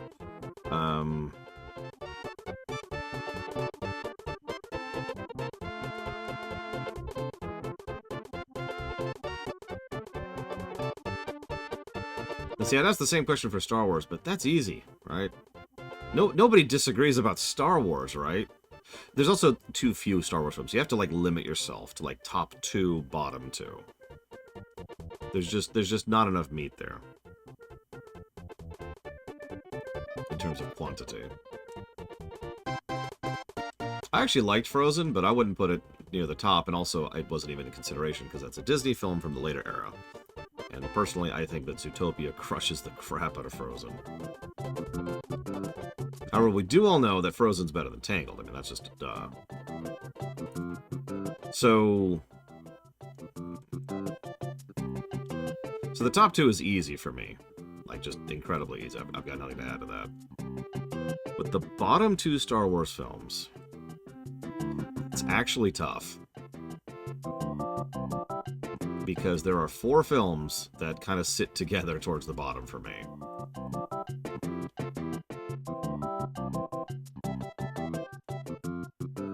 Yeah, I didn't like Hunchback all that much, Uthor. Too much allegory. I'm joking. I just didn't care for it that much. Good villain. Star Wars Hotel. I am aware of it. In fact, I know someone who went to it. They even enjoyed it, believe it or not. Why do you ask? Hey, Tiny Hippo. Thank you, as always. Much appreciated. About time, Braywin. Jesus. Wait, this is the second time, not the first, isn't it? Oh yeah, it's stupidly expensive. The holiday special doesn't exist. That's cheating. Ratchet and Clank Block. And 2 dealer's choices. Alright, so... Look, Hellfire is neat and all, but come on. Yes, Spartan. The golden number for the first quest was -44, which actually, ironically, is not that bad. Despite being a negative number.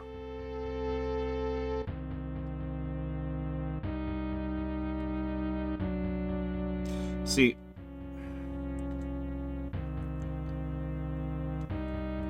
I'm very torn. I actually hope to review the Star Wars movies someday. And then I'll actually codify it. But the ones in contention for the bottom for me are Last Jedi, Return of Skywalker, whatever, Episode 9, Episode 8, Episode 2, and Episode 1. Those are the 4 that are in contention for me for the bottom. Now, of those, the only ones that I have any enjoyment from are 9 and 1. Because both of them have enjoyable parts in, otherwise, blarg. As I said before, Rise of Skywalker has a high gameplay score, which is definitely in its favor. And Phantom Menace has individual set pieces, individual moments that are really good. It's the sequencing that really tends to drag it down. And the dialogue, which continues to be the worst dialogue in the universe, but that's not here there.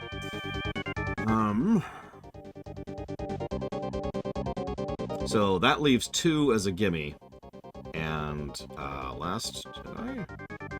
So I suppose that would be my answer. Attack of the Clones and Last Jedi.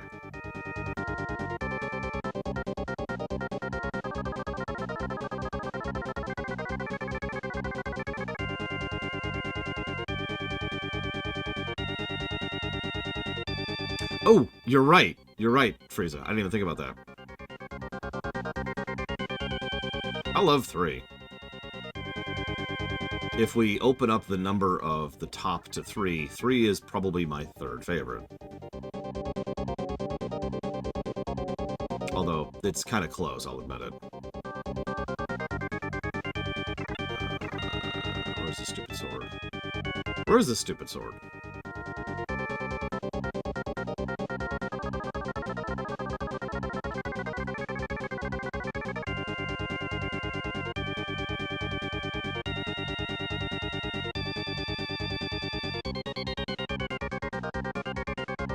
I mean, it's easy. I've said this before. It's easy to understand why we liked, and I'll say we in that, Phantom Menace when it came out, because there are individual scenes and individual set pieces. There it is, which are good in Phantom Menace. I mean, everyone's gonna bring up the mall fight. Everyone's gonna bring up the race, right? And there's good reason for that. It's just the dialogue is at Starfield levels of bad. And the editing is just awful. The pacing is terrible. Just terrible. And the story sequencing is hilarious. In a bad way. In a this is not fun to watch way.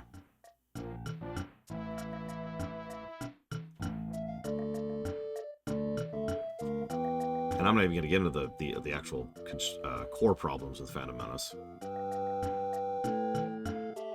Hey, look. It's an arrow.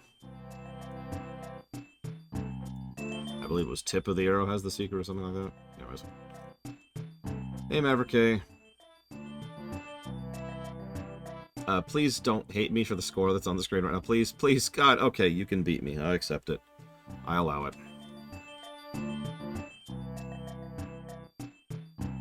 I'm not trying to convince anybody of anything, especially not you, Huthor. Like I said, if I held up a golden $5 bill and said, "Behold," you would be like, "Ugh, it's too," I don't know, something. I don't think we agree on literally anything ever. I've just come to accept that.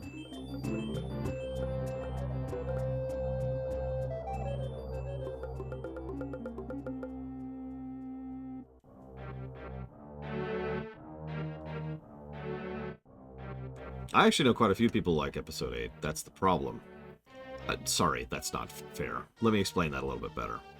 The problem with Episode 8 is that it was divisive. And Star Wars fans, in general, were incapable of having reasonable discourse with each other about it. There's a reason why, technically to this very day, I've never actually covered the Star Wars sequel films. And it's specifically because of the fact that people could not have a reasonable discussion about them with descending into a screeching chorus.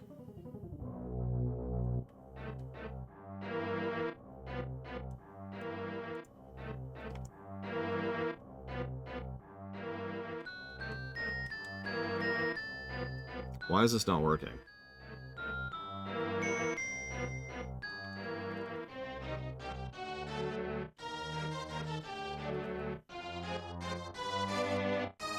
Oh yeah, I forgot this is the rupee grind method. I really did forget about this. My friend, this is how he grinds rupees.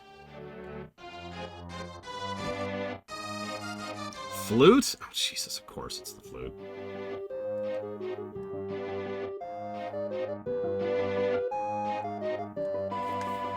Level 6.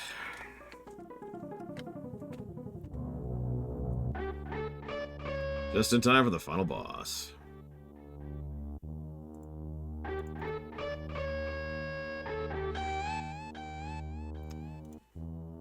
Then we are apparently not looking at the same map, because it didn't show anything for me.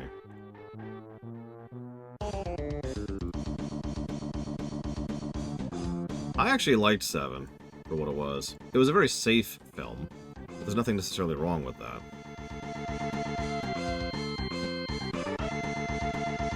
This is...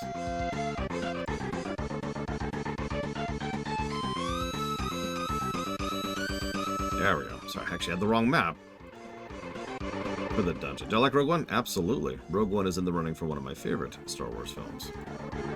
Along with Episode 3, and Episode 5, which is the duh. Solo was not bad, especially for what it was. Solo should have bombed. Well, I mean, you know what I mean. Critically, it should have been a terrible film, and it wasn't. I talk about this far more in depth in my rumination on it, but let's just say that the behind the scenes of that film is bonkers. Dear Zelda dungeon designers, please stop sending me into dungeons absolutely filled to bursting with blue whiz robes. Please, can we stop doing that, please? And likes. Seriously, like, this dungeon is just likes, red anti-fairies, blue whiz robes, red whiz robes. And that's kind of it, other than 3 bosses.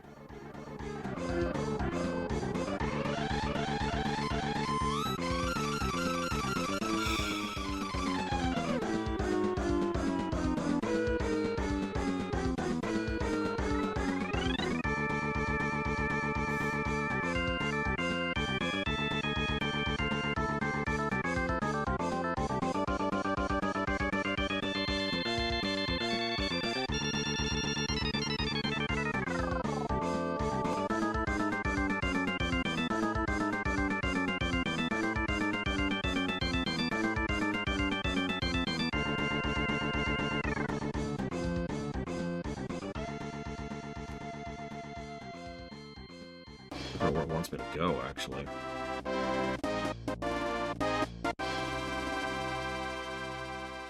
Yeah, I think I've given my opinion on Wrath of Khan recently to you, even Ross.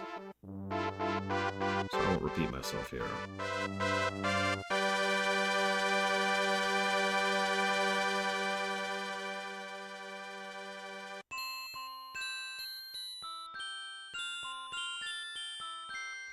So if you ever want another reason to hate me, because, oh, Jesus Christ. The first time I ever really played Majora's Mask was on the 3DS.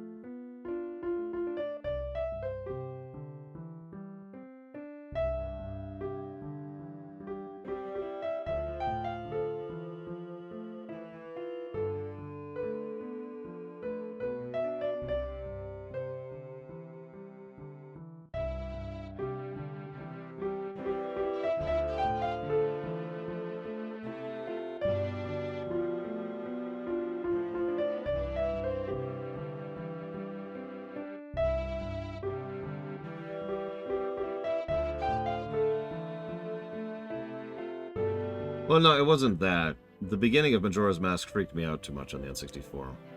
Not in a scared me way, in a I feel like I'm going through a drug trip way. I don't like drugs. So I was just like, nope. Oh, absolutely not, Spartan. God damn, no, screw that movie. Oh. I spit upon it with infinite violence. Anybody who likes Episode 8 is clearly, literally Hitler.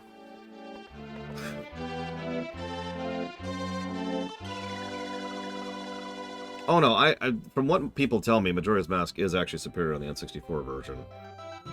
I'm going to admit that I don't agree with that because I like the bomber log and I like the controls substantially better. But content is a different matter. I think the mechanisms are better on the 3DS, which is more important to me than content in most cases. Damn it, DirectD.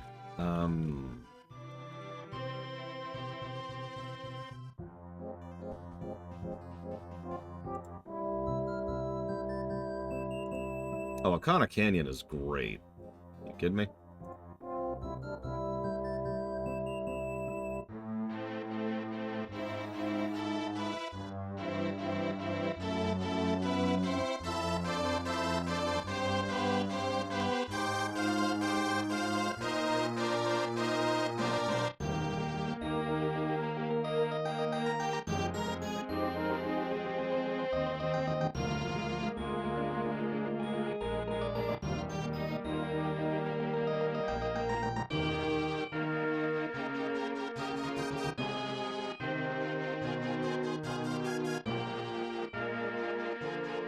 Thank you very, very much, DirectD.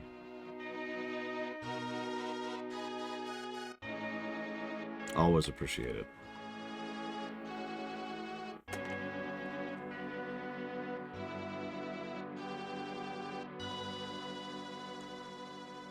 If you give me a moment, I'll jot that down.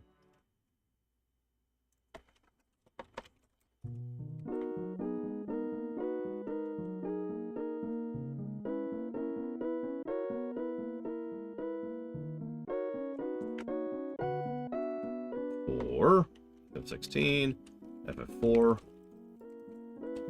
and the Doom block.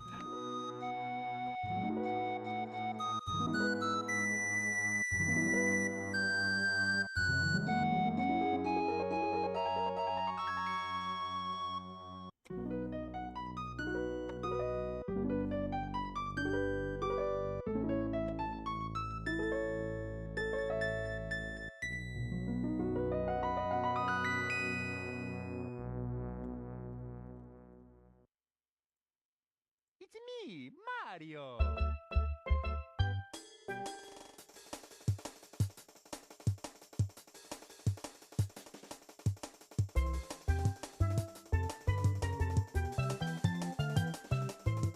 Oh god, please don't watch that stream, Maverick, please.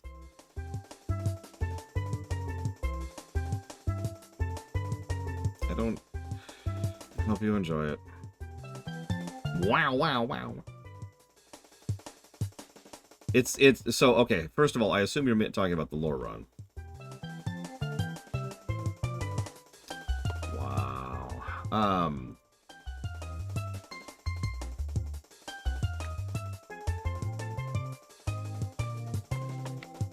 Well, that's a bad run, but it's not terrible.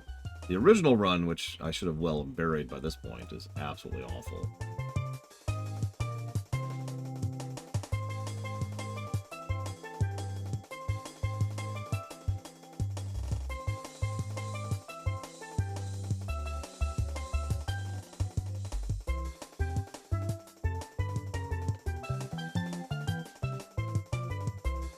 I mean, the dynamic between the trio is just so good. I've already said that to Dave, and easily the best part of the game.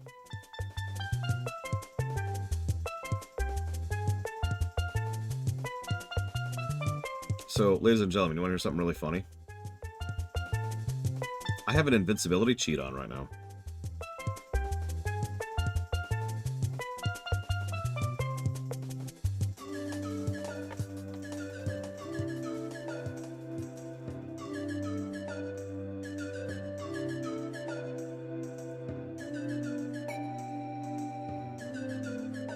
No, you're not listening.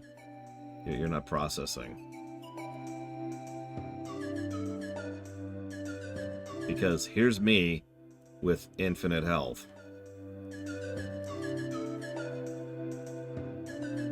I have triple checked. This is the right code.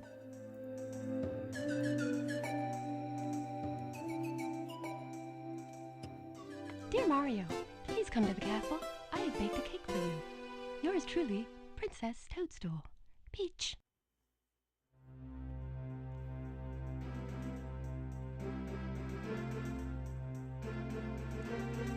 Okay, hang on.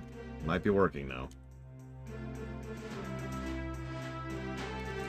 You know, I don't actually know what retry does. I'm kind of scared to try it, ironically. Peach is just hanging out. She's just cool. Dear Mario. Ah!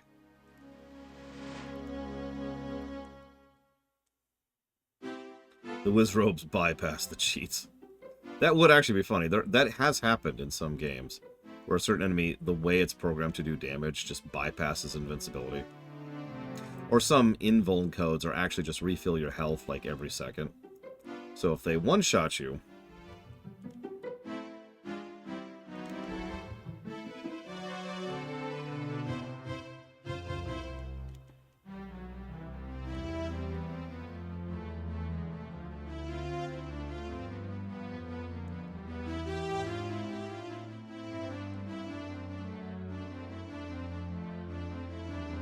All Disney princesses. Top 5. Okay.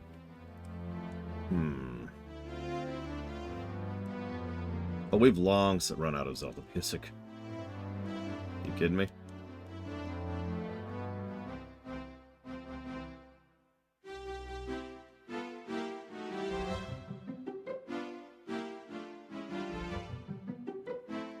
Probably not, Maverick. No. Probably not.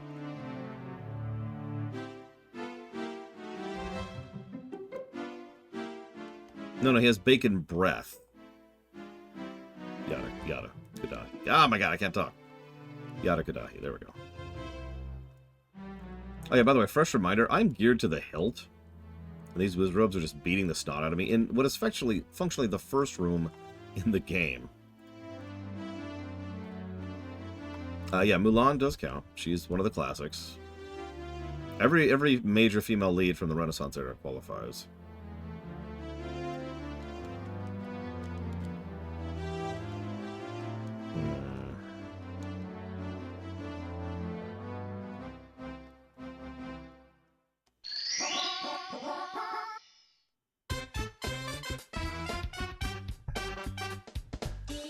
But okay.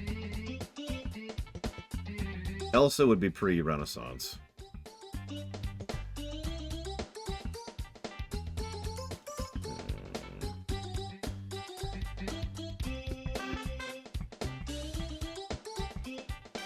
Just gonna avoid the likes.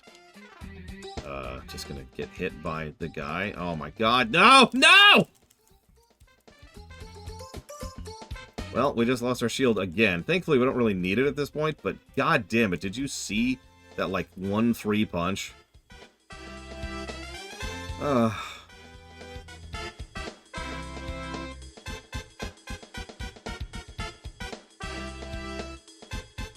am I playing this game? I don't know who either of those characters are, Spruce. No longer with it.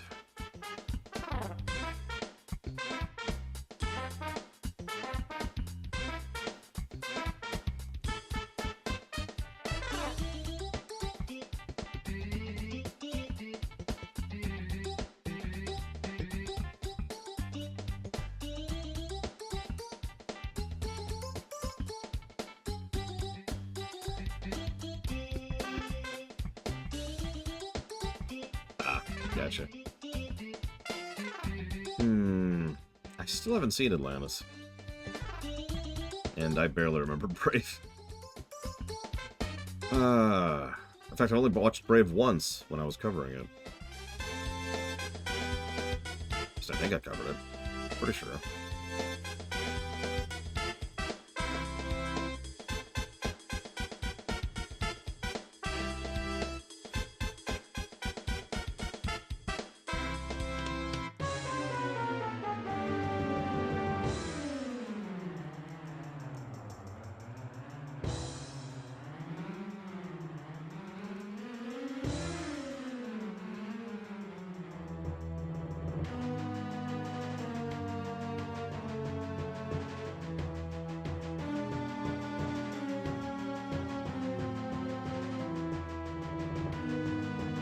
Who's Triana?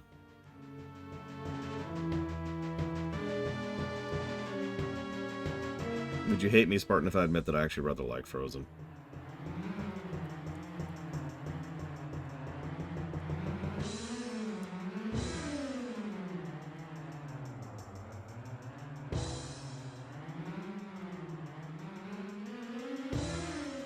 Who's Tiana?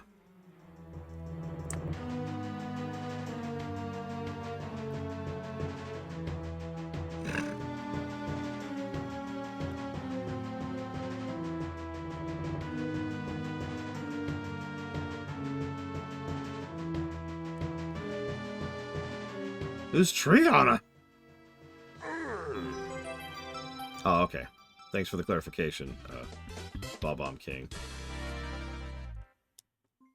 Okay. Ah, Princess and the Frog, got it. I don't think I've actually sat down and watched that entire film.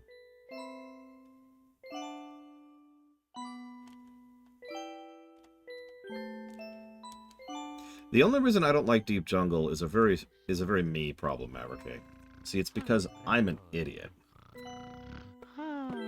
My most distinct memory of the Deep Jungle is getting stuck at a certain point in the game, and then spending probably about an hour lost roaming the jungle trying to figure out where the next trigger was to progress. It was not overly fun.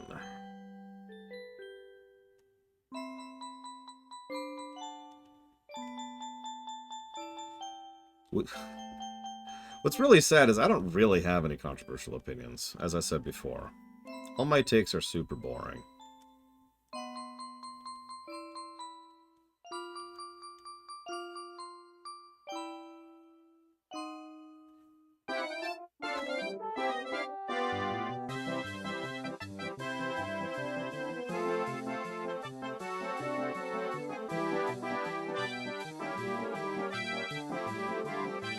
That's true, I do like, well, light Zelda 2. We're going to definitely put that in some past tense, because I am ready to eat those words.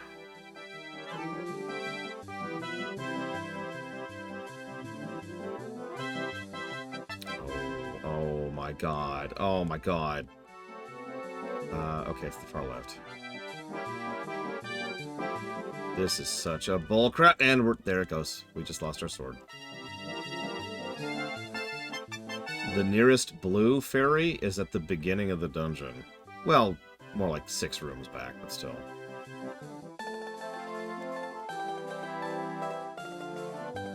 Azura is how could you not think Azura is evil? She is. Like, how is that even a debate? How is that an opinion? She is extraordinarily manipulative. Constantly pushing things behind the scenes. Churned through dozens, if not hundreds, of hapless individuals on her quest to get revenge against people who dared to stop worshipping her. God damn. Quite a bit, actually, Blade Jamal. More than this game. Remember, I used to replay Zelda 2 a bunch. What is second quest? Hell. It's hell, Act. I'm in hell right now. Thank you, Julito, very much for the sub, as always.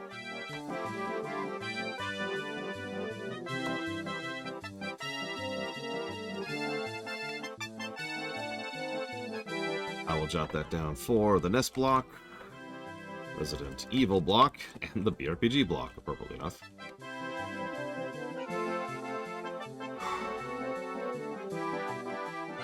Alright, so it's new dungeons. Let's start with that. And those dungeons are designed to be as mean and unpleasant and spiteful as possible.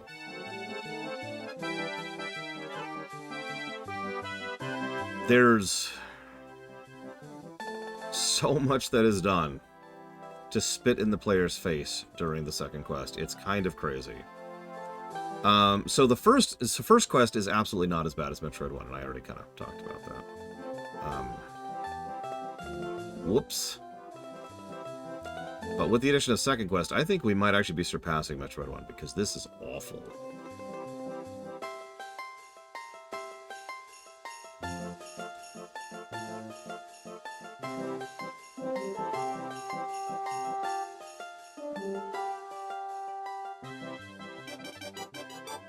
I am not a big fan of Snow White, but I should mention I haven't watched it in probably about 30 plus years.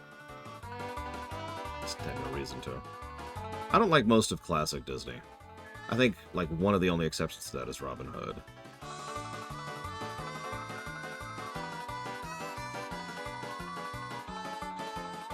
That's true, I didn't need to cheat in Metroid 1. You know, if Metroid 1 had a second quest, though...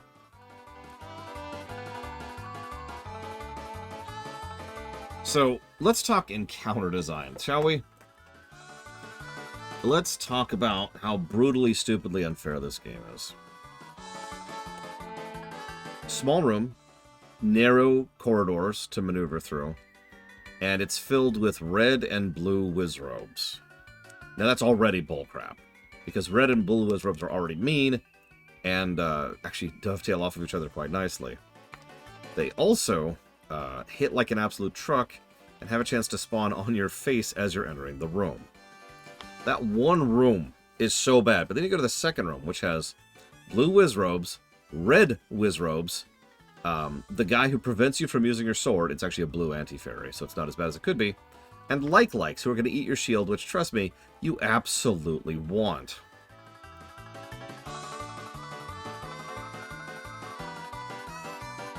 The third room in the dungeon we just did has blue wizrobes, red wizrobes, and blue anti-fairies.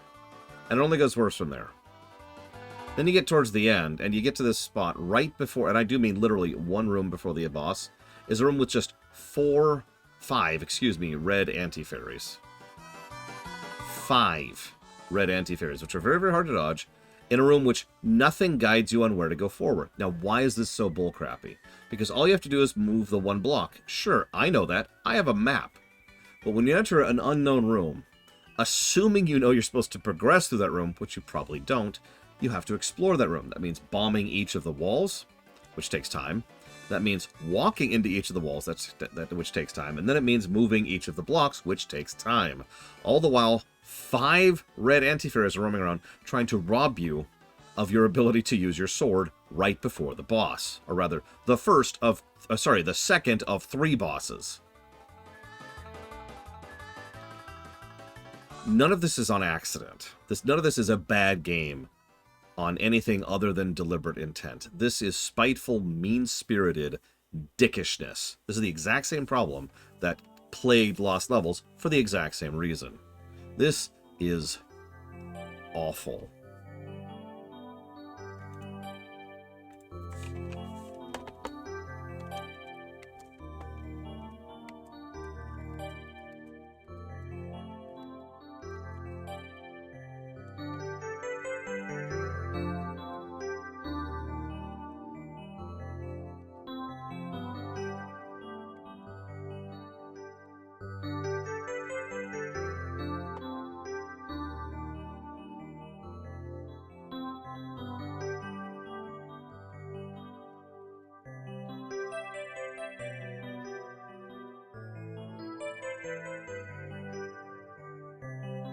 I should also mention that unlike some of the dungeons we've done, Dungeon 6 has absolutely nowhere near a recovery spot. If you have to go recover, you're in for a long trek out and then a long trek back.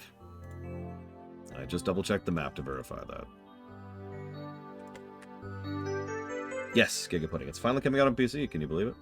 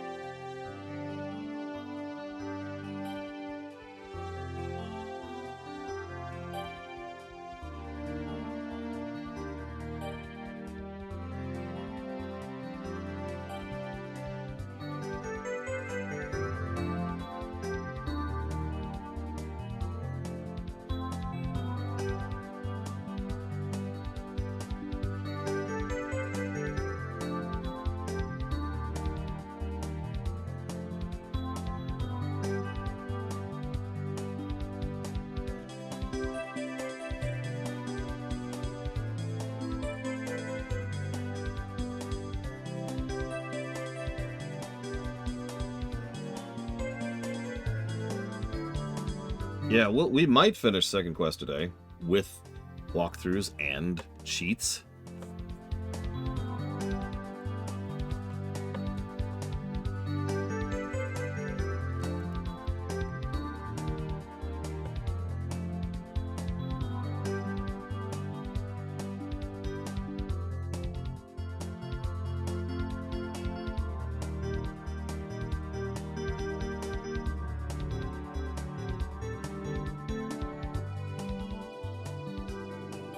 No, I'm sorry, Evo. D&D classes of the Disney villains. Renaissance. So let's just stick with Renaissance, because that's easier. So, let me think. Ursula is obviously a bard. 100%.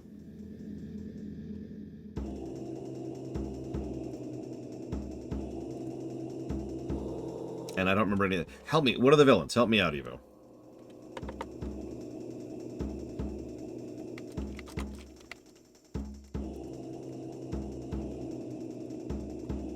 I was kind of hoping for more in order. Hang on, I'll look it up. Disney Renaissance.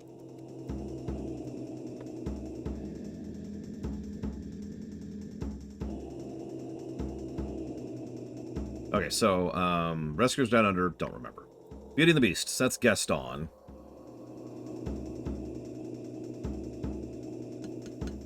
I'm thinking Barbarian for Gaston.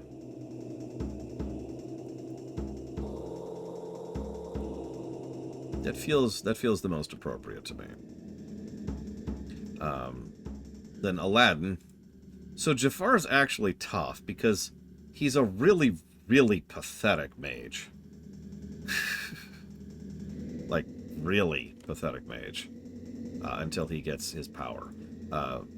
Jafar's biggest thing going for him is his research and his dedication to what he's going for. And I talked about that. He's really smart. He's the second most powerful man in the world, and it's just not enough because of his pride issues, but neither here nor there.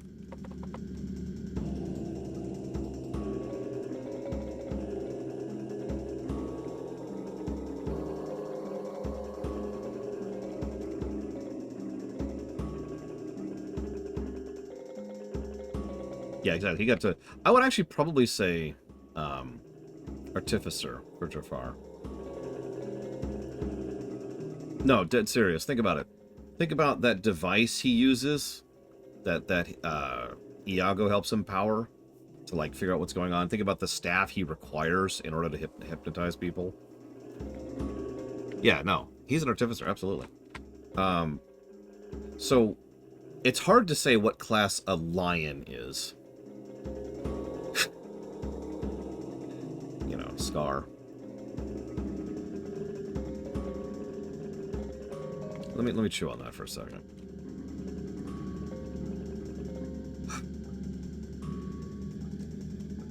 Tire package.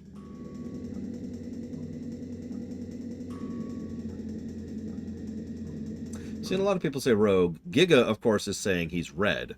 I don't know why you think he's red, Giga Pudding, but...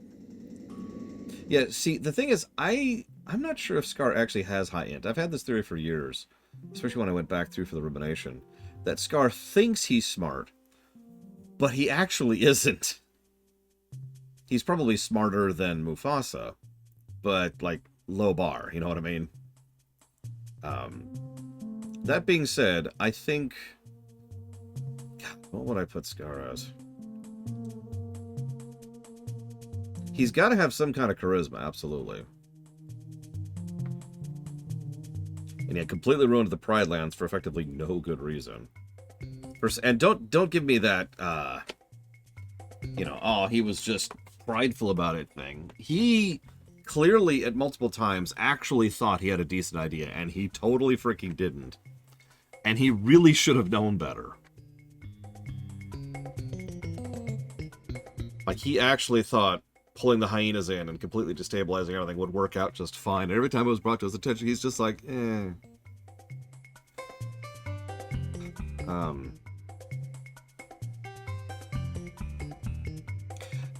Yeah, I guess I feel weird calling Scar a rogue. Because, you know, rogues usually are decent on the int because they usually are skill-based. But I don't have a better answer, so I think I'm going to go with rogue on him. Where's 7? Ah, there's 7. Okay. So Frollo from Hunchback.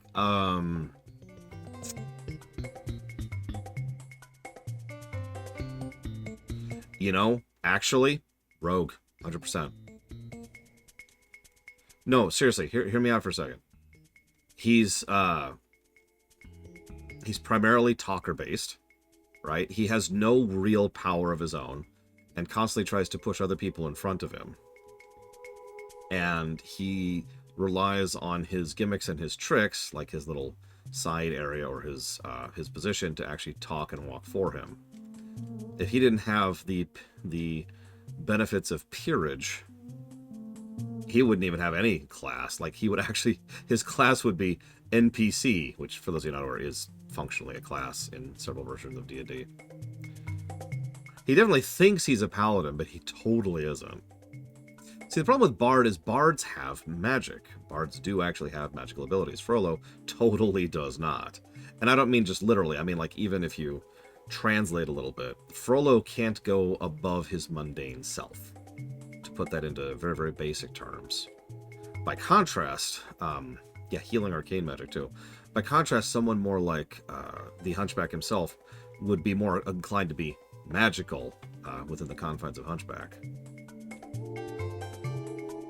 So, no, I lean pretty hard towards him being another rogue.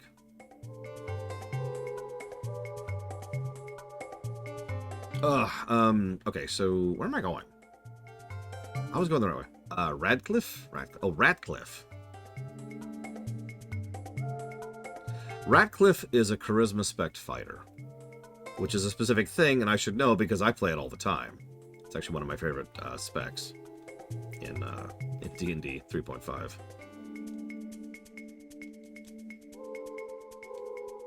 You're never going to hit as hard as the other fighters, but you have a good charisma score. Yzma.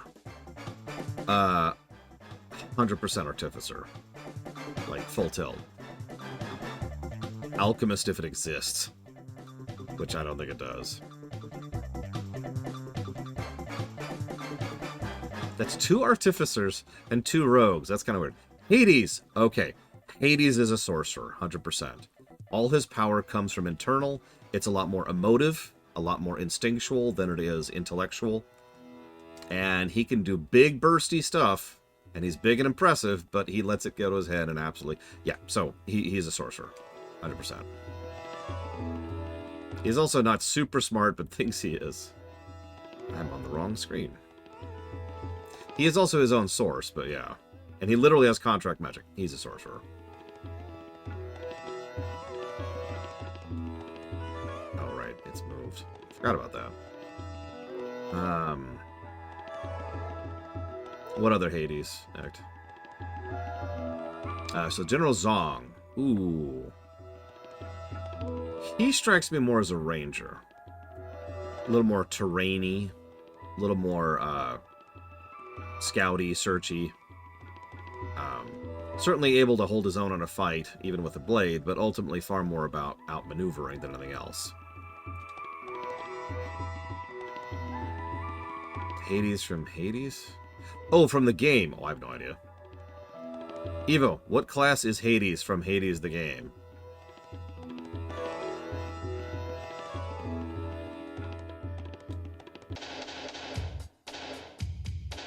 No! Clayton. You know, I hate to repeat myself, but I think Clayton might also be a ranger. Like, he clearly even has a favored foe. Gorillas, or beasts, more accurately. Like, he's a self-proclaimed hunter and everything.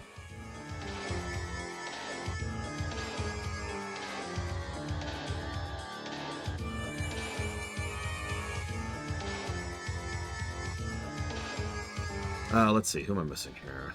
Hunchback, Hercules. Oh, Pocahontas!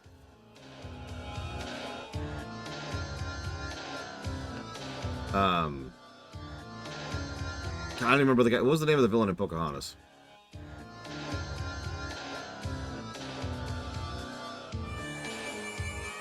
For real, I don't even remember his damn name. Rich British guy. Oh, Ratcliffe. Oh, I'm sorry.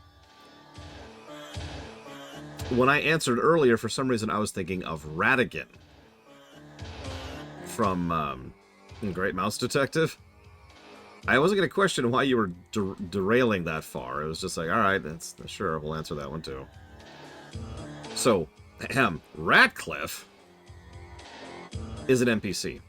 He has no class or no special abilities whatsoever. I'm dead serious. He has the NPC class. There's nothing fancy about it.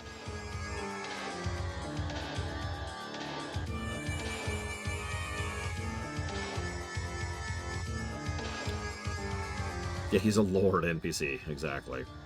I'm dead serious. Think about Ratcliffe for a second. He has no particularly high stats in any category. He has no special abilities or magic abilities or just even kit. He's just pathetic. He only exists because he has a letter which says he's important. Dr. Facilier, Warlock, 100%. He's even got patrons.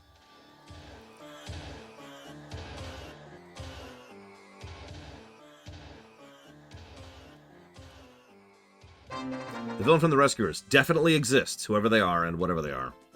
I definitely remember that they exist and are a real thing.